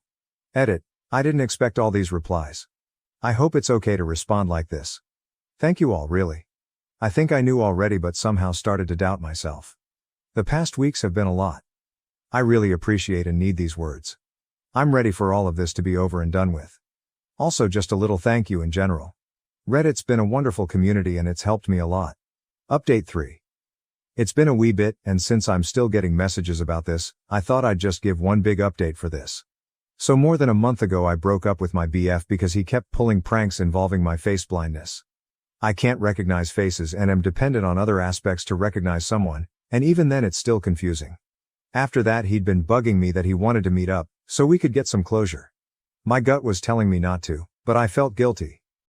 With you guys' advice, and my own gut feeling in mind, I decided not to go. I asked a friend, Roger, to go bring him his stuff and kept him blocked, including blocking the new accounts he'd made. Roger came back with a letter from him, to me. The letter in itself was apologetic. He even said he was grateful for our time together and took full responsibility. It ended with him saying he'd respect it if I chose not to reply or message. Honestly, a lot of very respectful words. I still decided not to get in touch. Still trying to get over the breakup myself. But I did appreciate it, till I found out he wasn't letting go like he said. Roger and some other mutual friends let me know he was asking them about me. A lot, if I had read the letter, if I was seeing someone else, already. And so on. Couple of days ago he showed up at my place. He was clearly not sober and upset. He just seemed so broken, so I, stupidly, let him in. For a while he was just being miserably nice, while I got him water and stuff. But the more sober, the more angry he got. At that point I messaged basically everyone I knew to come. I didn't think he'd hurt me, but I didn't feel comfortable being alone with him regardless. Among the many accusations of me not even having the decency to reply, that I clearly never cared about him and that I was a horrendous person, he told me I cheated on him and didn't even know it. So how could I blame him for not trusting me? I'm not gonna lie, I was trying to stay calm but failed. And I know I should have not lost my cool. I screamed at him, asked him what he was talking about. Apparently on a night out with him and others, he asked his friend Mike, who knows of my face blindness and has similar characteristics as my ex, apart from a different voice and smell, to swap out with him and kissed me. And I didn't know. I don't know if he's lying or not. But knowing I was drinking and in a crowded loud room, I know it's a possibility. Especially since Mike tried to kiss me another time, though then I immediately realized it was him and lost my shit at him. When I told my then BF, he was more angry than I had ever seen him, so IDK if the time was a plan as well or not. Either way Mike is a disgusting human. I know it's just a kiss, but it did make me sick to my stomach just thinking about how they might have played me. I told him to get out, he didn't. Luckily it didn't take long for some people to arrive and get him out. I'm endlessly grateful for the people I have around me. I'm staying at my parents' place now, took a break from work and am looking into therapy. My mom and dad, who got a tattoo years ago just so I would never doubt it's him, are treating me like a princess and reminding me of the kindness people deserve. Haven't looked into a restraining order, but might if it continues. Thanks to you all for helping me see what's right in this situation. Reddit has been a wonderful community I am very grateful for. I probably won't update anymore, as this is over and done with. But I'm glad I got to pour my heart out to y'all.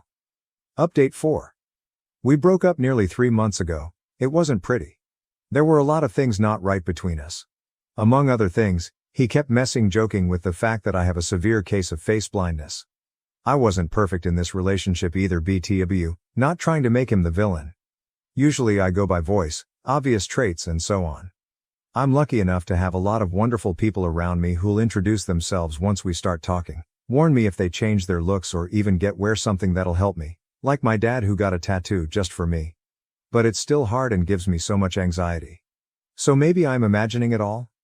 I stayed with my parents and wee cousins for a while after the breakup, but since I'm home, I feel like he's still around. The first time, I went to a club with a friend and her BF, started dancing with a guy and went outside with him to get some air. The moment we stepped outside and I heard his voice, I knew it was him. I was so sure. I freaked, went inside again and left with my friend. I messaged him later and he denied it vehemently, telling me he was not even near there. That we can meet up and talk if I want. My friend says she's not sure. She was off with her BF and didn't see him. So maybe I'm wrong. My gut says it was him, but I can't trust my brain with these things. There's been more incidents like this since. If I go out, sometimes I just feel like he's there. Like I'll see a guy focused on me and will know it's him, but he'll deny it. Or someone will come to my job and I'll recognize the voice, but he responds so confused and I'll feel like a crazy person making a scene, so I just quietly give him what he needs. I'll go to the grocery store and a guy will suddenly be next to me. He won't even say anything to me, but the smell traits tell me it's him. But then later he denies it all. It's not every day, or something. Once a week, maybe not even that. But it's enough to make me feel so on edge. The thing is, I could be wrong. Maybe it was never him. I don't go out a lot anymore, unless I'm with someone.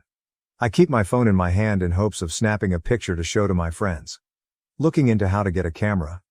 I don't know what else to do, really. I'm afraid if I talk to others about it, they'll simply dismiss it. At the same time, he's still messaging me, just as kindly as when we first started dating. He says he's worried about me, that he wants to help. And I just feel like I'm going crazy. Maybe I am. Update 5. I have a quite severe case of face blindness, but have my own ways to get around, like all of us. But still, I can never be completely sure who's in front of me until they confirm it. I'm sure you know the feeling. Now I have had wonderful people in my life who make it so much easier for me. But have you had people who don't do that? My previous BF messed with me sometimes and I sometimes worry he might still be. But it's hard to be sure, when I can't trust what I see. Sometimes I'm so sure it's him, but he'll deny it and I can never convince myself to be 100% certain of what I saw. Do you have any things you did to deal with people who messed with you? Or didn't you take your prosopagnosia seriously? New update. First, thanks to the mods for allowing me to post this update. I don't know if anyone will see this, but I keep getting messages about this, very kind ones, for which I'm grateful, and thought I'd just do a wee update. I'm not in the best place mentally, so I will keep this short. This will also be my last one, as Liv taken plenty of your time as is and don't really know what to do with the attention, though I'm extremely appreciative of all the support and advice. I posted here a while ago about how I wasn't sure if my ex was messing with me, and my face blindness, or if I was just being paranoid. I now know it's both. I really did feel like a crazy person. The day I made the post, I broke off contact with him again. I got a few more messages from him, all kind and concerned-ish. Even some mutual friends, and one girl I barely know, reached out saying they were worried because of what my ex told them. But here's the thing, I did manage to subtly make two videos, 2 different times, in which my parents could clearly see him. Honestly, I was an absolute mess. Since then I've also been staying with my parents again and took a break from work. We're trying to look into a restraining order, but it's not that easy. There's some redemption though. A friend did what I didn't have the balls to do and completely exposed him. Got some very angry messages from my ex after, in which he, among other things, said he just happened to be in the same place, but now I'm making him out to be some kind of stalker because of my insecurities. Doesn't explain why he didn't just say it was him though. Or how it happened at least twice in less than 2 weeks. That's where we're at right now. I wish I could tell you more. I'm kind of stuck right now. I have no proof about the previous times. Even more so, there's been moments in the past weeks I also thought it was him, and it wasn't. Either confirmed by video, or because I wasn't alone. Then there's been some times in the last weeks where I didn't manage to get any recording, photo. Though I am relieved to have some answers, I'm also heartbroken. I don't know how to process knowing there's people that'll abuse my flaws in this way. I feel incredibly paranoid and it's exhausting. I'm looking into moving away. At the same time, I'm hopeful this is the end of it, that him getting exposed will be the end of this. Multiple people have told him to back off and leave me alone. I'm happy to be home with my parents for now. I'm safe, thanks for all the advice. Relevant comments. Commenter, dude is an abusive psycho. Put him on blast. He has serious mental problems. OP, I'm gonna sound like an absolute idiot, but I still often feel conflicted about it. I wish he'd just admit to everything. There's a lot of things that feel uncertain and I'm having a hard time letting those go. Like, I only have proof about those 2 times. What if he's right and it was only those 2? Still wouldn't be okay, but IDK, either way, just hope it all ends here. Am I the asshole for telling my friend, who is vegan and doesn't drink, that I'm tired of catering to her choices? My 50F friend Lauren, 46F, is a vegan who doesn't drink. That's awesome and I have no issue with that. The problem is that she is part of a small group of friends who don't get out very often, but when we do it always has to be limited due to Lauren's choices. We live in an area where our food choices suck to begin with. So having to go to eat where she can be satisfied is very limited. There really isn't much to do otherwise at night. In addition, she gets upset when any one of us eats something that has an obvious meat to it. For example, she doesn't say anything if we get a soup with chicken or something, but if we ordered a hamburger she would cause drama. Then she doesn't drink, which is no big deal, but she will then send us videos on the harmful effects of alcohol if we get a drink or two with dinner. It has gotten on my nerves to say the least. It's been a while now, so I am done with everyone catering to her needs. I have tried inviting everyone to specific places and invited Lauren as well. Then she puts into a group chat, "Hey ladies, since I can't eat at X, why don't we go to Y?" Then of course the other ones decide we should go to Y instead. I have backed off of going out because I don't want to spend money on food that sucks. Remember, it's vegan, not vegetarian, so it's very limiting. And is expensive, or have my intelligence questioned by sending shit about the effects of alcohol as if we are not beyond old enough to know or Google it. I barely drink anyway, but enjoy a glass or two every so often. She asked why I keep bailing, so I told her I respect your choices, but by the very nature of them they have limited mine. Being that I don't have the ability to go out often nor unlimited funds, I am only going to go when I know the entire experience will be what I want. So if I'm in the mood for a steak and a vodka tonic, I want to have them in a relaxed atmosphere, and that obviously bugs you. If I'm in the mood for a salad and water, I will gladly join you, or we can just hang out at the beach when we have time during the day. She didn't like that too much. She said that isn't what friendship is about, and I should enjoy the company enough not to care. I told her that I understood and I would gladly hang out with her when food or drink isn't in question because it's too expensive not to enjoy it. She said that there is nothing else to do around here. Then I asked if it's just about friends. Maybe she can eat first and join us out sometimes, and other times we can go to where she wants. She then told me that she's not going to sit around watching people eat meat. I said, okay, I get it, and you need to get that I'm not catering to your needs each time I'm free to hang out. I later got a text from a mutual friend that Lauren was upset, but she agreed with me because she was tired of the same shit. Of course this friend doesn't like conflict, so just listen to Lauren. So AITA, for not wanting to continue to eat food I don't like or refrain from having a drink or two to keep the peace here, or am I right in feeling like she's being selfish, expecting the rest of us to do what she's comfortable with each time? Relevant comments. Comment 1, NTA, but drop the friends that don't like conflict. Why surround yourself with spineless morons? OP, true. It was all getting on my nerves and why I was happy not going anymore. However, I sometimes wonder if I'm an asshole when others just easily bend to other people. I appreciate that. Comment 2, NTA, Lauren is an ass though. The condescending comments about meat and alcohol are beyond me. OP, the alcohol really pissed me off. It was such a self-righteous type of behavior to me. Comment 3, NTA. She's exactly right. That isn't what friendship is about, and so why can't she enjoy hanging out with her friends who are allowed to eat and drink whatever they want, while she eats and drinks what she wants? I'm sorry, there's probably not a great ending here, but the way she's framed the situation can easily be turned around back on her, so she's not right. Neither is she wrong. It just may be that you two are incompatible as friends. OP, yes, I'm feeling we are not a good fit.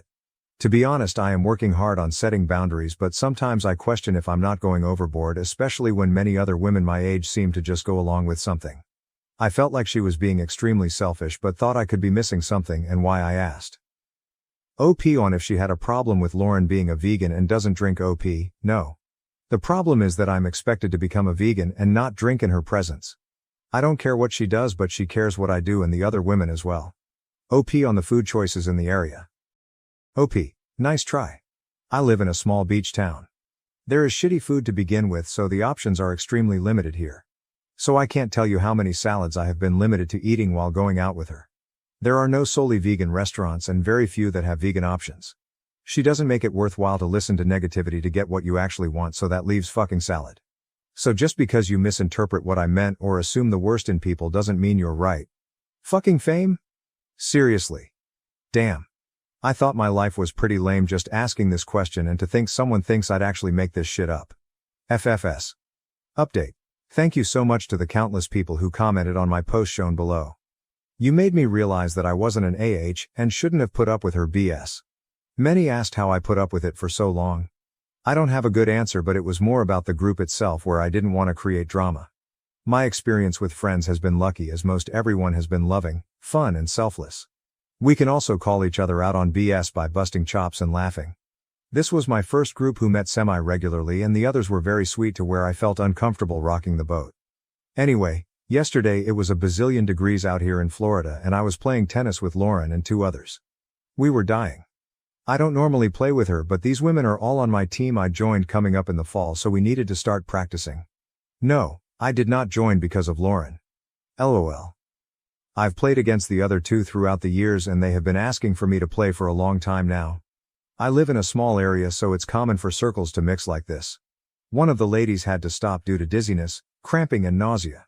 We all decided that we should only play much earlier in the summer. Except of course Lauren, who didn't want to wake up early because she said she didn't play well then. That's when I had it. With the power of thousands of random Reddit strangers in my head, I basically told her off. I told her I've never met someone so self-absorbed in my entire life, and it was disgusting that she would even think that way in front of a teammate who clearly had heat exhaustion, let alone have it come out of her mouth. I said all this while her ass was sitting down, while the other woman and I got a cold wet towel for this woman and got her to drink. Lauren stormed off. These other two thanked me. One was her usual partner, who is the sweetest person alive and said she has been wanting to tell her off for a year now. The other one, who was feeling like shit, said she is going to tell the captain that she needs to go because she is like a cancer on the team. I am very happy to say that I will not be dealing with her selfish BS any longer. She can go shove a carrot up her ass for all I care. LOL, thanks so much everyone. Tonight I'm going to have a giant hamburger and a cold beverage in your honor. Cheers.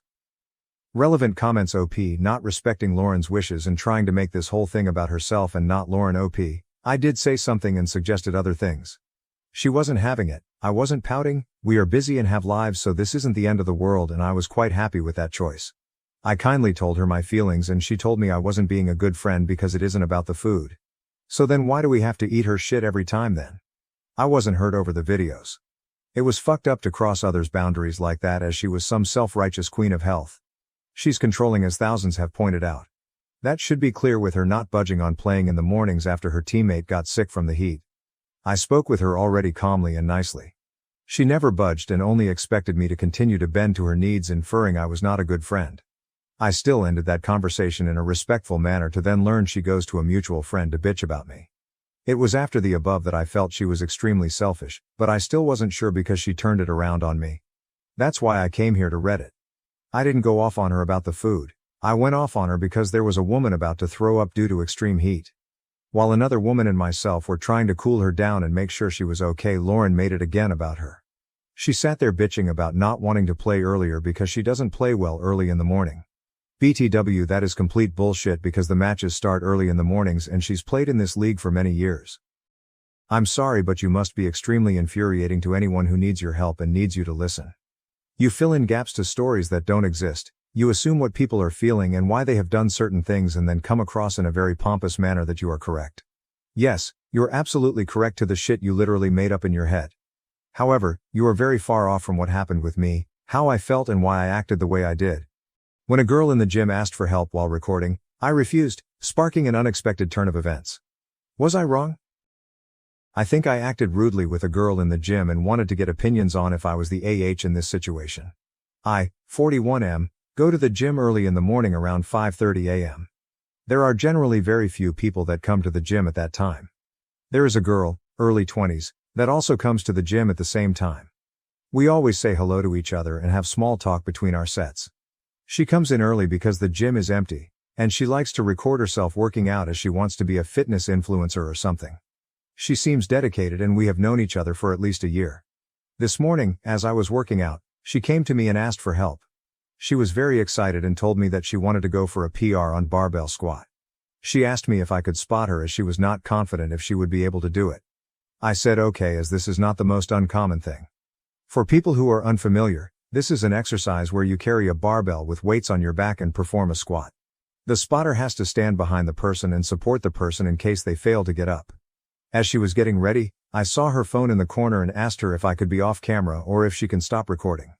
She said she really wanted to record herself doing it and I will look good on camera. I told her that I really do not want to be on camera as my wife or co-workers may watch the video if she posts it online and may not look good for me. Another reason that I did not tell her was that she was wearing a very revealing outfit, small sports bra and tight shorts, and I really did not feel comfortable being recorded standing behind her. She promised me that she will record it for herself and not post the video. However, I just did not want to be recorded. I told her that I really feel uncomfortable. And if she waits for 30 minutes, one of the trainers may be able to help her. She became really upset and asked me why I'm making the situation weird. She accused me of sexualizing her. She asked me if she was a man, would I have done it? I felt she had a point as I have done it for other people. I told her that I would be okay doing it, but I just don't want to be recorded doing it. She again went on a rant about me body shaming her and me being uncomfortable with her perfectly fine outfit. I felt bad that I upset her as she was just trying to work out. I have also asked people to spot me in past, and people always helped. However, I just did not want to be recorded. Am I the to refuse to spot her because she was recording it? I don't want her to feel that it was because of her clothes, or because she is a girl. However, as a married man, I need to observe some boundaries and really don't want to be recorded in that way with a girl half my age. I am also worried that she recorded our whole conversation and may post it online. I do not know what I should do in this situation and am a bit worried. Relevant comments. Commenter, NTA. People who are pointing out the line of how you think it would look inappropriate if a coworker or wife saw you aren't familiar with lifting. If she reached failure, it would absolutely look bad on you, because people don't understand what spotting and having to assist with squats looks like. OP, that was exactly what went through my mind. Plus, who knows what commentary someone can put on top of those videos to make it go viral. Update. I had posted on a different forum 3 weeks ago about me refusing to help a girl in the gym for spotting her barbell squat because she was recording us. I did not think it would blow up so much that my wife got this story on her TikTok. What happened after was pretty unexpected and my life is a bit absurd right now. I was worried that she would post our conversation about me refusing her help online and show me as the bad guy. I told my wife about the conversation, and she said that she has seen posts where young girls do add nasty voiceovers and make men my age look like creeps for views. My wife told me that I should just complain to the gym management about her for recording me without my consent, just to get ahead of things. When I went to the gym next week, I saw her again. I tried to keep my distance, but she kept on smiling at me. As I finished my sets, she came to me and asked me if we could talk. She wanted to apologize for her behavior from the previous day and how it was wrong of her to assume that I would be okay with her recording me. It was a pleasant surprise, as I was not expecting that. I told her that it was okay, and I just don't like to be recorded in general. She followed me outside and continued the conversation. She asked me how long I have been working out and I could advise her on her form. I told her that there are some really good personal trainers in the gym I could recommend to her, but she told me that she is unemployed and cannot afford them. She told me she will buy me a coffee if I can give her some pointers. At this point, I felt I was just being rude and told her sure, and we went to a nearby coffee shop. Her name is Haley. She graduated last year, moved back to her mom's house and is looking for a job. She was very chubby last year and wants to look like the TikTok fitness models and is trying hard to get in shape. We had a nice conversation, and I was able to help her with some of her questions. She already knew my name and asked me if my wife would be okay if she follows me on Instagram. I told her that the main purpose of that account is for my wife to spy on my friends' lives, so I generally don't use it. She asked me if I use Snapchat, and I had to remind her that I am twice her age. This is where it got crazy. When I came home, I told my wife about what happened. My wife loves her Reels and TikTok and wanted to see if she ever posted the video from the previous week. I only knew that her first name was Haley and how she looked and told my wife about it.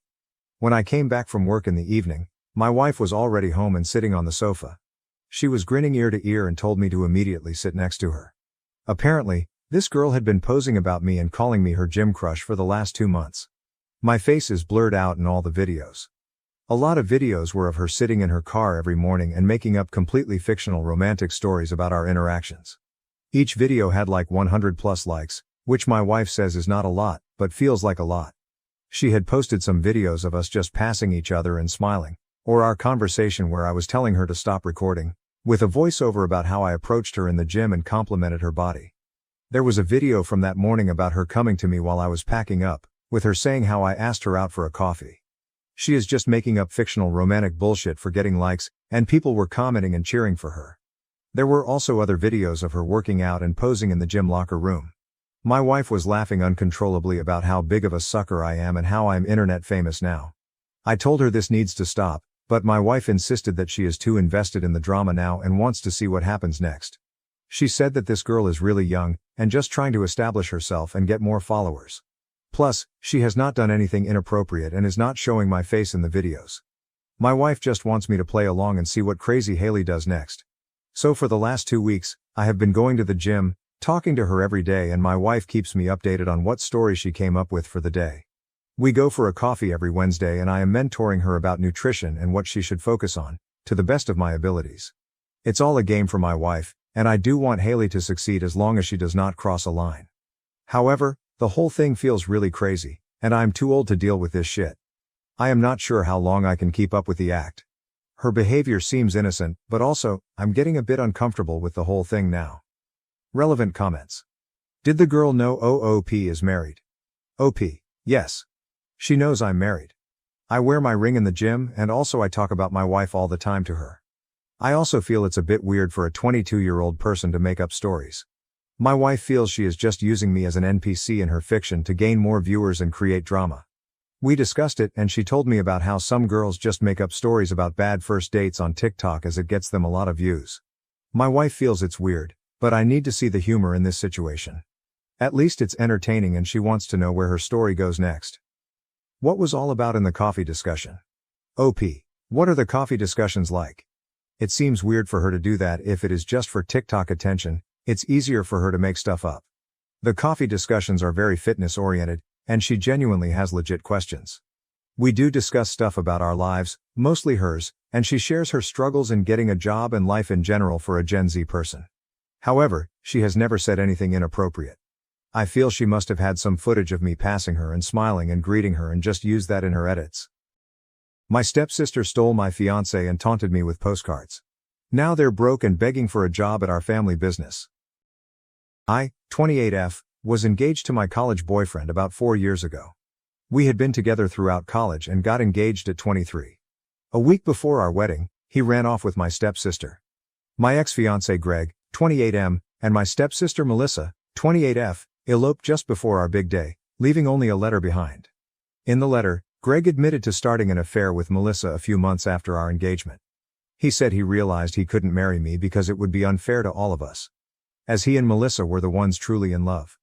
He believed the universe used me to bring him to his true love, and marrying me would deny us all a happy future. And that was it. They left, and I didn't see them again until recently. Greg's parents were so embarrassed by his actions that they covered all the wedding costs, so I didn't have to pay anything.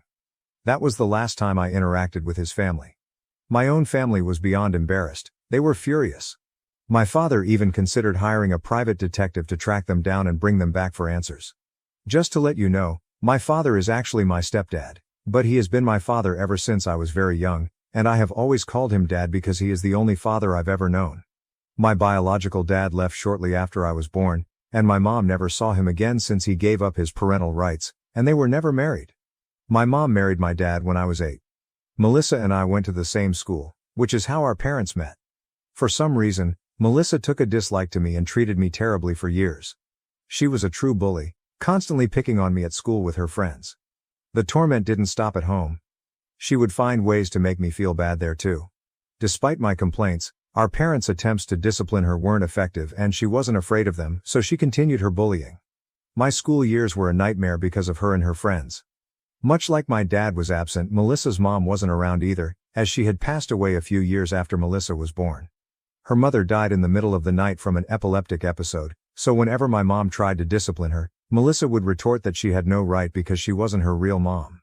My father attempted to stop her bullying, but it was futile as she was fearless. They tried everything from scolding to gentle talks, but nothing curbed her behavior. Occasionally, they threatened to send her away, but she would boldly challenge them, knowing they were empty threats. In middle school, she was already troublesome, but by high school, her behavior worsened significantly. She picked up bad habits, becoming almost a juvenile delinquent. She started smoking and sneaking out to drink with her equally problematic friends. The turning point came when she was arrested with her friends one night for breaking into a house while drunk. This incident finally pushed our parents to take action. After weeks of pleading and protesting, they managed to send her to a rehabilitation center for troubled teens. Though she was unhappy, my father was adamant, insisting that if she wanted to stay with us and be part of the family, she had to improve. He couldn't allow her behavior to continue and disrupt everyone else as she was becoming a menace to society. Melissa left during our sophomore year and didn't return until after we had graduated. She enrolled in a school near the rehab center and stayed with her aunt. I didn't see her during those years because I had no interest in how my biggest bully was doing. My parents visited her every weekend and always asked if I wanted to join, but I always said no. Her friends ignored me after she left, which greatly improved my high school experience as I no longer had anyone constantly bullying me. Melissa continued her education in rehab and, when she returned, the first thing she did was apologize for everything she had put me through. She seemed much calmer, and I thought she had genuinely changed, so I forgave her. We were both heading off to college in a few months anyway, so it didn't seem to matter much. Once college started, we both moved out and only came back home for the holidays. During those times, she was much nicer to me, not in the sense of being friendly, but she simply ignored me instead of constantly picking on me as she used to. I had no reason to suspect anything even after getting engaged. They both acted as if nothing was happening. I never thought Greg might have feelings for Melissa. It never crossed my mind because Greg convincingly acted like he was in love with me, all while cheating on me with Melissa. She also pretended to be my friend, so I didn't find out the truth until it was too late and they had already left. My parents wanted to track them down and bring them back, but I convinced them to let it go because I just wanted to forget everything. It was already devastating that Greg and Melissa made a fool of me by running off a week before my wedding. I couldn't handle any more drama. I was deeply depressed and emotionally drained. For weeks, I buried myself in work and sleep to avoid confronting my heartbreak. My heart was shattered and I felt numb, but worse was yet to come. A couple of weeks after the day that should have been my wedding, I received a postcard from Melissa. She was in California, and included a bunch of photos of her and Greg looking incredibly happy. It was clear she was rubbing it in my face. She mentioned being sorry about the surprise before my wedding, but it was obvious she wasn't truly sorry. She just wanted to hurt me. That's when I realized she had never forgiven me for what happened years ago and blamed me for being sent away. She never wanted to be my friend. She used me to get to Greg. I had trusted her and ended up being a stepping stone in her malicious plan. I have to admit, for days after receiving that postcard, I couldn't sleep because I was losing my mind over it. It was a traumatic experience, and I needed months of therapy to heal and address my trust issues. The postcard wasn't a one-time thing. She sent me pictures of her and Greg for months. It only stopped after about a year because I never responded or engaged with her drama.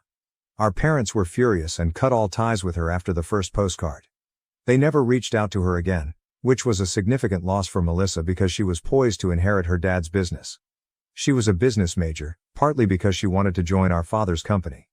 However, after her betrayal, our father severed all ties with her and offered me the opportunity to work with him instead, feeling he needed to make amends in a significant way. Unlike her, I had a degree in history, which had nothing to do with business. Therefore, I needed to learn the ropes from scratch. My father assured me this wasn't an issue and was eager to teach me everything he knew so I could eventually take over the business. I agreed and started working under him to learn how to run the business, allowing him to retire and hand over the reins to me.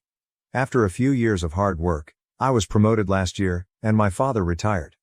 It was a fantastic feeling, having started from the bottom and learned everything I needed to know. Now, the business runs smoothly under my management, and my parents can enjoy their time together without worrying about it, thanks to my efforts. For a long time, I immersed myself in my work, which helped me move on from Greg. The combination of work and therapy allowed me to heal, and I no longer think about Greg or what he did. I never expected to hear from them again, let alone have them ask for my help. It would take a lot of nerve and a serious lack of common sense to ask for my help after betraying me, humiliating me and flaunting it. Yet Melissa and Greg must indeed lack sense, because that's exactly what they did a few days ago. It was the weekend, and around lunchtime, my doorbell rang frantically. Thinking it was the pizza I ordered, I didn't think much of it. To my shock, when I opened the door, instead of the delivery guy, there stood Melissa, looking extremely worried. Speechless, I waited for her to speak. It was clear she was there to ask for help. She looked destitute and her appearance betrayed her situation. Melissa, always impeccably dressed, now wore old faded clothes that looked long out of date. Her jeans were too short, and she appeared malnourished. I had already decided that whatever she asked, my answer would be no. She explained that she and Greg had been struggling ever since he lost his job a few months ago. Instead of job hunting, he had taken to drinking. Although she had been trying to find a job, her efforts were unsuccessful because she had left the workforce to handle household chores when she moved away with Greg. This gap in her resume made her a less attractive candidate for the job she applied for. She had heard from relatives that our father had retired and handed the business over to me, so she came to ask if I would hire Greg. Melissa admitted she hadn't approached our parents yet and came straight to me because she believed I had a kind heart and felt immense guilt over her past betrayal, confident I wouldn't turn her away. Now that she needed my help, Her entitlement was so absurd that I laughed in her face and told her to apply elsewhere because I don't hire cheaters. Then I shut the door on her and walked back to the living room, ready to call the cops if she didn't leave soon. Fortunately, she left that day, but she hasn't stopped bothering me. After her visit, I called our parents to tell them about it. They said they'd heard from neighbors that Melissa was back in town without Greg but hadn't mentioned it. In our small town, news travels fast, so we quickly found out that Melissa had been in town for about a week, staying with an old high school friend. It was likely this friend who told her where I lived and that I had inherited the business she thought should have been hers. She was now really playing that card. A few days after visiting me, she went to our parents to complain about how heartless I was. She expected them to side with her, thinking she had the upper hand by playing the victim, but she was wrong. My father told her that the business was mine to run and I could make my own decisions. He wasn't going to interfere. My mother reminded her that she had betrayed me by running away with my fiancé after pretending to be my friend for years, so she deserved whatever was happening to her. Melissa had lost the right to ask any of us for help, especially after sending me postcards to torment me. She tried to defend herself, saying it was all in the past and she was a different person now, but my parents told her to leave, wanting nothing to do with her anymore. She threw a tantrum, accusing them of always favoring me and treating me like the golden child while ignoring her. My father responded that he had made more allowances for her behavior than any other parent would, but she insisted it still didn't matter. I had everything she was supposed to have, including the business I was flaunting. She claimed it wasn't her fault that Greg fell for her and chose her over me, yet she felt she was being punished for it. She said the postcards she sent were sincere apologies, not attempts to torment me. Honestly, I haven't stopped thinking about her words since my father told me. It's true she was supposed to inherit the business and be in my position, but she lost that because of her own actions, not mine. I never asked my father to cut her out and give me the business, he did that on his own. It seems unfair for her to blame me.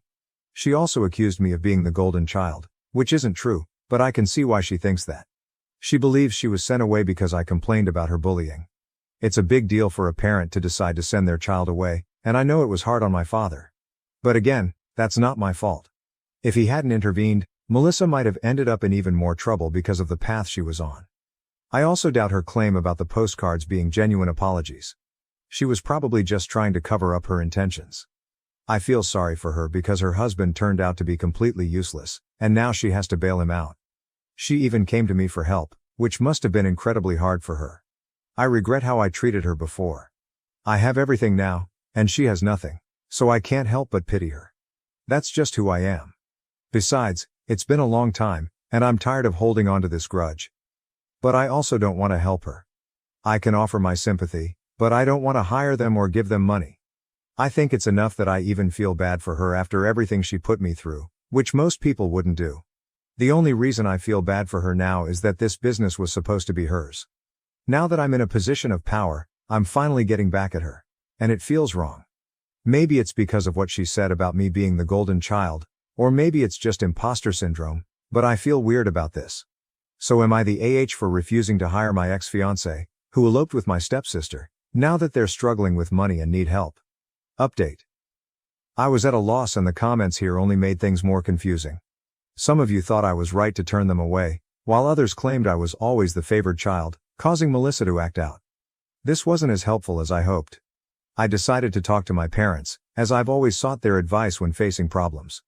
They assured me I had no reason to feel sorry for Melissa. They said everyone had gone above and beyond to help her become a better person, but if she wasn't willing to change, there was little we could do. My father mentioned he had intended to let her take over the business if she had behaved and been a good daughter, but she failed and embarrassed the family. Given that, she couldn't expect to take over or even be part of the family anymore. Talking to my parents made me feel much better. So, I'll try not to feel guilty about things I haven't done anymore. Update. About a week had passed since Melissa had shown up at my door and visited my parents. We hadn't heard from her, and I almost thought she had gone back to Greg until today when she appeared at my workplace and caused a scene. It was terrible because she just walked in, knowing the place well from childhood, and easily bypassed security. She stood in front of my office, shouting that I had stolen the business from her by pretending to be a perfect daughter to our parents and constantly sucking up to them to gain their approval. She accused me of falsely claiming she had bullied me throughout our childhood and convincing our father to send her to rehab just to solidify my position as the favored child. She declared that the business was supposed to be hers, But I was refusing to let her be a part of it because I was jealous Greg had chosen her over me, unlike our parents who had always favored me. She said I had lost my mind from being overlooked and had turned our parents against her. When I heard the commotion, I called security and went to see what was happening. I tried to tell her to shut up, but she continued for a few more minutes until security finally threw her out of the building. I called my dad before contacting the police to get his opinion, and he was furious. He told me to go ahead and call the cops. Luckily, when the police arrived, she was still lurking nearby, likely waiting for me to leave so she could confront me again or maybe even physically attack me. The police took her away and charged her with trespassing and disturbing the peace. They are minor charges, and she might get off with a fine or community service at worst, but it will go on her record, which is never good. I informed my dad about the charges and arrest, expecting him to be upset, but he just seemed exasperated and said he was tired of dealing with her craziness. I feel bad for him because it must be hard having a daughter like Melissa and being blamed for everything that goes wrong in her life, even though it's usually her own fault. Honestly, we have all been really patient. Update. So I think Melissa has gone back to California because we haven't heard from her in a few days, which is unusual since we expected her to lash out after her arrest. My dad asked around and found out that some people saw her heading towards the airport recently, so it seems she's left. Honestly, it's a huge relief that she's gone because I was really worried she might do something drastic to get our attention, which is never good. I have no idea what she plans to do about the situation with Greg now, as it seems unlikely she'll get help from anyone after this. I just hope she finds something to do and gets out of this mess, not out of kindness or compassion, but because if she doesn't, she'll just come back here with Greg and bother us again, and I don't want that. So I genuinely hope and pray that either she or Greg finds a job and can support themselves. For now at least, I won't have to hear from her for a couple of weeks, and I believe this nightmare is finally over. 3 weeks ago, I got beat up defending 2 girls. My girlfriend felt unsafe, grew distant, and moved to her parents, leaving me to recover alone. First of all, I want to thank every single one of you who commented on my last post. The love and support I received was immense and it actually made me feel a little better in the mess of it all. Thank you from the bottom of my heart. All of the following happened yesterday, so excuse me if I ramble a bit, it's all fresh in my mind. Original post. Mandatory. I have been with my GF Sarah for 3 years and been living together for 1.5. She is honestly everything I have ever wanted and I am planning on proposing somewhere next year. So 3 weeks ago I was out with Sarah at a local bar drinking and having a great time with her as it was just after quarantine had ended where I live. At around 3 a.m. we decided to head home. As we headed to the parking lot where we had parked we noticed a group of 2 girls and a guy who was clearly drunk trying to hit on them and get them to go to his house. The girls were clearly very uncomfortable and trying to find a way out. Sarah told me that we had to do something and I told her to go call the cops and get someone as well because the very least I wanted was her to get hurt during this. So I approached the group and tried to pretend I was the boyfriend of one of the 2 girls and long story short I got my ass kicked. The guy was at least 6'4" and 220 pounds whereas I'm 5'11" 167 pounds. I'm fairly muscular myself but there was no way I could have taken someone that big, I knew it from the start. At least from all the noise we had made, a lot of people rushed to the scene and the girls got away safe. I was rushed to the ER because the motherfucker had broken my ribs which had punctured my right lung. Yay. After that incident Sarah has grown distant from me. Even though she visited and stayed with me at the hospital she hasn't been the same since. And I thought she just needed time to move past this. However 5 days ago she told me that she is not the same person after what happened and she doesn't know if she feels safe with me after I got beat up like that. Honestly hearing that hurt me more than when I got my ribs broken. She has moved to her parents for the time being and she told me she needs time. Meanwhile I had no one here to help me so my brother left his 2 boys and wife to move in with me. I know I'm just venting at this point but I don't want this to be over like that. Reddit, is there anything I can do to salvage the situation? Update. Until yesterday it had been 14 days since my last contact with Sarah. My brother had left 4 days prior because I felt bad keeping him away from his family for so long, plus I could take care of myself to some extent. So around 2 p.m. while I was making lunch I heard the doorbell ring. I go to open the door and there she is. Sarah. With tears in her eyes, eye bags, frizzy hair, looking like a total mess. During the time we've been together I've seen her in her ups and downs but I'd never seen her in such a horrible state before. So I let her sit on the couch, we still hadn't said a word as we were both dumbfounded. I was so overwhelmed by emotions, I wanted to hug her.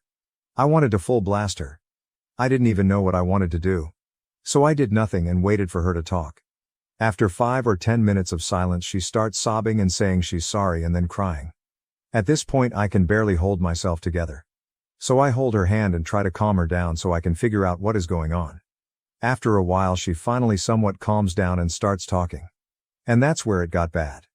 Something that I didn't include in the original post, because it wouldn't make sense anyway, is that Sarah's mother has been divorced and remarried once. From what Sarah has told me, her biological father cheated on her mother while she was still a kid, and that's why they broke up.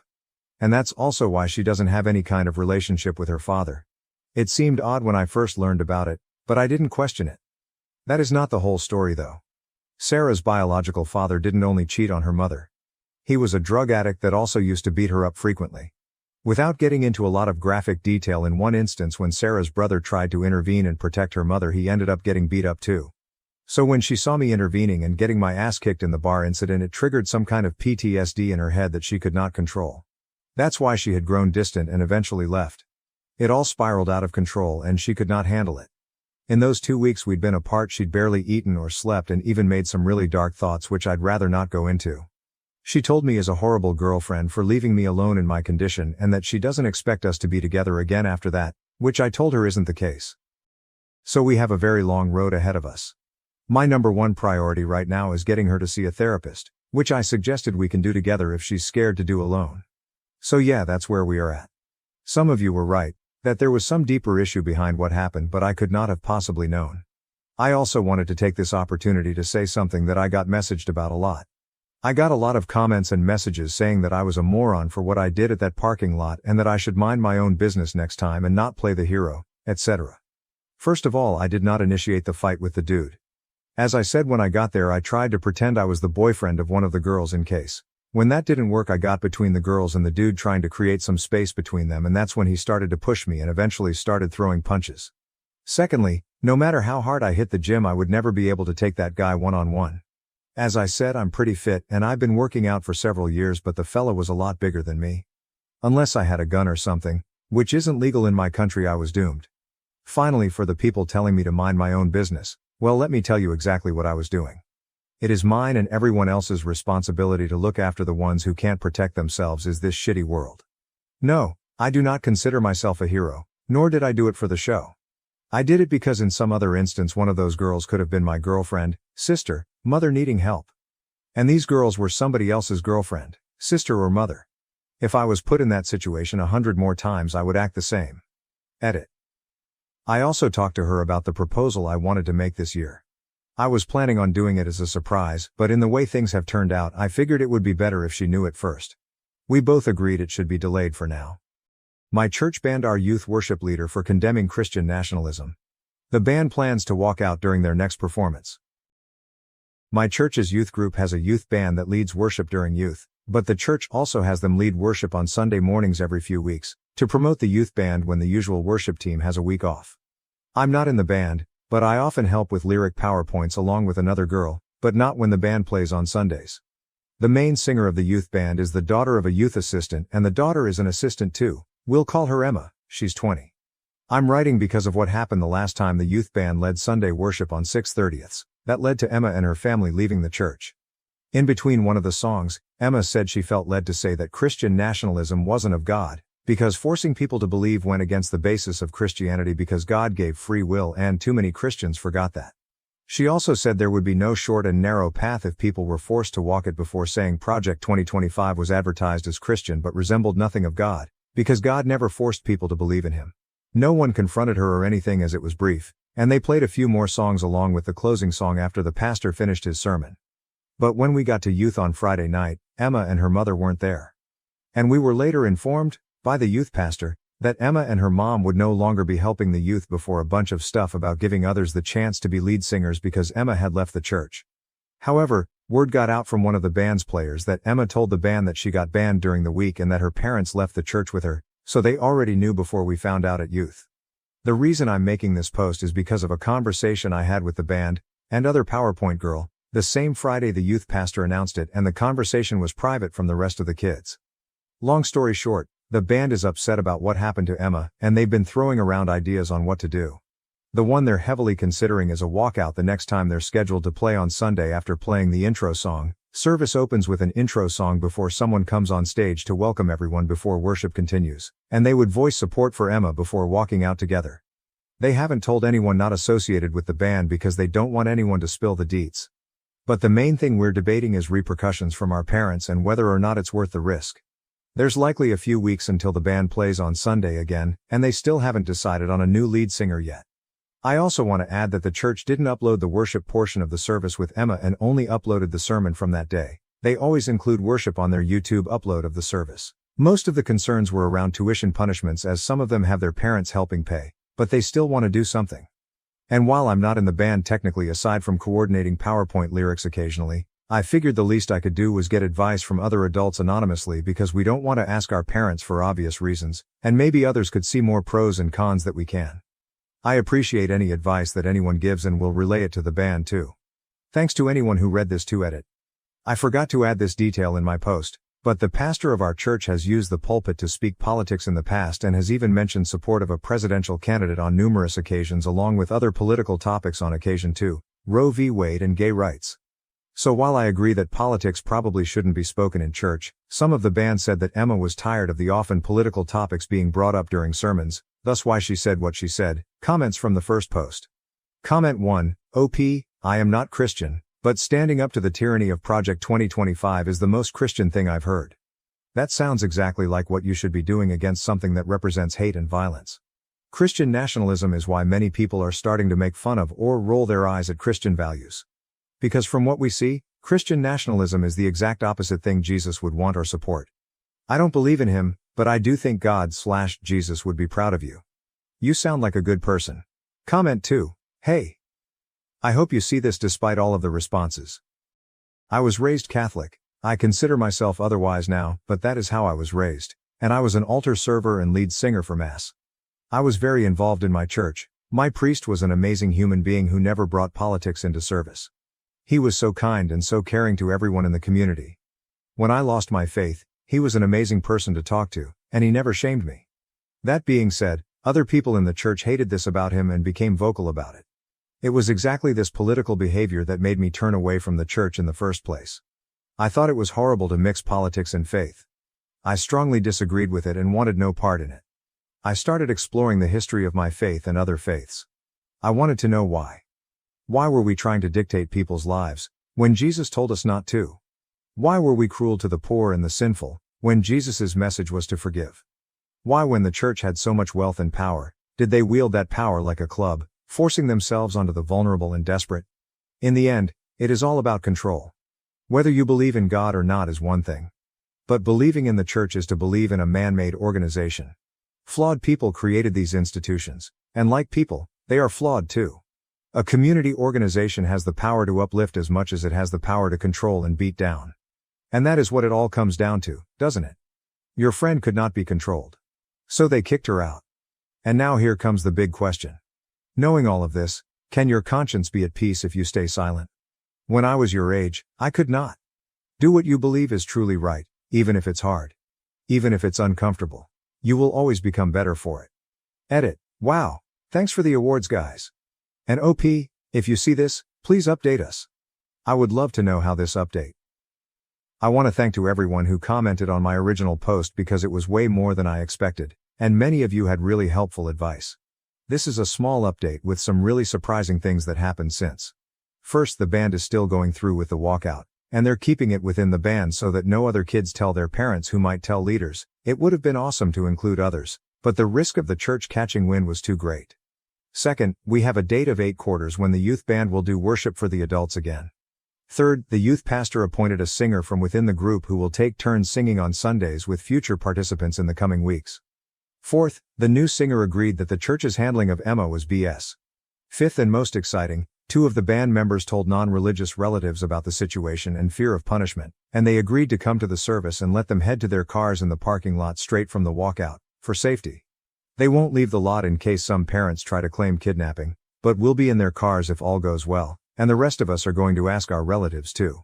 Sixth, one of the band members told a teacher they knew from school who's thinking about coming and walking out too. And seventh, one of the band members wrote a little something that the lead singer will read before they walk off stage, and it would be great if anyone with editing experience could help to make it clearer or provide advice on what to add. They tried to keep it short. I will make a post about their write-up in the near future. Here's how we hope it happens. The band will play the opening song, which officially starts service, and usually lets people know it's starting. Many make their way from the foyer during the intro song. And after someone gives the welcome prayer after the opening song, the lead singer will then give the speech before the band walks off stage, and I will walk out with them from the pews along with relatives' friends. One relative said she might bring some people she knows too, which could make more of a statement to the church to see adults leaving too. One of the relatives will also record the whole thing in case any parents don't react well to it, and I will update after it happens. If anyone has any further advice, it would be appreciated and I'll bring it to the band. Most of the band, outside of 2 seniors, aren't old enough to vote this year, but this is a chance to stand up for what's right against something that is adamantly infusing itself into Christianity, Christian nationalism, and making Christianity lose all of its respect in our opinion. We don't expect change to happen in the church as a result of our walkout, but it's a small thing we can do to say we did our part when faced with it ourselves. Another commenter put it best when she asked if we'd be able to live with ourselves if we did nothing, and the answer has been no for us so far. I also want to add something I forgot to clarify in my first post. Emma didn't say what she did out of the blue. She'd been vocal about the pastor talking politics for some time according to the band, and I've seen much of it too. However, a lot of people sent DMs disagreeing with the band's decision. So before I get into it, I want to give specifics of what the pastor has done. The pastor mentioned Trump from the pulpit numerous times, including the aftermath of the 2020 election, to voice discontent over the results. He has also celebrated Roe v. Wade's overturning from the pulpit, Pride Month during June, and even compared Trump's legal trial to how Jesus was persecuted leading up to his crucifixion. Things that have no place being vented about from the pulpit, and this has happened over the course of a few years. I received a few DMs in the aftermath of my first post, and some were encouraging while others not so much. A few people, who said they were Christians, said that Emma was wrong to use the microphone to hijack the service, with her words, because she should have talked to the pastor first while calling her actions immature. However, when I showed the band the advice from my posts, I also told them about the DMs, and they said that Emma spoke to a leader about the pastor's political sermons in the past. But nothing came from it as he continued to speak politics from the pulpit frequently. Some people also said that our walkout wasn't godly, because we, like Emma, would be hijacking the service for a publicity stunt when church was supposed to be about God. Some people called us immature among harsher things, but we disagree for 2 reasons. First, who is supposed to call out the misuse of the pulpit if not people who attend the same church where it's misused? A few DMs said to do nothing and pray for God to change the pastor's heart, but he's been doing this for years. And second, the Bible gives guidance on how to call out improper behavior in the church in Matthew 18:15, 17. Dealing with sin in the church. 15. If your brother or sister sins, go and point out their fault, just between the 2 of you. If they listen to you, you have won them over.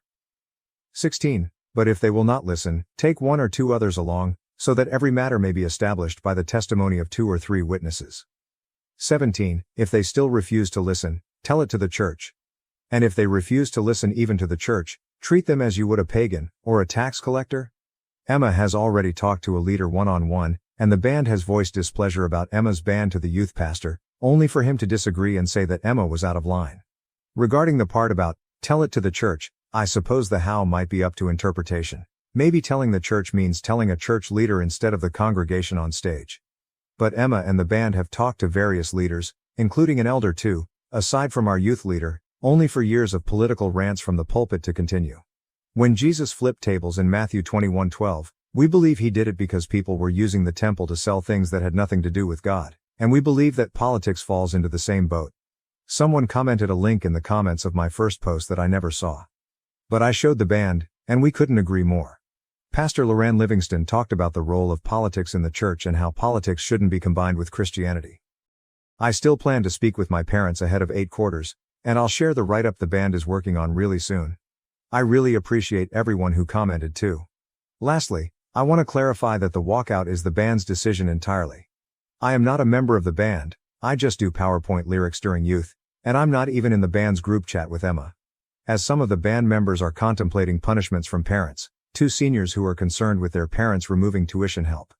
I will support whatever they decide while understanding that they have to take care of their future too, as many commented. If they decide to continue with the walkout, I will support them and walk out from the pews. But if they change their mind because the repercussions are too great, I will respect that and continue to support them. Comments from the update. Comment 1, my views on religion and churches are a whole other thing. I'm impressed by the conviction to your sense of right and wrong and your need to not sit by while someone spews falsehoods from their platform. A platform which Christians will claim is supposedly a place from which love and truth emanate. Much respect to you and yours. Those telling you to pray on it and that it isn't your place are cowards. Being afraid to rock the boat is how religions get twisted. It sounds like your church is well down the slippery slope of becoming a cult to a guy who, when asked about his favorite Bible verse, responded vaguely, like he hasn't read the book. OP. I was a little surprised when a few of the people who called themselves Christians in the DMs even used profanity against my first post, but change doesn't happen unless it's addressed, and it's not like Emma and the others haven't addressed it with numerous leaders over the years. Comment 2. It is worth remembering that the original idea behind separating church and state was to protect religion from being tarnished by politics. The underlying idea was that religion is a garden that must be protected from the wilderness of the world. This church seems to be a prime example of that necessity. Comment 3. I have a lot of respect for all of you for taking this stand. Christian nationalism has no place in the church. It is completely against the teachings of the Bible. Stand strong in what you are undertaking. You are biblically grounded in your stand. The church was given its mission by Jesus, to preach the good news in order to bring people to Christ. The church is not, nor should it ever be, a mouthpiece for politics. I will keep all of you in my prayers. You are doing the right thing, even though it may feel scary. Standing up against power is never easy. Comment 4. Hey, Christian over here. First, I love that you have biblical references for what you guys are doing. Second, the idea of comparing Trump to Jesus, no matter the political views of yourself or the pastor, is quite honestly blasphemous, so you're 100% doing the right thing. And third, you might not be old enough to vote yet, but here's the thing, if you have conviction about anything, get passionate. In this case, get mad, rock the boat and use your voice. It's what we're called to do. Will it be difficult and scary sometimes? Yeah, absolutely, but things that matter often are. So what I'm saying is, you kids absolutely rock. You're far better examples of Christ-like behavior than your pastor is giving out right now, and mad respect for that. Remember Joshua 1:9 and God's command, as you kids do this, have I not commanded you? Be strong and courageous. Do not be afraid. Do not be discouraged, for the Lord your God will be with you wherever you go. This is fucked up by texting my date that I might end up marrying him just seconds after our date ended. This just happened to me. Literally 10 minutes ago. I am dying. I am dead. End me now, oh Holy Ghost. I thought this only happened in some poorly written rom-coms. The kind where life hardly imitates the real one. I want to bury myself and never come to see the light again. Why me? Oh, why me? 10 painfully long minutes ago, exalted by the wonderful date I went with this handsomely gorgeous man who also happened to be a friend of mine for the last 3 years, against my apartment door that I had just closed on his beautiful face, I typed these words that will fiercely haunt me now. Bitch, I think I'm going to end up marrying this guy. This was meant for my best friend, the only other soul I could muster to express my vulnerable feelings. I sent this deeply poetic text to him instead. Do you think there is a void big enough in this planet to hold all my misery? All the embarrassment? Do you think I can make a pact with the devil to turn back time? I would just need 10 minutes. That'd be really nice. Can I please die now? Literal and metaphorical death is the only relief I might know. I am currently in my library, sprawled across the floor intently staring at the ceiling. Man, I think I'll be here forever. TLDR, I mistakenly texted my date that I might end up marrying him as we just ended our date.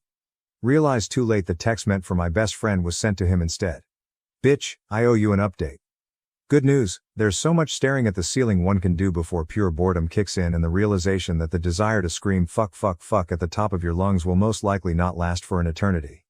Bad news, you guys did me dirty by blasting my still fresh embarrassment on the front page and apparently on a famous Portuguese radio show this morning.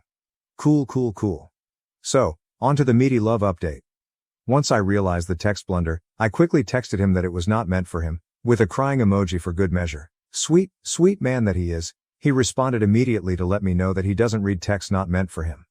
I subsequently asked for permission to die. He said. Please don't. This morning, he texted me about some travel plans we have down the line. Bless this handsome man. The gods are cruel, but not that cruel. This is where I should clarify that the original post was obviously a tad hyperbolic, just like that text, go figure. I slept well last night, and I also laughed. At myself, the blunder, just the ridiculous timing. What also got imprinted on me was that exact moment I wrote and sent that text. The moment he leaned and kissed me goodnight, I looking at him as I closed my apartment door, locking it and at once turning around and heavily sighing and smiling, keys still in hand. 2 weeks ago he had proposed going on a walk at the park.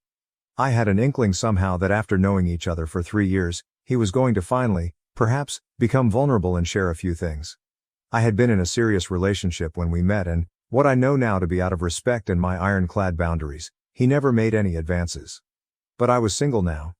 And at the park, sitting there, together, he looked at me and said he had feelings for me. Long time, 3-year-long feelings. And right there at Prospect Park, on a clear night, under some 35 visible stars, we counted, he kissed me. Last night, it was my turn to be vulnerable, even if accidentally. For once, I think I understand Ted. He was always the guy I wanted to throw my shoe at whenever his ridiculous face showed up on the screen, which was a lot. As for the library, I'm not Jane Austen, but I'm a New Yorker, and the luxury of ample space is not something I recognize. My dream as a child refugee, growing up in deep poverty, was to have a dedicated place for all the books I could buy when I would grow up and have money. Here's a pic of my library nook that I built through vintage thrifting, DIY projects and patience. The library. This is it, folks, the update. I might prefer this life over any rom-com. Relevant comments. The pic of the library is gone, but OP explains it in a comment, you guys. It's not a literal library. It's a corner of my apartment I've turned into a library nook. Also, for what is worth, this is an embarrassing story that just literally happened to me, but believe me, as a refugee who has suffered through deep poverty from early childhood, I'm well aware of all of the hardships existing out there. Now, let me go back to staring at the ceiling. Comment 1. You just ruined my mental picture of you in a dramatic swoon across a plush tapestry on the floor of a dusty Victorian library, cheeks flushed and with the back of your hand across your forehead, muttering things like, "Woe is me and verily, I am vexed." Comment 2. Make it into a joke. Bring up that's what they say in those rom-coms, and honestly just make it a laughable experience for both. Example. Bitch, I think I'm going to end up marrying this guy. Says every girl on a rom-com. Make it into a quote. I don't know how to explain it, but I'm the type of person to turn my fuck up into a joke. OP, I'm probably going to greet him with a chirpy, "Hi husband," next time I see him. Comment 3. You can only refer to him as bitch from here on out. Update. 3 years after I mistakenly pressed send, texting this gorgeous specimen of a guy I would marry him seconds after ending our first date, keys still in hand as I struggled to both text and lock the door and subsequently sprawled across my library wishing for the floor to engulf me, I did end up marrying the man. Damn, what in the world life. Thought I'd let you guys know since you did help me with your funny comments and shared shameful moments to eventually get myself up that fateful evening, dust myself off, and not commit cringe seppuku. It's been 3 years of pure joy and he's still as dreamy and kind, you guys. And it was kids, that's how I met your father after all. See you in the next chapter. TLDR, bitch, I married the man. Sending that text by mistake 3 years ago telling him I'd marry him right after our first date was just the truth. To ensure my parents were on time, I tricked them with an earlier start time on the invitation. Revealing the truth later. Embarrassed my mother. My M33 parents are late for everything. Like everything. Both my sisters and myself have been disappointed so many times. Graduation ceremonies, birthday parties, even my father's retirement dinner. It is completely my mother's fault. She is a wonderful mother and I love her dearly, she just does not understand the concept of punctuality. I have seen her talking to her sister on the phone and reminded her she needed to be at my baby sister's dance recital. She waved me off and arrived after my sister had danced. We are all used to it. My dad is just done trying to get her to be on time for anything. My now wife, F28, told me in no uncertain terms that if my mother was late for our wedding she would do terrible things to me. She was only half joking. But she was a witness to my mom and dad arriving halfway through my cousin's quinceañera. So here's what I did. It is completely on me. My wife was not involved. If there is a dick move, it was completely mine. When we were getting samples for the wedding, I talked to the printer and had one special invitation printed with the time on it stated as being 1 hour earlier than the actual start time of the ceremony. My mother was beside herself apparently when they left the house and thought they were going to miss the wedding since she was a part of it with her and my MIL lighting the candles we would use to light the unity candle and stuff. When she arrived and noticed other people were also just arriving and parking, she was so relieved that we were starting late that she just went with it. The ceremony went off beautifully. And so did the wedding pictures and the reception. The problem came last Sunday. My parents came over for a big family dinner and we didn't bother starting the grill until they showed up. She asked why everyone wasn't eating and we just said we knew we would be waiting for them since they are always late. She said that she was not always late and had been on time for my wedding. She hadn't been. They arrived 45 minutes after the time on their invitation. My idiot cousin John, real name because it's common and he deserves people to know he is adult, snorted at her statement. A few other people giggled or smiled at this and she picked up and asked what was so funny. I came clean and told her about the special invitation. She is pissed at me for not trusting her and making her look foolish in front of everyone. If my cousin had just controlled himself, she never would have known. Edit. Part of the reason she is mad is because she had her invitation framed. To be honest, I was already planning a heist with my sisters to replace it with the real one in case she ever noticed the discrepancy between hers and the one we have framed in our home. Edit number 2. Yeah, we are Latinos. And no, I do not in any way consider it racist. How many of you guessed that? I have been to Spain and it's an issue there too. And the Philippines, basically anywhere those guys were in charge. Edit 3. Stop defending John. He and I have spent 30 years messing with each other. I have an AITA story that ends with me getting an offensive tattoo, $5,000 for removal, and him getting a body cavity search at the Mexican border. I would post it, but it happened like 10 years ago. Verdict: not the asshole AITA for causing my cousin to have a body cavity search at the Mexican border, September 1st, 2022. Fine, you win. Here is the relevant part of the story. I grew up with my older cousin John. We constantly fight like in a cartoon. I also know I can trust him with my life. And he knows I will always have his back. We do, however, try and fuck each other over as much as possible. Because it's funny. So he and I went on vacation to Mexico. Things happened. I got a tattoo. Different story. Anyways, since we have relatives all over, I can always find anything I need. In this particular case, what I needed was some of the substance that cops use to train drug-sniffing dogs. It is not an illegal or controlled substance in Mexico. But the dogs will hit on you if they smell it. So I have to stay in Mexico a few extra days to deal with some of the situations he created. I was kind enough to take him to the border in TJ so our other cousin could pick him up on the American side. I was just hoping he would get the shot scared out of him when the drug dogs hit on his luggage. We learned from a young age never to carry anything illegal over international borders because we are almost always selected for screening. I knew for a fact he was clean. Just hungover. Anyways, it turns out that when a kid born in a certain South American country, carrying a Canadian passport, and only a backpack crosses the border and the drug dogs indicate he should be searched, he gets very thoroughly searched. And when they don't find anything, well, let's just look at the title of this post. He thinks I went too far. Edit: yes. I'm fully aware it was overkill. Can I defend my actions? Not really. Taken as a totality of our lives though, I still probably owe him for the stuff he has done to me. Like a lot.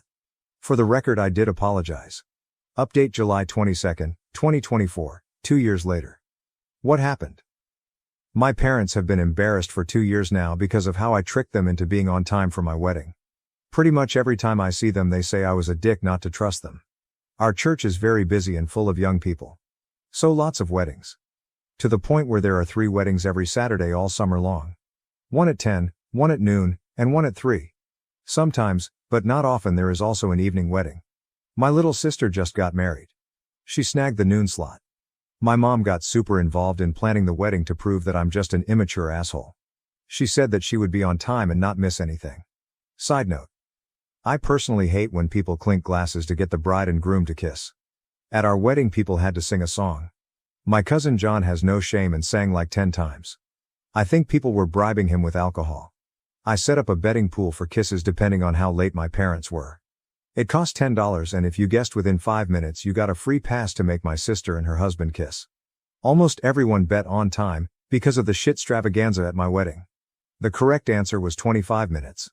Only me, my dick cousin John, and his sister Yvonne got free passes for the kissing. And I bet $100. I was confident. We raised almost $1,500 for the honeymoon with my stupid idea. And I got to interrupt my sister's eating with my 10 passes. Win-win. Except for my mom, who thinks I did it to embarrass her. She literally helped plan the wedding and was still late. By over half an hour. We were literally cleaning up the decorations in my sister's colors while the next wedding was decorated after us. So that's that. My mom will never change. But I have harnessed her inability to give a shit about punctuality for the good of humanity. See you whenever my littlest sister gets married. Later. Stepmom falsely accused me of assault to block my inheritance at 21. Dad believed her and cut me off. 7 years later, he learned the truth. When I was 21, my stepmother falsely accused me of assault to prevent me from inheriting my father's wealth. My dad believed her and cut me off. 7 years later, he discovered the truth.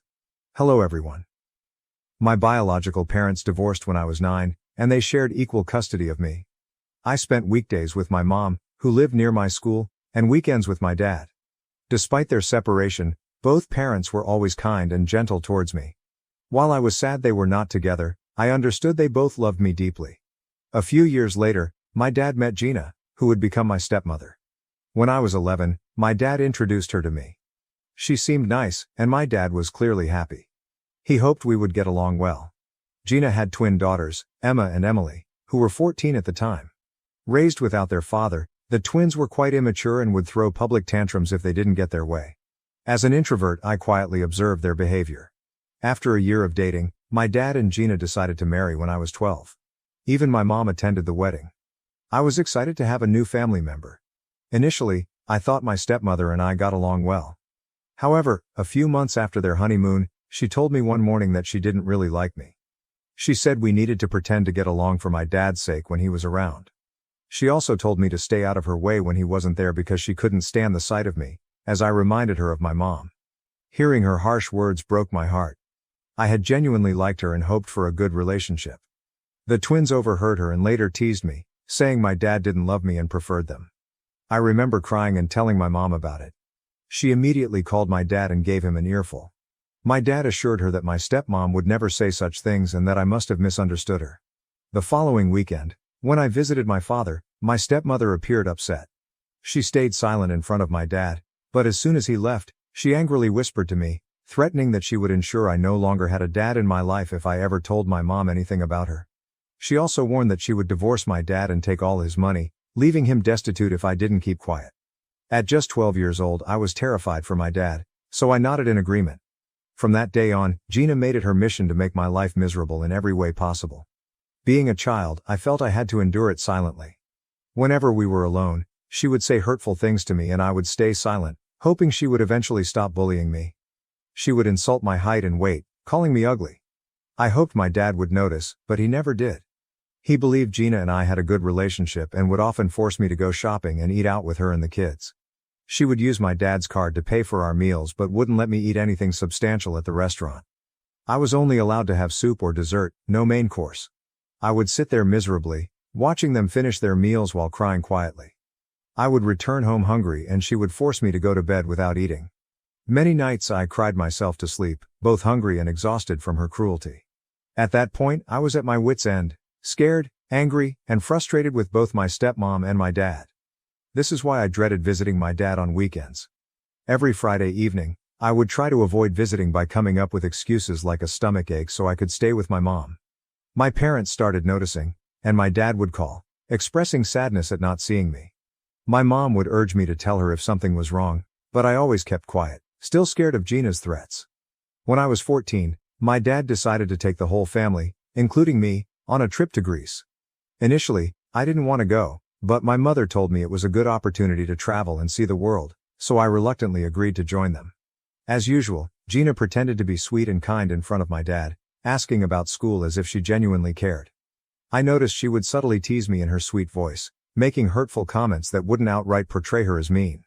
For example, whenever I mentioned playing basketball, she would joke that I needed to be taller for that sport, even though I was quite tall for my age. She would then say I should focus more on studies if I ever wanted to be successful.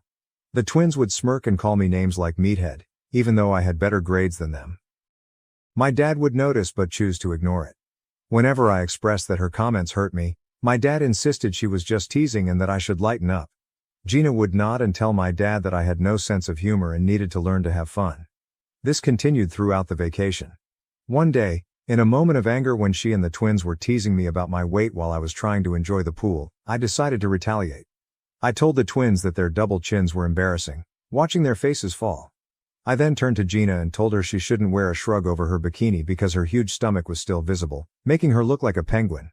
Gina's face turned red with embarrassment, and she ran back to the hotel room.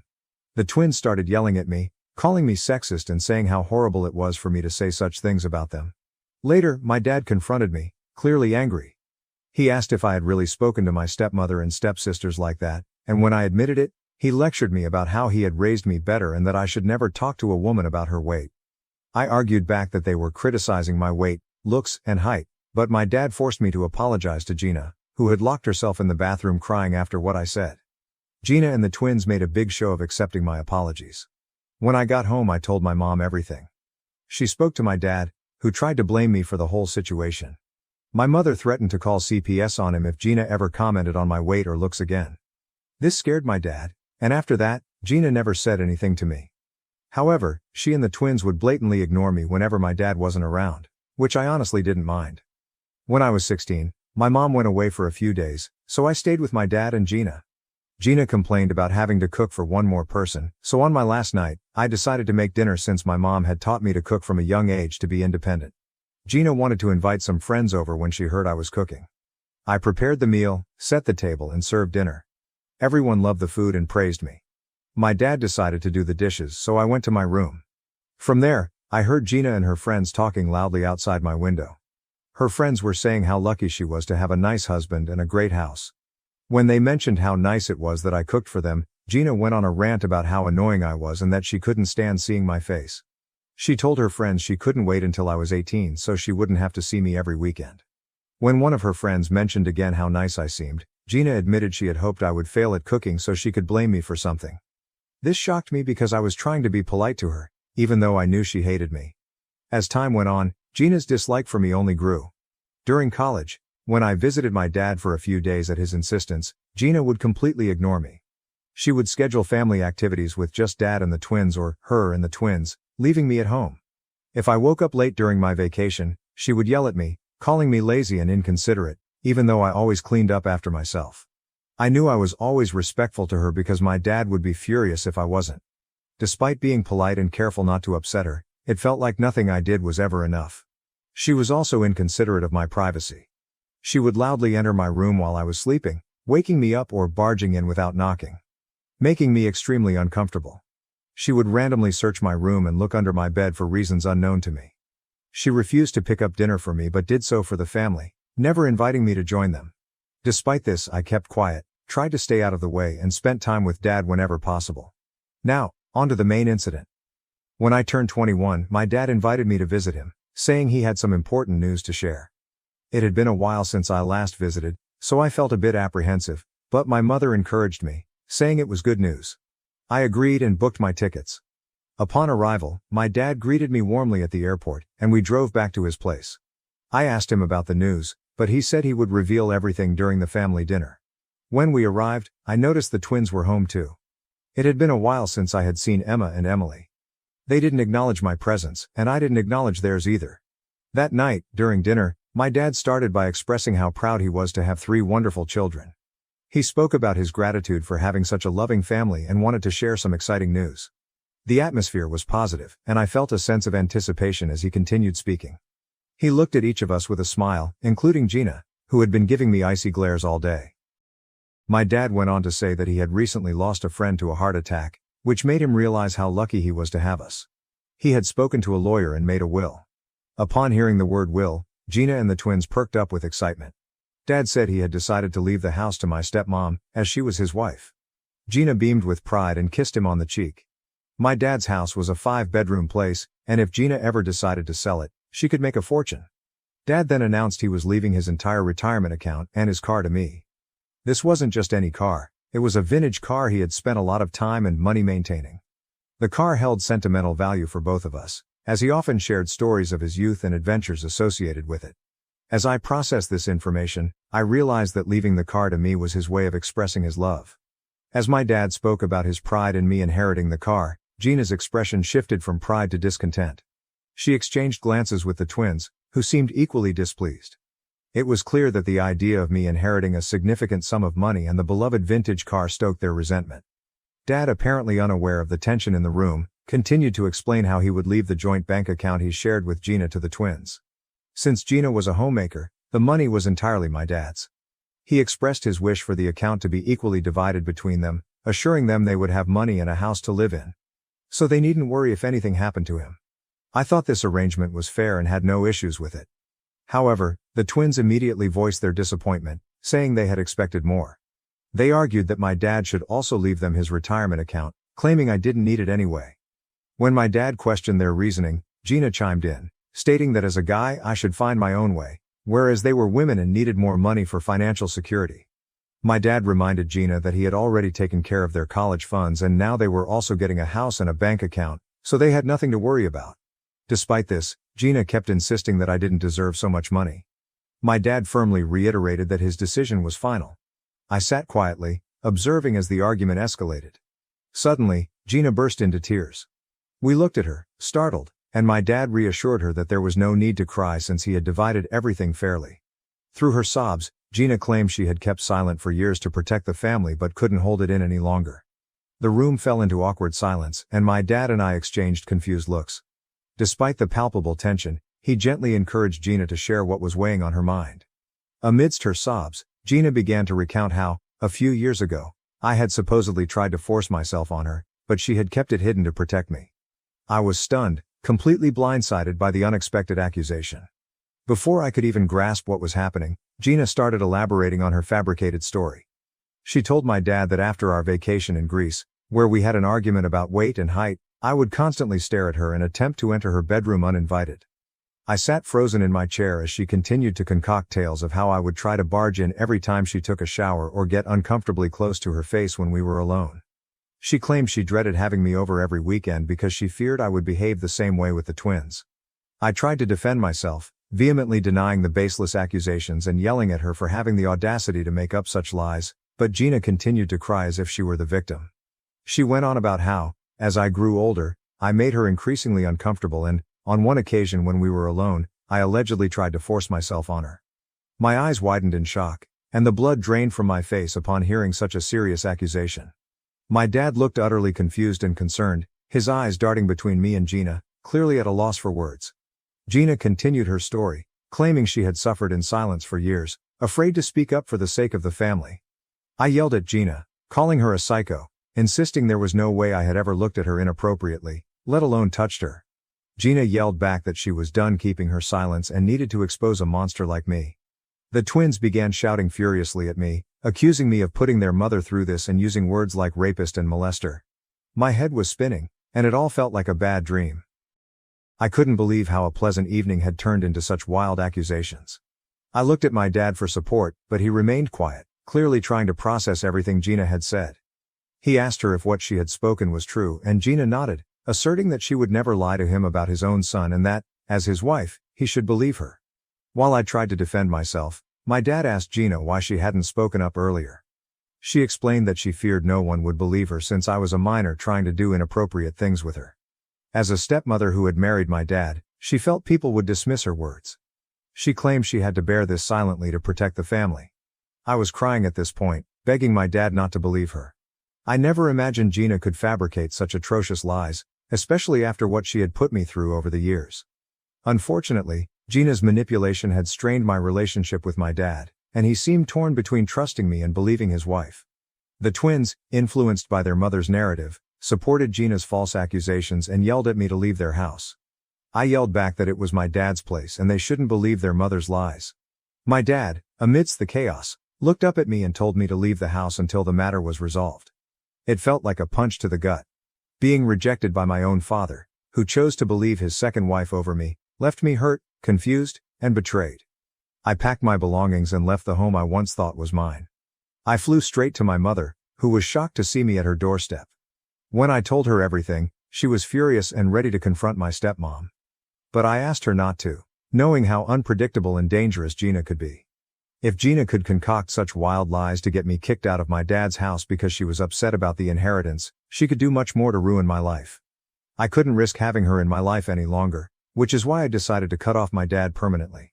Since he chose to believe her, he didn't deserve to have me in his life. Later, my mom told me that my dad called her to express his shame in having a son like me and declared he wanted nothing to do with me. Despite her attempts to defend me, it was in vain. My dad's side of the family, convinced by Gina's story, also attacked my mom, accusing her of raising a pervert. I can't even begin to fathom the pain my mom felt hearing such words about her son.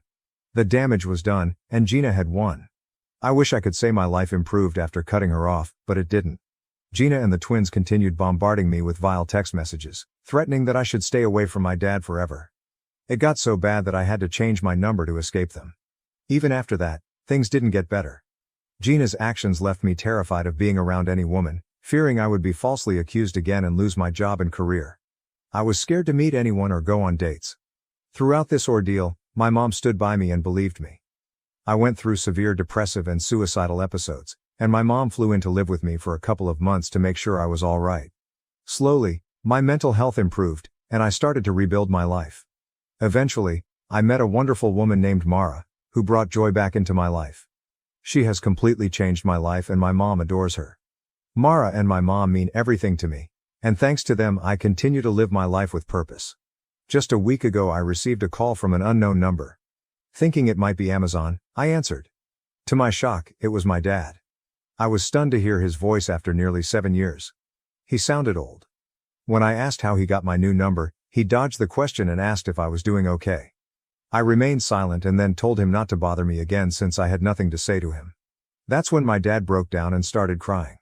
He begged for my forgiveness, admitting how wrong he was to abandon his own son.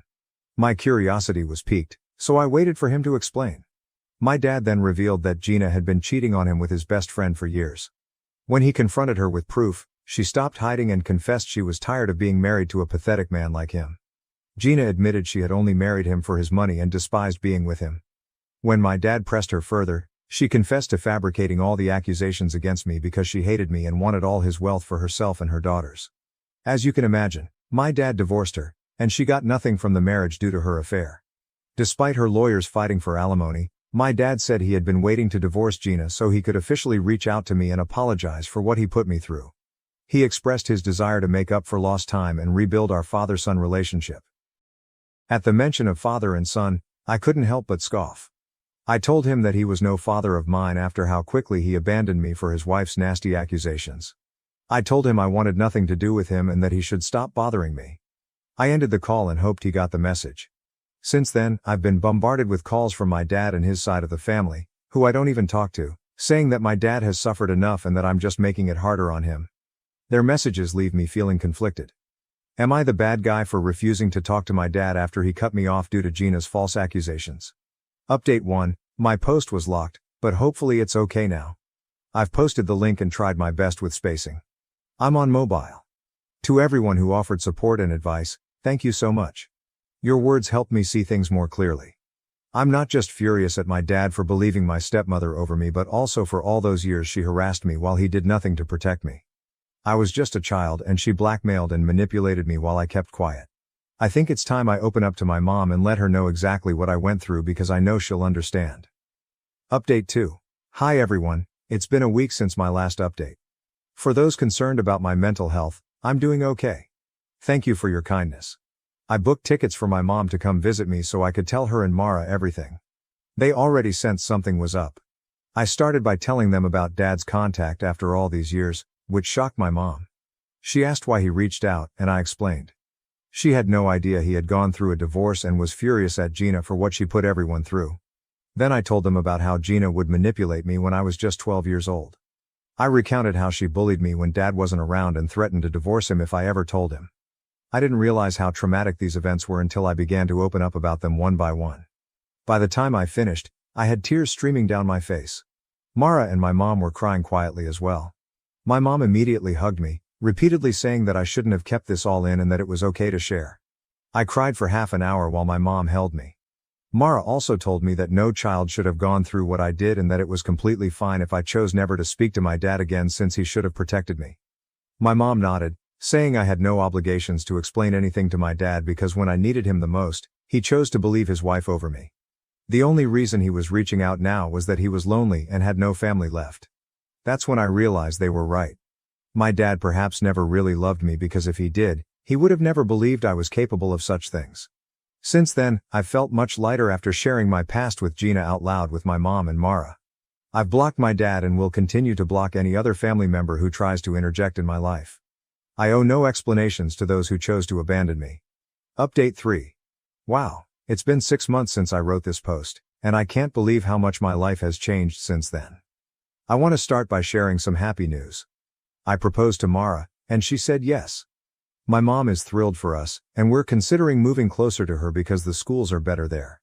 Since both of us can work from anywhere, it makes sense for our future family. Thanks to advice from people on Reddit, I've also started therapy. It's helping me feel better, step by step. I'm trying to focus on the positive aspects of my life, like Mara and my mom. They've always been there for me, and I'm deeply grateful for their support. The past has been tough, but I'm looking forward to a brighter future, free from all the lies and drama. Adoptive parents kicked me out at 17 for getting pregnant and refusing to keep my baby.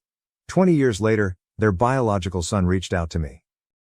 When I was 17, my adoptive parents kicked me out and disowned me because I got pregnant and refused to give them my baby. 2 decades later, their biological son found me on Facebook and reached out. I was just 4 years old when I lost my parents in a tragic car accident. I don't remember much about the crash itself, just that one moment I was in the back seat and the next time I opened my eyes, I was in a hospital. Waking up to a world of nurses and doctors was terrifying for me as a child. I remember a CPS worker sitting beside me, explaining that my parents had died and I would need to stay with another family for a while. It was also confusing and overwhelming. After that, I went through a series of foster homes, none of which ever felt like home. When I was 5, I was finally placed with Lorraine and James, who had been eager to have a child of their own. From the start, I felt their warmth and genuine care. They welcomed me into their home without hesitation, filling the emptiness I had felt from losing my own family. It seemed like, after all the tragedy, I had finally found a second family. However, as soon as I moved in, I noticed that James was very strict and disciplined, while Lorraine seemed to always follow his lead. I later learned that James's strictness was due to his background as an Army veteran who had been injured in action. His military experiences explained his obsession with meticulous planning and order. Understanding this didn't make it any easier when he would get angry over small things, like being a minute late for church. His strictness often left me feeling anxious and like I had to walk on eggshells around him. Lorraine, on the other hand, was more laid back but also drank a lot when James wasn't around. I watched her finish entire bottles of wine by herself, and she always seemed lost in her thoughts. She rarely asked about my school or homework, and aside from drinking, her main activities were cooking and cleaning because James was very particular about that. At first, things were smooth and I didn't witness many conflicts between them, but as I grew older, I began to see James's true nature. He was abusive. For James, my academic performance was everything. He constantly pressured me to improve, and if anyone outperformed me, he would get enraged. Even the slightest dip in my grades would result in him hitting me and calling me stupid. He frequently threatened to send me back to the orphanage if my marks didn't meet his expectations. As a child, I didn't realize this threat was empty, and it terrified me each time he mentioned it. I worked tirelessly to avoid being sent back. I also observed Lorraine and James having arguments, which would end with James dragging her into their bedroom. She would emerge with bruises on her hands and face. At first, I didn't understand what was happening, but it soon became clear that he was physically abusing her. To keep me from witnessing his violence, he would isolate Lorraine. I couldn't understand why Lorraine never called the police. After their fights, she would just sit and cry for hours, while James would drink beer and watch TV. Realizing James's abusive nature made me fear being alone with him or doing anything that might upset him. But as anyone who has lived in an abusive environment knows, abusers will find any excuse to lash out. No matter how careful I was or how hard I tried to avoid provoking him, he always found a reason to be angry. Initially, it was all about my grades, but as I grew older, his focus shifted. It wasn't just about academics anymore. He criticized everything. From the clothes I wore to the friends I chose and even any romantic interests I had. He insisted I come straight home from school, claiming that spending time with friends was a distraction and that they would amount to nothing. According to him, I needed to keep my focus solely on my studies. Unbeknownst to James, Lorraine discreetly allowed me to spend an hour with my friends after school. Knowing that James wouldn't return until later in the evening, she saw it as a small chance for me to enjoy some normalcy and social interaction beyond the tense atmosphere at home. These brief moments away from the constant pressure and scrutiny were precious to me, and I valued the time spent with my friends, even if it was short-lived. Lorraine's quiet act of kindness meant a great deal to me. However, things took a turn for the worse when James lost his job. The job loss seemed to heighten his frustration and anger, worsening the already abusive environment at home. With the added strain of financial instability, James became even more unpredictable and volatile, lashing out over the smallest things. I recall one night when Lorraine had just finished making dinner. As James sat down and glanced at the meal, he erupted into a furious rant about how it didn't meet his standards. He began yelling and slamming the table, berating her and threatening to throw her out if she couldn't cook properly. In his rage, he threw his plate against the wall, leaving Lorraine and me in a state of fear as we watched him. I could feel my whole body trembling. When I finally ate the food, I found nothing wrong with Lorraine's cooking. Over time, James's drinking worsened. With his unemployment and idle days, beer cans accumulated in the living room each morning, which Lorraine had to clean up. I also found myself unable to spend time with my friends as James would harshly criticize me if I was even a minute late coming home from school. At 15, a classmate named Harry confessed his feelings for me and asked me out on a date. Despite my anxiety over James finding out, I was eager to experience a date and explore my feelings as a teenager. So, despite my worries, I agreed to go out with Harry. We met at a local coffee shop after school and spent the afternoon chatting and getting to know each other. That date turned out to be one of the best decisions of my life, as it marked the beginning of our love story. Harry was everything James was not, gentle and kind to everyone, including animals. He would bring me my favorite flowers whenever he could, saving up his pocket money to do so. Having never had a good role model, I didn't expect much, but Harry treated me with the care and respect I had always wanted. James was always a bit suspicious and would question me about whether I was spending time with any boys. I would deny it, silently hoping he wouldn't uncover the truth. Fortunately, not having a phone meant there were no incriminating texts he could discover. Harry and I took great care to keep our relationship private, even avoiding telling our friends to prevent any gossip. Harry understood my fear of James and was willing to keep our relationship a secret. When prom approached, Harry and I decided to attend with our group of friends to avoid drawing any unwanted attention. However, when James learned of my plans to go to prom, he outright forbade it. He dismissed it as a waste of time and refused to buy me a dress. I didn't really care about the dress. I just wanted to enjoy the evening with my friends. I begged him to let me go, reminding him of my good grades and how I had met his expectations. He scolded me, belittling my friendships and insisting that prom was insignificant. Lorraine disagreed and argued with James, believing there was no reason for me to stay home while my peers enjoyed themselves. James insisted that teenagers lacked a sense of right and wrong and that he wouldn't allow me to go out simply to have fun when I could stay home and be safe. Despite my pleas and attempts to explain how important this event was to me, he remained resolute, dismissing my feelings as trivial. He even threatened to lock me out if I tried to sneak out for prom. On the night of the dance, I was the only one who stayed behind, spending the evening crying alone in my room. I was growing increasingly weary of living with James. After high school, it became even harder to see Harry since I wasn't allowed out and didn't have a phone. I asked James for a phone, but he insisted I didn't need one at my age. I argued that I'd be going to college and that everyone had a phone, but he said I'd have to buy one myself if I wanted it. That's when I decided to get a part-time job. Though the pay was modest, it allowed me to earn some money and gain a bit of independence. It also meant I could spend time with Harry without James finding out, using work as an excuse while I met up with him. Eventually, I received the incredible news that I had been accepted into an Ivy League university with a full scholarship. This was a significant accomplishment, as no one from my town had ever achieved it before. James took it upon himself to brag about my success to anyone who would listen, proclaiming how proud he was of me.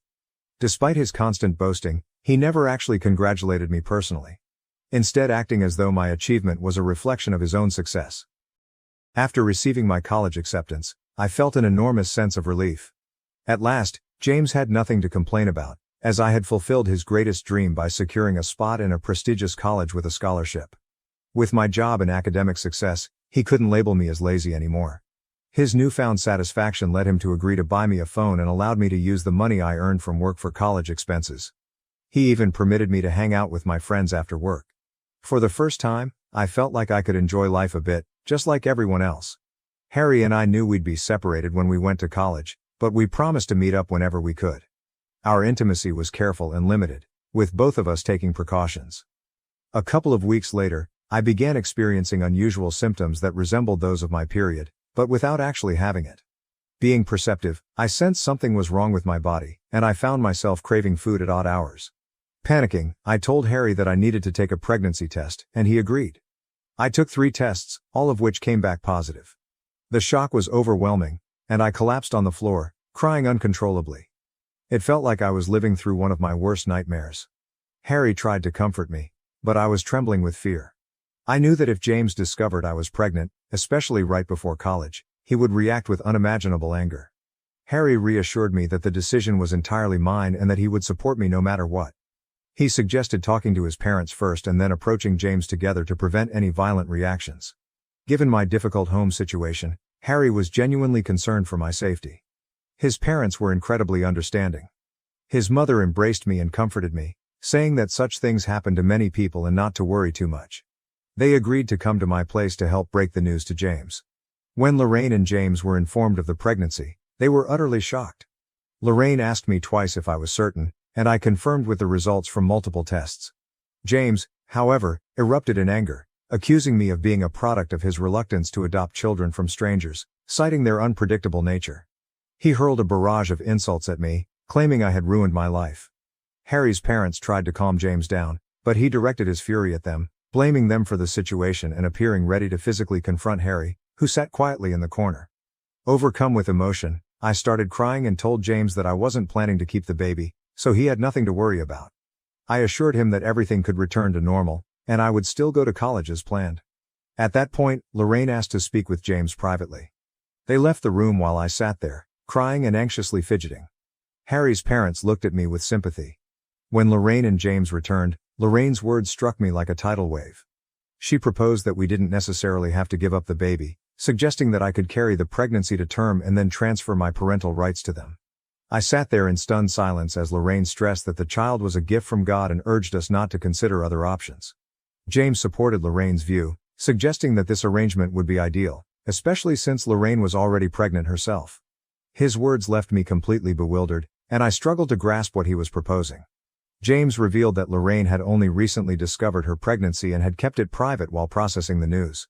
With my own pregnancy, they now saw an opportunity to raise both children together as siblings. The shock of their suggestion left me speechless, grappling with the gravity of their proposal and the unexpected turn of events. Harry's parents were equally stunned and quickly expressed their disapproval. However, James interrupted, asserting that the decision was not theirs to make and looked at me expectantly, waiting for my response. Overwhelmed with anxiety, I knew deep down that I couldn't agree to Lorraine and James's proposal. The idea of giving up my child to be raised in an environment reminiscent of my own troubled upbringing was unbearable. Although Lorraine had shown herself to be a caring mother in many ways, I couldn't ignore the fact that she couldn't shield herself from James's behavior, let alone ensure my child's safety. The thought of subjecting my unborn child to the same uncertainty and potential danger was unacceptable. While I cherished the thought of becoming a mother one day, I knew the timing and circumstances were far from ideal. I couldn't bring a child into the world under these conditions, knowing I couldn't guarantee their safety and well-being. I firmly told James that, although I was glad to be gaining a sibling soon, I couldn't proceed with the pregnancy. I was neither mentally nor physically strong enough to handle it. The idea of watching my child grow up with Lorraine and James, while pretending they were just a sibling, was inconceivable. Living a lie and denying my child the truth about their parentage was something I simply couldn't endure. When I shared my decision, Lorraine broke down in tears, expressing her disappointment that I couldn't do this for her despite all the sacrifices she had made for me. James, visibly enraged, got up and began pacing the room. I tried to explain my stance, but they refused to understand. Harry's mother stepped in, supporting my choice and offering to arrange an appointment with a gynecologist to move forward with the procedure. Lorraine's crying intensified, and James started shouting, asking if I was satisfied now that I was causing her so much pain. He then demanded that I pack my things and leave the house. My shock was palpable as James declared he was fed up with me, accusing me of being ungrateful and selfish for not giving them my child. Harry's parents gently urged me to pack up quickly, clearly troubled by James's volatile behavior. I hurried upstairs to gather my important documents, photo albums, and as many clothes as I could. When I came back downstairs, James warned me to take whatever I could carry because he planned to throw out and burn the rest of my belongings the next day. I tried to speak with Lorraine but she wouldn't even look at me. As I left, James told me I should never come back. I was bewildered and heartbroken, unable to understand what I had done to warrant such ruthless rejection. Harry and his parents generously offered me a place to stay, and I returned to their home. The following days were a blur as they took me to the gynecologist, where we scheduled the necessary procedure. It was a difficult decision for both me and Harry, but given the circumstances, we knew it was the best choice for our future. After the procedure, I spent a few days recovering with Harry by my side, offering unwavering support. He and his parents were incredibly kind and did everything they could to help me through this challenging time. Throughout this ordeal, James and Lorraine never reached out to me. When the day came for me to move into college, I texted James, hoping he might have forgiven me by then. Instead, he responded with harsh words, calling me a failure and a disappointment and accusing me of turning into a prostitute. He said he didn't want his biological child to end up like me. His cruel message cut me deeply, and I cried for hours. They had been the only parents I knew, and now, with their own children on the way, they had severed ties with me.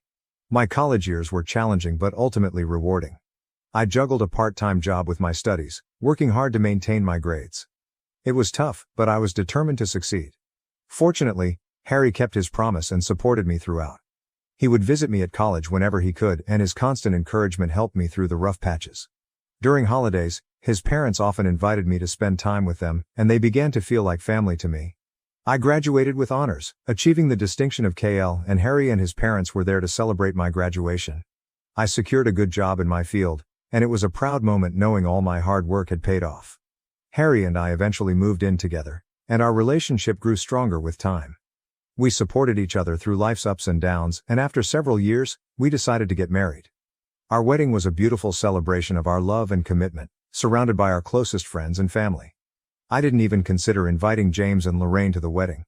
As a married couple, Harry and I have continued to build our life together. Recently, we took a significant step by buying a new house and renting out our old one. Our new home has become a cozy haven where we create new memories and plan for the future.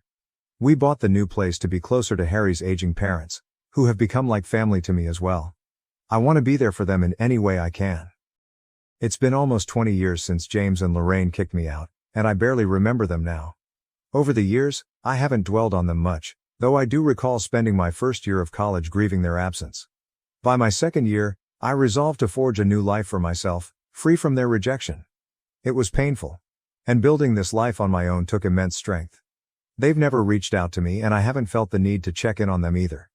Throughout these years, Harry has been my steadfast companion and partner in every sense.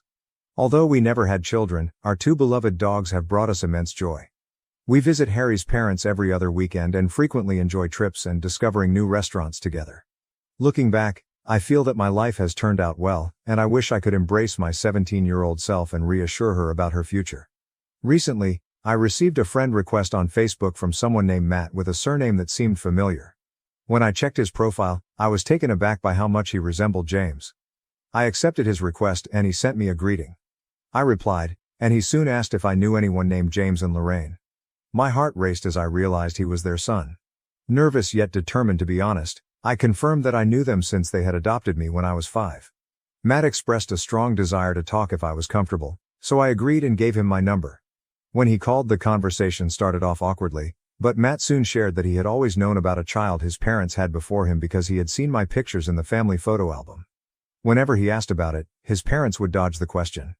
He had been searching for me for a long time, having learned my name from our hometown, and he had recently stumbled upon my profile by chance. His sole reason for reaching out was to uncover the truth.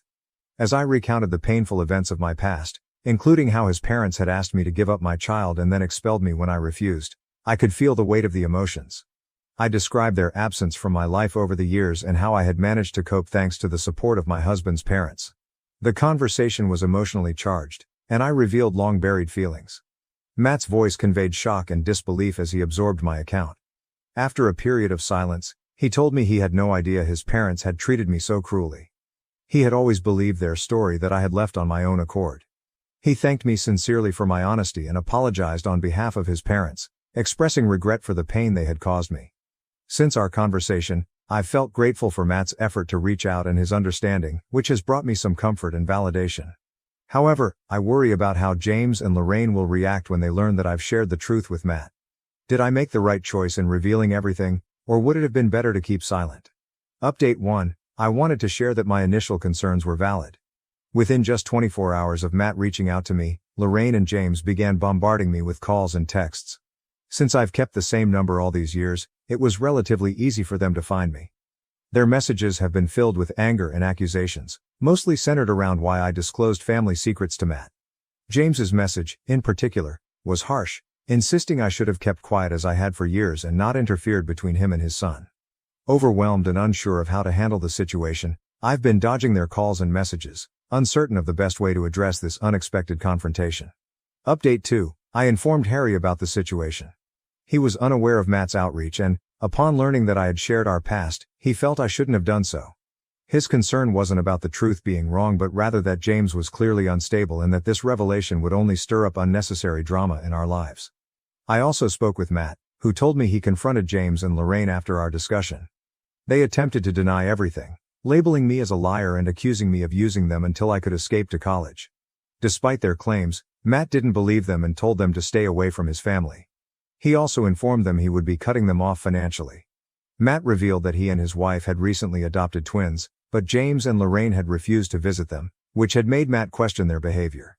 After learning about my past, Matt understood why they might have been unhappy with his adoption. He assured me he would ask them to leave us alone and extended an invitation for me to visit his twins whenever I could. He expressed a desire to get to know me better, given our sibling connection. I'm touched by his kindness and might take him up on his offer to visit his family with Harry. Update 3. It's been 7 months since my last update, and for those asking, here's what's new. I decided to block James and Lorraine from all communication channels, which has stopped their threatening messages. Matt intervened and spoke to them, so they had no choice but to back off. Harry and I have visited Matt and his wife at least 4 times over the past few months. Each visit has been warm and welcoming, and we've spent hours reconnecting, sharing stories, and bonding over our childhoods. I've also had the joy of spending time with Matt's twins, who are delightful. I'm deeply grateful that Matt reached out and the connection with him and his family has been a source of healing and joy for me.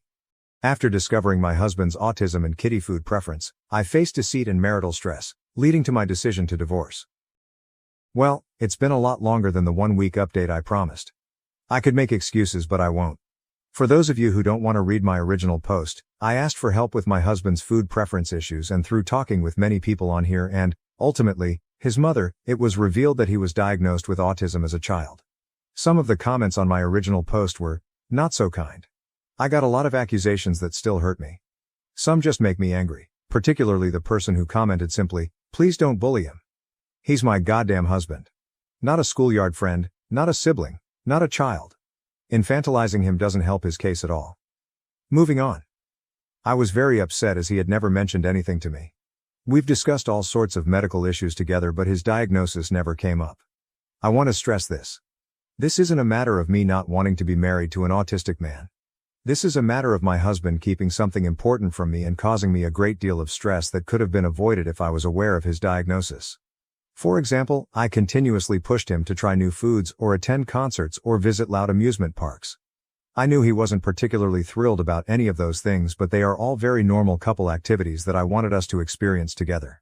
Had I been aware of his autism I would have had a better understanding of how negatively these things affected him. And made more of an effort to integrate things he liked with things I liked, maybe a smaller local band, or a craft fair instead of an amusement park. Anyways. That's the backstory. Read below for the update. Update. I confronted him about my conversation with his mother the night before our counseling appointment. I made sure to bring it up casually so I didn't become angry again. He tried to brush me off at first, saying he didn't know what I was talking about. After talking for a bit he eventually confessed that he not only knew of the diagnosis but deliberately kept it from me. He said I was his dream and he didn't want to do anything to ruin our perfect relationship. I explained how him keeping this from me hurt me. I explained how I could have been there to support him instead of feeling like he needed to hide. He said he wasn't ashamed of it at all. He explained that it's just not something that affects him anymore. I, again, explained how it affects me, but he didn't seem to care. I didn't show him the post I made but I used some of the advice from you all to try to explain why his autism really does in fact still affect his life. We went to bed upset. The next day he acted like nothing happened. We ate breakfast, he had chicken nuggets, and went about our day. I kept expecting him to bring it up but he never did. I didn't have the nerve to bring it up again until later at the marriage counselor's office. I spoke to the counselor so as not to seem accusing and explained that this was an issue that bothered me. My husband actually laughed and said he assumed I'd gotten over it by now. When I explained that no, I really hadn't, he got angry with me and stormed out. The counselor tried to mediate but it wasn't much use as my husband went to wait in the car.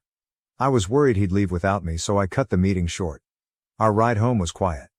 It wasn't until we got home that I said I was worried he was keeping other things from me too. He said he'd been reading online about how women can't understand autism and therefore he didn't think it was important to tell me about it. I said that was the weakest excuse I'd ever heard. He then said that I'd leave him if I knew. I said if I left him it'd be because he's a liar. Apparently he told all of our mutual friends that he'd just been diagnosed with autism and I was considering leaving him because of it. Now many of our friends won't talk to me and act very cold when we run into each other in public. I don't know what else he's told them, but I think he told someone I cheated on him as a fake account has been commenting horrible things about me and my supposed sexual habits on all of my Instagram posts. I keep reporting them, but then it seems like another just pops up in its place. I haven't decided if divorce is the right path. I know he's been browsing incel and other bitter male-centric websites. One of his friends is a self-described incel, so I'm even more convinced that this isn't the man I married. I'm mostly just confused. I've been avoiding him at home and it feels like more of a roommate situation at this point. He doesn't really leave his den until it's time for work, and then he's back in the den until bed. It seems like everything is messed up, just from me wanting to help. I don't even know what to expect at this point, much less how to move on from here. Edit, there are so many more comments than I anticipated. I'm trying to at least read through most of them, although I think I'm past my emotional ability to reply. I'm really shocked at how overwhelmingly supportive people are. Thank you.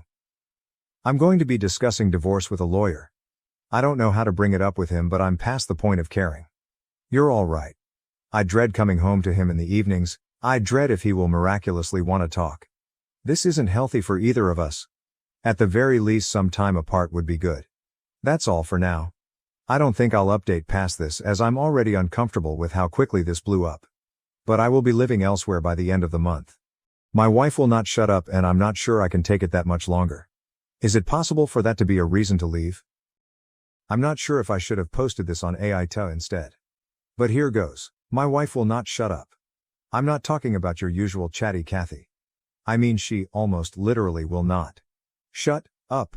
She will talk continuously from the moment she knows I am within earshot. Not just in the same room. I mean as soon as it's reasonable to assume that I can hear her. She will not stop talking until I'm gone, and sometimes not even then. On more than one occasion, I've gone into the bathroom, turned on the loud exhaust fan, taken a leisurely dump and then returned to hear her cheerfully engaged in the same conversation she was enjoying before I went in. She also refuses to use the exhaust fan while she's in the restroom because it would prevent her from being heard. So I get to hear all the bathroom noises on top of whatever Homeric epic about her friend's cousin's girlfriend's hairdresser she's blathering on about. I once drove from Tampa, Florida to Chicago, Illinois with her, before we were married. I'm such an idiot. Without saying more than 10 sentences. She did not stop talking the entire way. The entire way. Television onto a show I like? Pfft, that's not a problem. She'll happily turn the volume down so it doesn't get in the way. Having sex? That's the perfect time to tell me about how Olivia Newton-John still has the leather pants she wore in Greece and she, brace yourself, still fits in them. Really? Needless to say, we don't go to the movies. Ever. I've been shushed out of too many theaters. I get it. She grew up in a huge Italian Catholic family in the Bronx. If you don't talk loud and constantly, you don't get to talk at all. I, on the other hand, grew up in a Scandinavian family with 2 children. To this day, I'm not sure we ever had a conversation in our house. I actually often wonder if that's what made me attractive to her. I was taught to politely listen to people and then wait for them to finish before replying. She never finishes, or takes a breath it sometimes seems. So to her I'm paying rapt attention to her no matter how much she talks. That's not true though. Another difference between people of Swedish heritage is that we don't use filler words for acknowledgement. Other than the Minnesota nah, useful on every occasion, we're pretty much silent when we listen to others. No or yeah or OMG needed. A nod of the head every 10 minutes or so is all you need to convey your attentiveness. I think it has a lot to do with living in the frigid north. You keep your mouth open as much as my wife does, and your teeth are going to shatter from the cold. To her, that's like being in the room with a dead person. She's always stopping to ask, "Are you even listening?" Or say, "You never pay attention to me."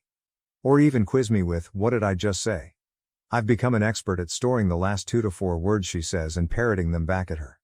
She'll be like, blah blah blah. And then she told him she wasn't taking that kind of crap anymore.